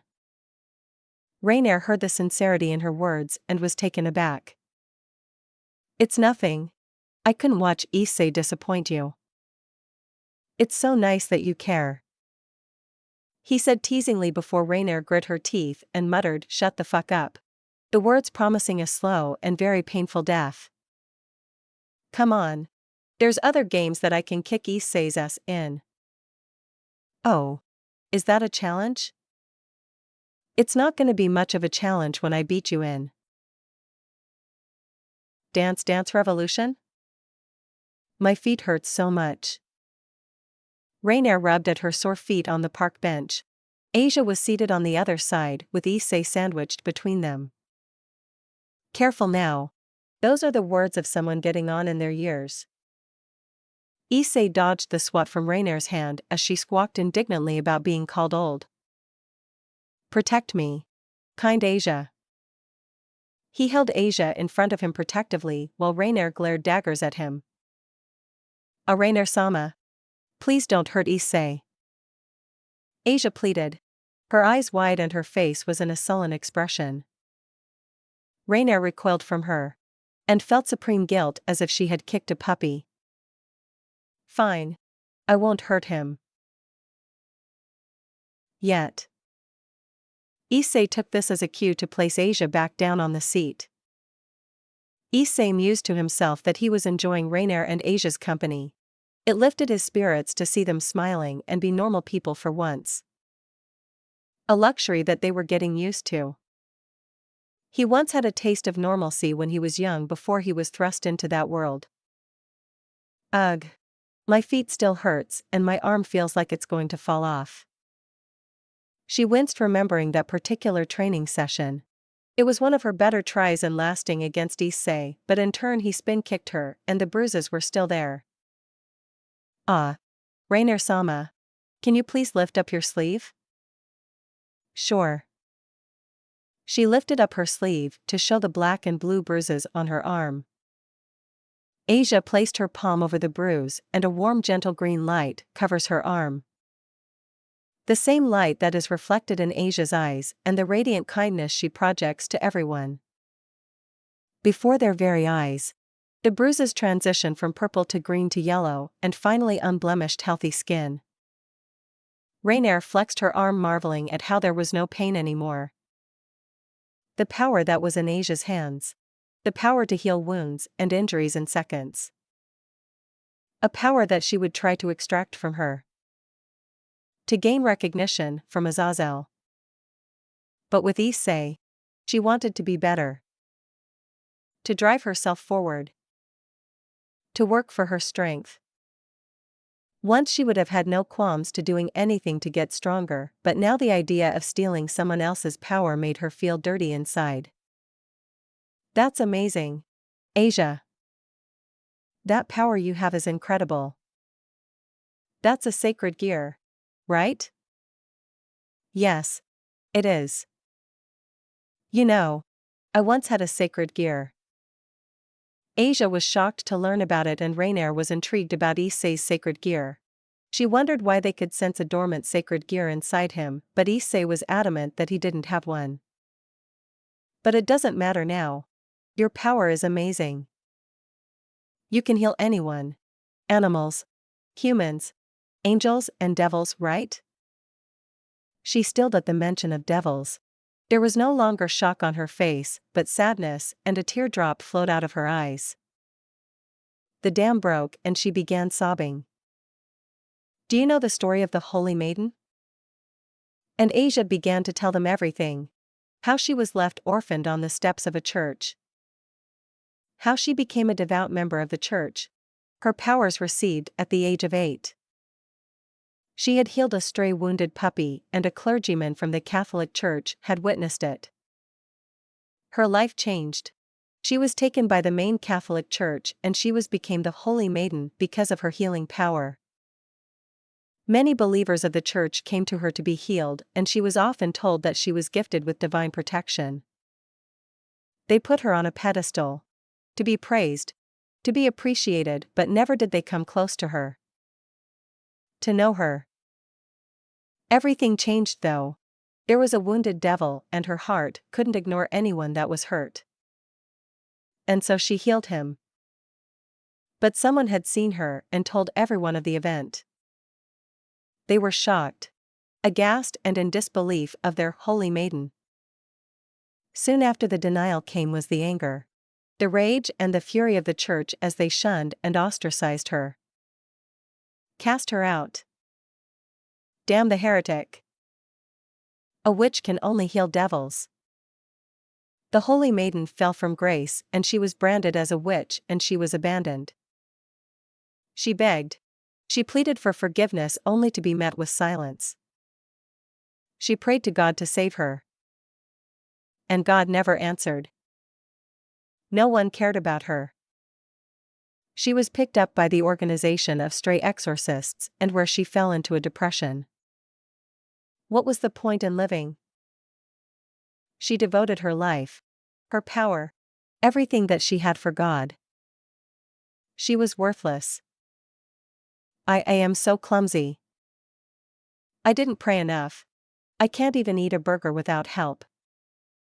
I'm not worth. Issei pulled her into a hug immediately, and she sobbed into his chest, the tears leaking into his shirt. You are the most wonderful person. Asia. You're kind. You're brave, and you are not alone. I'll be your friend, and Rainier will be your friend too. Rainier nodded sadly, patting the girl on the head as she had never felt this emotional since the death of her mother. We'll protect you. We promise. Thank you, Issei-san. Rainier-sama. But I don't know what to believe in anymore. I was once in your place, Asia. I was betrayed by those I trusted. I was left alone and forgotten with my convictions shattered. It was the darkest period of my life. Issei was solemn, his eyes meeting hers, and she understood his pain so well. What happened? She asked. I met a man who saved me. Even when I had nothing, he still believed that I could be better. I could build myself to be stronger. And I believe you can too. How very touching. Issei was on guard instantly, standing in front of Asia, taking the hilt of the holy sword from Freed. Did you forget my warning last time? Issei growled, seeing the man who almost killed one of his friends in front of him. Oh no. I didn't forget, but this time I came prepared for someone as unpredictable as you. He was joined by a group of exorcists, clad in armor, and at the front was Freed, who looked as deranged as ever. Hello. Shidi-kun. Ah. I see that our bitch of a leader has betrayed us. What was it? Did he fuck you senseless to turning over to his side? Why are you here? To get back that girl and our leader, Rainier. Unless she's betrayed us, then we'll have no use for her. Don't run, Asia. He unfurled 3 pairs of black wings, and he could sense the power emanating from him. It felt artificial. It felt like her. Like hell I wow. Issei doubled over and fell to his knees, hacking up blood. He breathed heavily and looked down at his hands. Oh. How fortunate. You seem to be dying right now. Donasik's smile turned into a vicious grin. Rainier walked forward, her expression turning malevolent. Asia gasped at her betrayal. She knew that Rainier was the leader, but she had dared to hope. Did you forget my skills as an assassin? She walked up to Freed and grabbed him by the neck, pouring her strength into choking him. If you ever utter any word or spread rumors of betrayal, I will show you why you should fear me. Issei. Asia was immediately by his side, her sacred gear activated on his chest. He began to cough up more blood in response, and she became frantic trying to help him. Leave him alone. There's no point in healing a dead man. Donasik walked forward, kicking him in the chin. How's this for a warning, brat? No. Stop please. Don't hurt him. Asia stood over Issei protectively, her arms spread to shield Issei. If you don't come with us, then I'll end his life right here and now.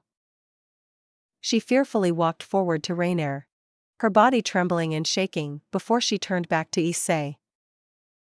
Issei struggled to keep his eyes open, to keep them fixed on her smile for him. Goodbye. He couldn't hate himself more for being so powerless. No. One simple word, a denial to Issei's request to save Asia. Rias. I'm going. Whether you say yes or no. Rias raised a brow at him. The state, in which Issei had arrived in, did not inspire confidence. Hell. He could barely stand if it wasn't for the kitsune woman helping him to the sofa chair. I can't let you do that. There are too many risks involved. I won't let you walk off on a pointless suicidal quest. Issei glowered. His hand squeezed the armrests of the sofa chair. From the corner of Ria's eye, Kaneko flinched. Issei's hands curled into fists. There was a sharp intake of breath from behind Rias. Issei shot up to his feet, ready to tear into her.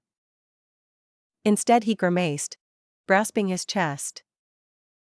Rias watched the kitsune woman rush to his side, pushing him back down on the chair. The woman, now that she had looked at her closely, was familiar. Her eyes widened when she recognized her. This woman was the school's nurse. She had a yukai in the school right under her nose. She felt foolish for not seeing it sooner. Tamamo's gaze penetrated through the heat that Issei was ready to expel. He instead muttered, "I'll be fine. Look. You are risking a full-blown war between the devils and fallen angels to save one person. Even your association with us could be what triggers it. I don't know if you know this, but we're not exactly friendly with the fallen. If we show one sign of hesitation, one sign of weakness, they will come and kill us." Rias punctuated her point with each poke to the chest. The clock's ticks filled the room. Gone was the peace of the room. Standing behind the couch, Kaneko shuffled and fidgeted on the spot. Her shoes brushed roughly against the carpet. In the other room, the kettle whistled and shrieked. The noise pierced the silence, yet nobody moved. Rias gave Aquino a small nod before the vice president walked off to get the tea. Silence returned once the shrieks died. Issei's curled fists relaxed as he placed his hands on the armrests. He opens his eyes to Rias. There is a strange tranquility in them that baffled Rias. Did he finally see her point? Had she managed to convince him? "Tell me." He drew his eyes back to her face. His words were slow and deliberate as his fingers twitched and shook. Rias could feel Issei's attention weighing down on her. "When you saw Asia yesterday, did you see an enemy of the devil's?" He stood up from the chair, towering over Rias. "Did you see someone who willingly allied themselves with the fallen? That she was standing on the other side of this conflict, because she wanted to or because she needed to?" Taken aback by his words, Rias was reminded of their earlier meeting, of his accusations. It still stung now. But Issei had forgiven her, made a promise to help her in any way that he could. It hurt to know that this girl had managed to gain his friendship and trust so quickly while she was still trying so hard to bridge something more than professional courtesy. "What I saw was a desperate young girl who lost everything in her life. She took a chance for redemption so quickly that she didn't question why she was going to Japan," Issei said. How could she refute anything that he said? It would make her seem heartless, unreasonable to her peerage. So she deigned not to say anything at all, as silence appeared to be the wiser course of action. "She held on to our friendship like a lifeline. And you think that someone like Asia isn't worth saving?" Everyone in the room shrank at his words. Some looked down and couldn't meet his eyes, while others clenched their fists, whether or not out of anger or frustration. "I didn't say that," she protested. "Of course not," he said with a sardonic smile that told her that he clearly didn't believe her. Tamamo stood beside Issei on the circle.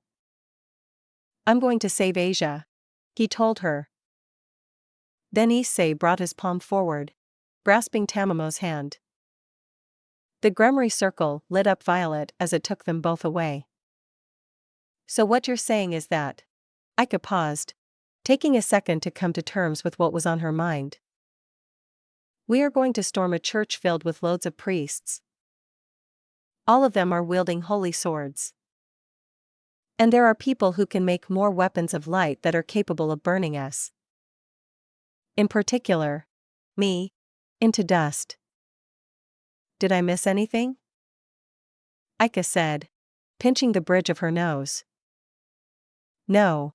You summed it up quite well." Issei chuckled.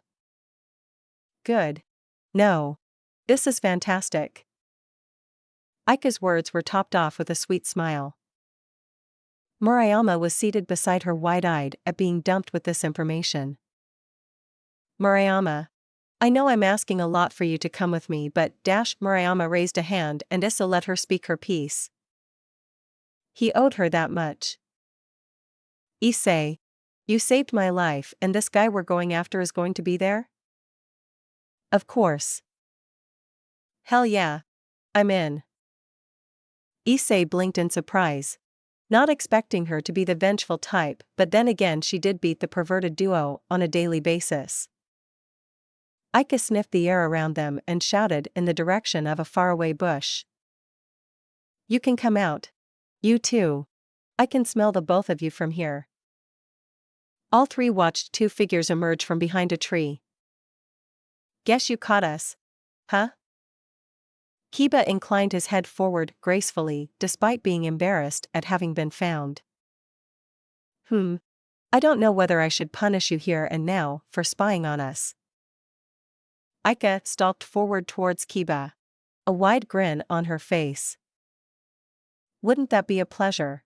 For me to punish the prince? Down. Ika. Very bad.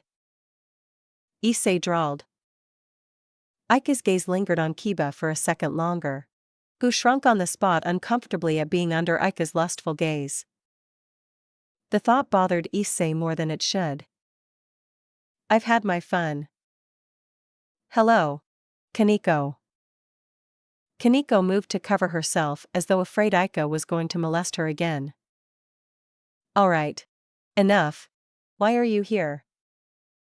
Issei crossed his arms and turned his attention to Kiba. He had a few ideas on why they were both here. He discounted going on a leisurely stroll in the park as one of them. I'm going with you. Issei blinked once then twice. I'm sorry. What? I'm going with you. I don't know Asia that well, but there's a part of me that respects your decision to go save her.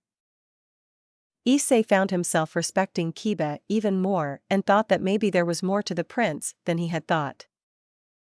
However, he was still Issei and he didn't take things at face value anymore. Any other reason that you're going? I'm not a big fan of fallen angels and priests. The bittersweet smile on Kiba wasn't something that he saw on him at all. Usually he was this upbeat person who was all smiles. Fair enough. Issei shrugged to himself. Everyone had a dark side. It was a matter of time until he saw Kiba's. Senpai. I'm coming with you. Kaneko's words, while they were normally emotionless and cold, were earnest and filled with determination. I can't let Senpai do something dangerous alone. I want to pay you back. When those bullies. Thank you. He bowed his head gratefully to her, not noticing the small amount of heat that crept up to her cheeks when he did so. By the way, where's Rainier? Rainier tapped her finger on her arm when saw two other people come down the stairs with their captive in tow. One of them was short with blonde hair tied into twintails and a frilly gothic Lolita outfit. The other woman was taller with a buxom figure and long wavy blue hair that covered her eye, with a violet trench coat that had a wide collar showing ample cleavage and a miniskirt. Hey, Rainier. It's good to have you back. Everything was boring when you were gone. Calawarner was such a buzzkill around here. The girl in the gothic Lolita outfit said, skipping towards her, and the blue Annette clicked her teeth in annoyance. Good to see you both. Middled. Calawarner. Rainier said, inclining her head to both of them. Then I can take control of the group and begin on the ritual tonight. She stood in front of a wooden cross. It was cracked and strung up by steel wires, but it would do for what they planned for tonight. Rainier, you're not in charge anymore. She stilled at those words, her mind not fully comprehending what her friend had just said. Middled was looking at a curtain of black hair for 1 second, and the next, Rainier's snarling face was pressed up against hers. What are you talking about? Of course, I'm in charge. I'm the one who put this goddamn operation together. Rainier spat. A roiling wave almost boiled over inside her, and she demanded an explanation. Middle backed up, hands out to placate, but it was futile. We know that. But Donasek, he has 6 wings. Middle said. Rainier kicked the pews and the seat smashed against the wall into tiny wooden fragments. Asia backed away from Rainier, afraid of what she would do if she set her sights on her, but Calawarner's hand kept her in place and her stomach sunk as a burning feeling settled there. Yeah, said Middled. He can't do this. She raged and hurled another bench over her shoulder, meeting its unfortunate end in a shower of splinters. Everything that she had worked for. All the things that she'd done to get up to this point. She wasn't going to let it be for nothing. She wasn't going to let some upstart take over not when she was so close. She didn't want him to be right. Middle stepped forward towards her and reached out to touch her shoulder. Rainier. We tried hard to argue that, what the fuck does he think he's doing? Rainier roared. I'm not letting him get away with this. She crossed the basement, her heels cracking heavily on the stone steps, and she ascended to meet her usurper. Where are you going? Calawarner kept up her pace with Rainier's stomps, and Calawarner reached out to grab her arm. I'm not letting him steal my power. Rainier shook Calawarner's efforts away and stalked forward to a set of double doors. Ray. Stop! Calawarner's voice was distant to Rainier, an echo that was drowned out by the fury that washed over her when she saw him. Aren't you supposed to be preparing for the ritual? Donasek stood there, his wings proudly displayed for everyone to see. There was a smugness to him, an arrogance that was propelled higher by his increase in power, which she ignored all that. I want what's mine, Rainier said, with an edge to her voice. Is that so? Donasek stepped forward in front of her. His visage was no longer smug but held a menacing smile. You lost that right when you were captured. She bristled at his remark. And I earned that right when I killed him. He chuckled to himself, and Rainier's annoyance and hatred for the man rise. And while you were away, I gained more power than you could possibly dream of. He flexed his wings once more for a show of power.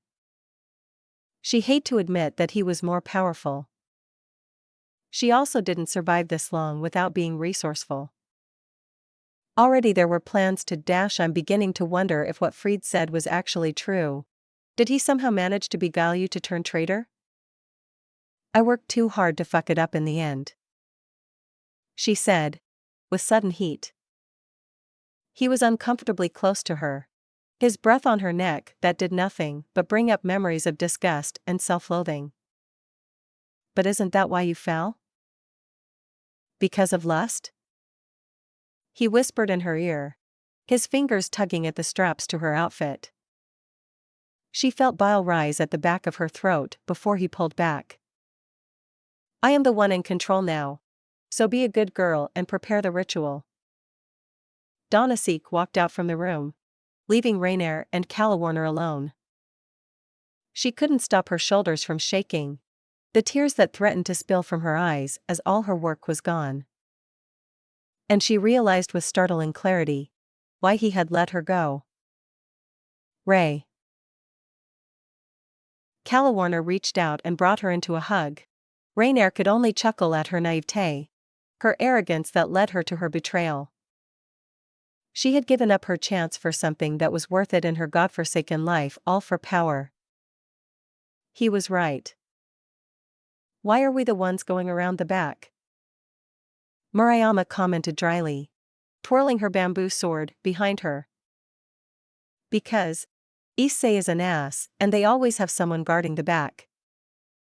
Ike's statement was proven correct when they were stopped by a hail of spears that pierced the ground in front of them. Ike hated it when Issei was right. 2 fallen angels hovered above Ike and Murayama like sentinels of the sky. They clutched their spears ready to defend themselves. Alright. What do we do now? 'Cause they've got spears that can disintegrate anything it touches, and I've got a wooden sword. She emphasized that by smacking her shurnai against the tree. What's the matter? Is the little bat and the baby scared? Middled said. She leaned towards them, her lips puckered in a sneer before cackling to herself.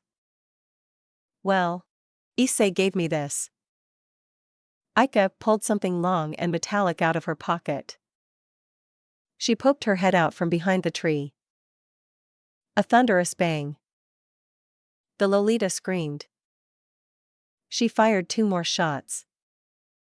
The Lolita's wailing got louder, followed by a body crashing. You can whack her with your stick now. Murayama nodded her head with a gaping mouth. Ika's face hardened into a cool mask. Horns curled on top of her head and her fangs jutted from her lips. With a flap of her leathery wings, she took to the skies to battle with the Blueonette Angel. Issei, Kaneko, and Kiba walked up to the front of the church, noticing a small contingent of guards and some fallen angels. Issei didn't underestimate that the heavy steel armor had runes engraved to protect them, and he could gauge that the fallen angels, while tedious to fight, would eat up time. Kaneko, Kiba, can you handle them while I go on ahead? Issei's tone was serious, unlike the way it normally was at school, but it told them that he had faith and confidence in their abilities. You can count on us. Kiba answered with a grin, a black sword forming in his hands before he grasped it. Hi, senpai. She picked up the boulder beside her. The chunk of earth flying through the air, crushing steel and bones. Kiba rushed forward. His black sword clashed against one of the guards, and they watched it shock as it was being absorbed by Kiba's sword. Issei ran through the contingent of guards. His objective clear in his mind: save Asia. Nothing else mattered. Not the fallen angels. Not the devils. Only her. The heavy oak door swung open and the angels tried to follow after him. However, the path was blocked by a tiny schoolgirl wielding a street lamp. Your fight is with us. Kaneko narrowed her eyes at them. Knight Templars. That's who they were. They were trained from birth to have muscles of steel and the strength of a rhino. They were conditioned mentally to handle anything to come at them. The armor they wore were forged to withstand any physical and magical assault. The holy swords they were given would smite down their foes. So why did they feel as if the icy hands of death had marked them? This trembling in their hands as they kept their pistols on the door. No. They would not cower. They wouldn't run. The door opened and in stepped an enemy. An invader. There was no emotion on his face. Issei let out a deep shuddering breath. Leave or die. The teen. No. The demon let loose its bloodthirsty aura. They tightened their grips on their pistols, training it on him. Swallowing hard. As the demon tilted his head, they did not dare to let this thing even get closer to them. Underneath the overpowering aura of the monster, the Templars could feel the dribble of sweat slide down their faces. Their fingers shaking from the ache of wanting to squeeze the triggers, the stench of fear wafted through the battlefield. Then the demon snapped open its eyes, an eerie grin stretching across its leathery skin. I gave you an out. They didn't see the tube in his hand ignite, neither did they see how he vanished in front of them. The head of a Templar rolled on the ground before they all fired to where the monster was, only to find the bullet-riddled corpse of their comrade. It was too late as he grabbed the arm of his fellow Templar and pointed the gun towards another. An explosion of blood and gore coated them. What monster were they facing? It bared its teeth, pushing the Templar towards them. 2 holes in the knight's chest and his cooling body hit the ground. Swinging his arm out, the demon's sword swept forward in an arc. Blood sprayed out of another Templar. He held his hands up to his throat, choking, gurgling on his own blood. The demon leapt forward with a savage roar. "You're very skilled for someone who has barely lived to see her prime." Huh. A compliment from someone who was trying to kill her. A foot dug into her stomach. The wind knocked out of her. Ika's back slammed harshly against the tree. The light spear pierced bark. Ika cursed, feeling the light spear sear her arm, barely moving away. Fuck. It hurt to run. Actually, her back hurt too. All the flying and dodging sessions were paying off if all she got away with a light cut. Ika weaved through the trees with a hiss as another spear managed to clip her in the leg. She tumbled through the bushes and pressed her back against a tree. "Come out and face your death, little bat." Blood-red eyes watched the fallen angel snarl in annoyance at the shadows. Good. She'd keep it that way. "I don't suppose I can convince you to come in here and fight like a vampire." Ika was buying time at best.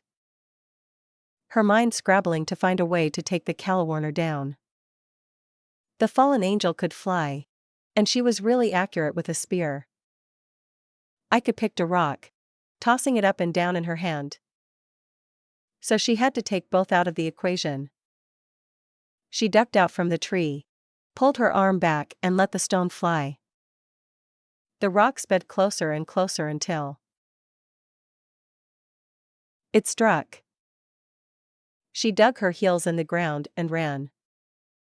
The fallen angel was still blinded by the rock when Ika reached the side of the church. Scaling the church, Ika kept her speed and vaulted over the rooftop.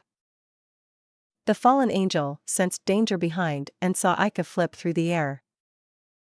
Particles of light were halfway formed into the shaft of a spear. The light spear had no chance the moment Ika's foot touched it. "Surprise, bitch," she snarled. The axe kick sent Calawarner plummeting. The fallen angel cratered the ground with a crack. Her wings bent at an awkward angle when she tried to sit up. 2 bullets pierced right through the woman's shoulder and she screamed in agony. Good. She's wounded and she can't fly. Ika crashed down with her knee in the fallen angel's gut. Calawarner coughed off blood, flecks of it landing on Ika's face. Ika cocked her fist back and was surprised when instead of cracking bone, it touched earth. Damn it. This bitch didn't want to stay down. Ika's nails sharpened. Feinting with a punch, Ika stuck her fingers into the woman's wounded shoulder. A sharp cry before Ika was kicked away. She tumbled into a roll and her back crashed the wall. Ika groaned, wincing when she moved her back. She turned around to see blood on the wall behind her. Bits of her flesh was torn from that last kick. Goddamn, did it feel like she had been put through a meat grinder. And the fallen angel was pushing herself up, her face caked with blood and grime. Worst was the woman's scowl. "Are you kidding me? Why won't you stay down?" "Not until you're dead." Ika's breath cut off when the fallen's forearm slammed against her throat. "This is payback for shooting me in the shoulder." "No hard feelings?" The fallen angel smiled. "What are you?" The bitch stabbed her in the fucking leg. Smelling her own flesh being cooked from the inside, Ika clawed, punched to get her away from her. Anything to stop the burning. Ika bit down on Calawarner's arm, fangs chomping through flesh. And she could taste it.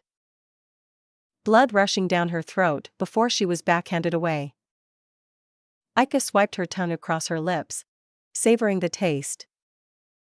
The woman tried to put a mask of cool indifference, but her nose hadn't let her down.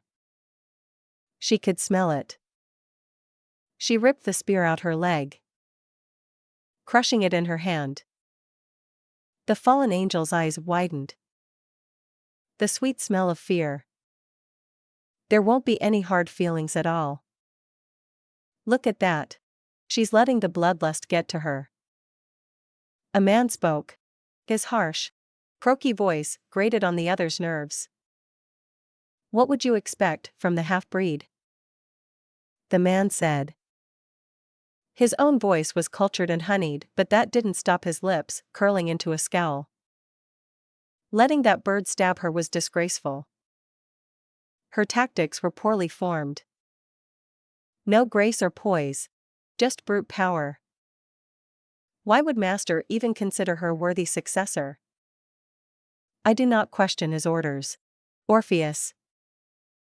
You should know better. TCH. And what do you suggest we do then, Lucan? Like Master ordered. If she proves unworthy when she proves unworthy. Then we kill her. If she isn't, we bring her back to Master. Murayama panted, swinging her shurnai overhead, but it struck dirt. She rolled away in time, holding her sword up in front of her defensively. The Lolita girl staggered forward with a deranged grin on her lips. Oh. You've done it. I was going to kill you quickly, but now I'm going to enjoy watching you suffer. Middle leaped forward, her spear stabbing towards her. Middle came down with a vicious swing. The light spear cuts down the tree behind Murayama. All Murayama can do is parry and deflect the girl's stabs and slashes. Each swing of her spear is followed by laughter. There are too many close calls. Middle's spear grazes Murayama's cheeks. It cuts through her uniform. Blood seeped from her wounds and colored her uniform red. Murayama knew that her opponent was toying with her. She had to take advantage of that. Murayama had to clear her mind, calm herself, slow her breaths. There was nothing but her and the asshole who almost killed her. The person in front of her was an obstacle, one she would overcome. There was a thrum, a sensation that filled her entire being. It felt like electricity was rushing up and down her arms. If you're going to stand there and do nothing, then do me a favor and die. Middle rushed forward, the tip of her spear thrusting towards Murayama's heart. To her surprise, she hit nothing and doubled over, gasping as what seemed like an iron rod had folded her in half and she collapsed. Middle looked up to see the girl she had been fighting was holding her shurnai outstretched. The wood had snapped and splintered, and what was left was the handle in her hands. Middle hobbled over and savored the fear in her eyes. She was tougher than some snot-nosed brat who got a lucky shot in. Mind if I cut in? Middle turned and cursed at seeing the newcomer. Lightning sparked and danced between her fingertips as she stepped into the moonlight. Tamamo observed the ongoing battles from the tree-line. Her eyes tracked the movements of her students. No. Subordinates. She couldn't help the giggle that escaped from her lips when Ika shot the little angel from the sky. There was a cunning mind in Ika. A little rough around the edges, but she would polish that soon enough. On the other hand, Murayama was outmatched. She was a normal human. She didn't have the strength and speed of a vampire or the hellish training that Issei went through. But she had spirit, determination, discipline, patience. A vibration in her pocket and Tamamo felt a sliver of her energy drain away. The girl charged forward, shattering her shurnai with that last blow. It wasn't enough. Akino was stepping in now. Her ears perked up when she sensed a buildup of magic in the church. He crashed down on the floor in a blazing spectacle. The smoke cleared and there she was. Asia hung on the opposite end of the room, her limp body attached to the mockery of the cross. "Welcome. I couldn't wait for your tearful reunion, but I got impatient." Issei's neither twitched or moved at his remark, his eyes lingering on Asia. Rainier watched Issei from the side. A chill crept up on her. The boy standing before her was nowhere to be found. Someone else took his place. Somebody was in Issei's skin. That thought terrified her when she looked into his eyes. Cold. Emotionless. Furious. "It's too late, boy. The ritual is done and you were too late. You came here for nothing." The fallen angel, Donasik, lifted the light in his hand. "Ah. Now I have the power of a sacred gear. I have stolen God's gift from humanity. Nothing can kill me." The light floated from his hand, entering his body that filled the entire room with a light that did not comfort Rainier, only a dread of the monster that was coming. It blinded them for a few tense seconds, dying as fast to reveal Donasik. Black wings stretched taut from his back and they flapped once. A burst of power that shook the foundations of the church. A green light emanated from his body. A light that was stolen from Asia. An arrogant smirk that turned into a full-blown laughter. "Shut up," Issei whispered. The cold fury burned in him when Issei heard him laugh. She was dead because of him. Donasik continued to laugh, immersed in his own success. The corners of his lips stretched from ear to ear as he reveled in it. "Shut up." The words cut across the room. Issei stared at him, a deadly gleam growing behind his amber eyes. Donasik's raucous laughter stopped. The man's eyes' glare narrowed at Issei. "Rainier. If you want to redeem yourself, kill him and make sure he stays dead, otherwise your life is forfeit." Rainier cringed at the threat and moved robotically, keeping her head bowed. Light coalescing in her hands to form a spear, resting the tip against Issei's heart. One thrust forward and he would be dead. One simple movement. Yet she couldn't. "What are you waiting for? Kill him," the usurper demanded, his voice twinged with impatience. "Look at me." Rainier stared resolutely at the ground. Praying to the god that had abandoned her.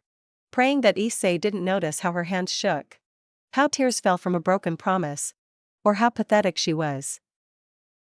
"Look at me. Please." His voice was soft and gentle, pleading her, and she wanted to refuse. But she raised her eyes to meet his amber eyes. His hands wrapped around her and she let the spear dissipate. "I forgive you." Rainier dug her fingers into shirt, holding on to him until they both spun to the side. A lance of pure light streaked past. Donasik's hand was outstretched. Disappointment etched into his face. "Oh. If you only held for a second longer, then I would have killed two birds with one stone." He formed more weapons of light around him. Rainier let out a breath, unleashing her own wings, and she condensed the light particles to form two daggers. "So you did get stronger, but still not enough." Issei raised the gun in his hand, aiming the weapon at his head before it clattered to the ground. "No guns." Issei took out the silver hilt from his pocket and let it fall to his side. "No swords." "What? You're going to fight with your bare hands?" The man taunted. His victory was set in place. "Yes." Donasik raised his arm, ready to rain them down with light. A malicious smile settled on his lips. Issei socked him in the mouth, grabbing the sides of his head and smashed his forehead into his nose. Blood seeped out of the man's broken nose, and he instinctively brought a hand to cover himself. That proved to be a mistake. Issei leapt. His knee thrusted forward into his stomach. The breath left the fallen angel, and a vicious elbow struck his jaw, rattling his teeth. Issei kept beating his face in, anger and hatred burning in his veins as he struck him over and over again. Issei would make sure the man would never laugh again. Grabbing a fistful of the man's coat, Issei hurled him against the wall. The fallen angel flexed his wings, batting away the daggers that was thrown at him. Rainier stabbed with her light spear, piercing Donasik's shoulder. Donasik caught her next stab by the wrist. Shattering the spear in his shoulder, he slashed with a light sword. Letting go of the sword, he knocked her back and she sailed through the air, slamming against the pillar with a thud. Issei grabbed the outstretched arm in a lock, snapping it, and bone protruded from the elbow. A scream reverberated in the room, one which Issei reveled in. Issei kicked his feet out from under Donasik. A knee once again smashed into broken cartilage. Issei could hear Rainier getting up. A raspy cough and blood spat on the ground. He punted the man. The force of it was enough to embed the fallen angel into the wall. Rainier approached Issei slowly. Blood dribbled down her face and each step made her grimace. Issei was by her side, noting the bruise that was forming on her once flawless skin. He reached out and gently touched her abdomen. She hissed. Broken ribs, he noted.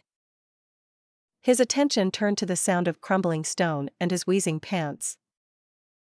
The fallen angel emitted a green light that covered him. The protruding bone snapped back into his arm and his wheezing morphed into delight as he watched his wounds disappear. You can't hurt me. Donasik took flight. Black wings beating in the air and the same arrogant smirk plastered on his face. A wasted effort. I can heal from anything. Now. Foot met face. A shockwave from the speed of the kick. The fallen angel did not take that too kindly and roared, slashing down with a sword of light. Issei twisted his body, the sword cutting a gash down his arm. He dropped down and leapt back from a thrown spear. A huge array of light blinked into existence. Hundreds of light spears formed in an instant that made Rainier pale.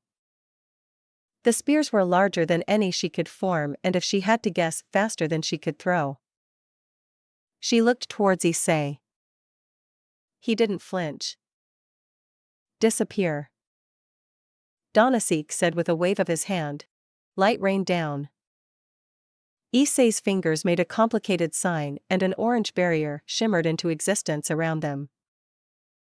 Donasik continued forming more spears, firing down at the two. Issei stood with utmost concentration. The barrier held, but bit by bit, cracks began to form. Close your eyes. Rainier obeyed the order and Issei thrust out his hand. A blinding light that stunned Donasik. She tensed her muscles, leaping. Her wings beat once as she gathered light in her hands. Donasik recovered from his blindness and swerved to avoid her. But he was too slow and a desperate cut sliced through bones and feathers. The man screamed and flailed uselessly in the air. He tumbled to the ground in a heap. Issei was on top of him, bashing the man's head with a meaty thump. Blood splattering across the floor as he let loose all the rage that had been building inside of him. The man clawed at his face and arms in desperation. Another blow.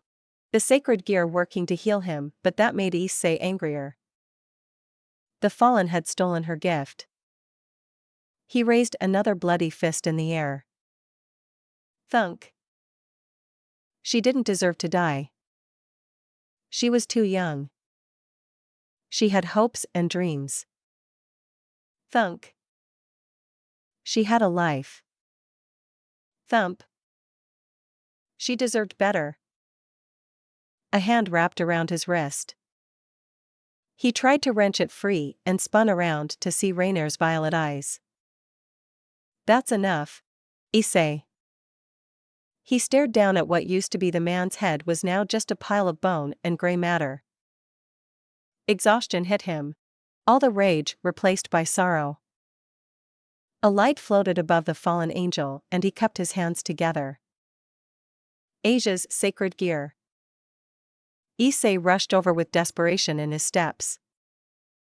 Please. He begged. Please. Be alive.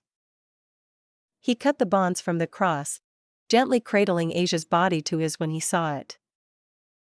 A breath. A shallow breath, but there was hope and he let the light sink into her body. The retrieval of her sacred gear should keep her alive. It has to. Issei. A tiny voice, fragile and weak, called out to him. She was pale, so very pale and close to death. Hang on, Asia. You're gonna be fine. Rest now. I was so happy that you were my friend. No, this wasn't happening. Not again. What kind of sick god would do this to him? Both of you. Rainer didn't know what to say to her sincere words. If I had more time, would you still be my friend? Always. You're going to live. Please. Live for me. We can go to arcades. Meet my friends. Don't die. He hugged her, trying to channel his energy into her body. Why couldn't this work? Don't die. Rainer had never heard such a broken, defeated tone from Issei. He was strong. He had to be. For them. Asia reached up to pat his cheek, rubbing away his tears. Thank you. And she was gone. Issei became aware of another presence. A shuffle at the back of the room and he turned. She was dressed in a simple black top and jeans. Long black hair that reached past her shoulders and she wore the necklace with a silver triquetra. In her hands, she tapped a black umbrella on the ground and a bouquet of white lilies burst from the air into her hands. Everything around them stilled. Rainer's hand stuck to reach out to him. He spied a hint of red hair by the staircase, foot raised in midair. Everything was muted. No sound except for her footfalls. It's been a while, hasn't it, Issei? She said. He didn't answer, choosing to gaze at silver eyes that were warm and nurturing. She had deathly, pale white skin as if she never stepped foot in the sunlight. She walked closer, inspecting Asia for a moment before taking out a pocket watch. Who are you? He asked slowly. You don't know? He knew, or so he thought once he saw her close her pocket watch. She took a seat on a fallen piece of rubble. I didn't know that we met before, he said. Oh, the young magician Mephistopheles brought you back. I was just there for a few minutes. My sister bargained quite hard for you. She paused, bringing a pale finger to her cheek. Issei scrunched his face. You've upset her again. You know. Always trading inches of your life away. I believe you traded 3 years not too long ago. It was important. If you say so. Issei remained silent. What else could he say to her? Did he bargain? He had to try. What will it take for her to live again? Her time is up, Issei. I can't do anything but guide her. She nudged her head over. He turned and there she was. Asia was standing there. Ethereal and dressed in a simple white gown. Issei. You're here. Asia, is this what you do? He asked her. She strode from the rubble and approached Asia. The girl tried to hide behind Issei, but the woman knelt down and smiled, offering the bouquet to her. I simply take them by the hand and lead them through the fog. But I don't want to go, she pleaded. Nobody wants to, but I'm here so no one has to go alone. Asia nodded, reaching forward to grasp her hand. Issei watched. There was a way for her to live, but would he risk it? Wait. Will you give her more time? The woman paused. Her eyes narrowed. As her final request, please, will you give her more time? I know your plan, Issei. Do you intend for her to become a devil? Asia gasped from behind him. No. I'm giving her a choice. Of her own free will? She deserves better. Doesn't everyone? She replied. Issei did not respond. The woman turned slowly, stepping back under the hole. The pocket watch clicked open. A week of my life for 5 minutes. He begged her. The woman's eyes crinkled in thought, a delicate brow raised before shaking her head. I want a year. Issei stiffened. A year of his life so that Asia had 5 minutes to live. There was no contest. 5 minutes was enough. If she chose, that year could be centuries. Fine. Take it then. The woman grinned, tracing a finger on Issei's chin. She stared at him with warm silver eyes like 2 moons were in her eye sockets. A soft kiss on the cheek. Thank you.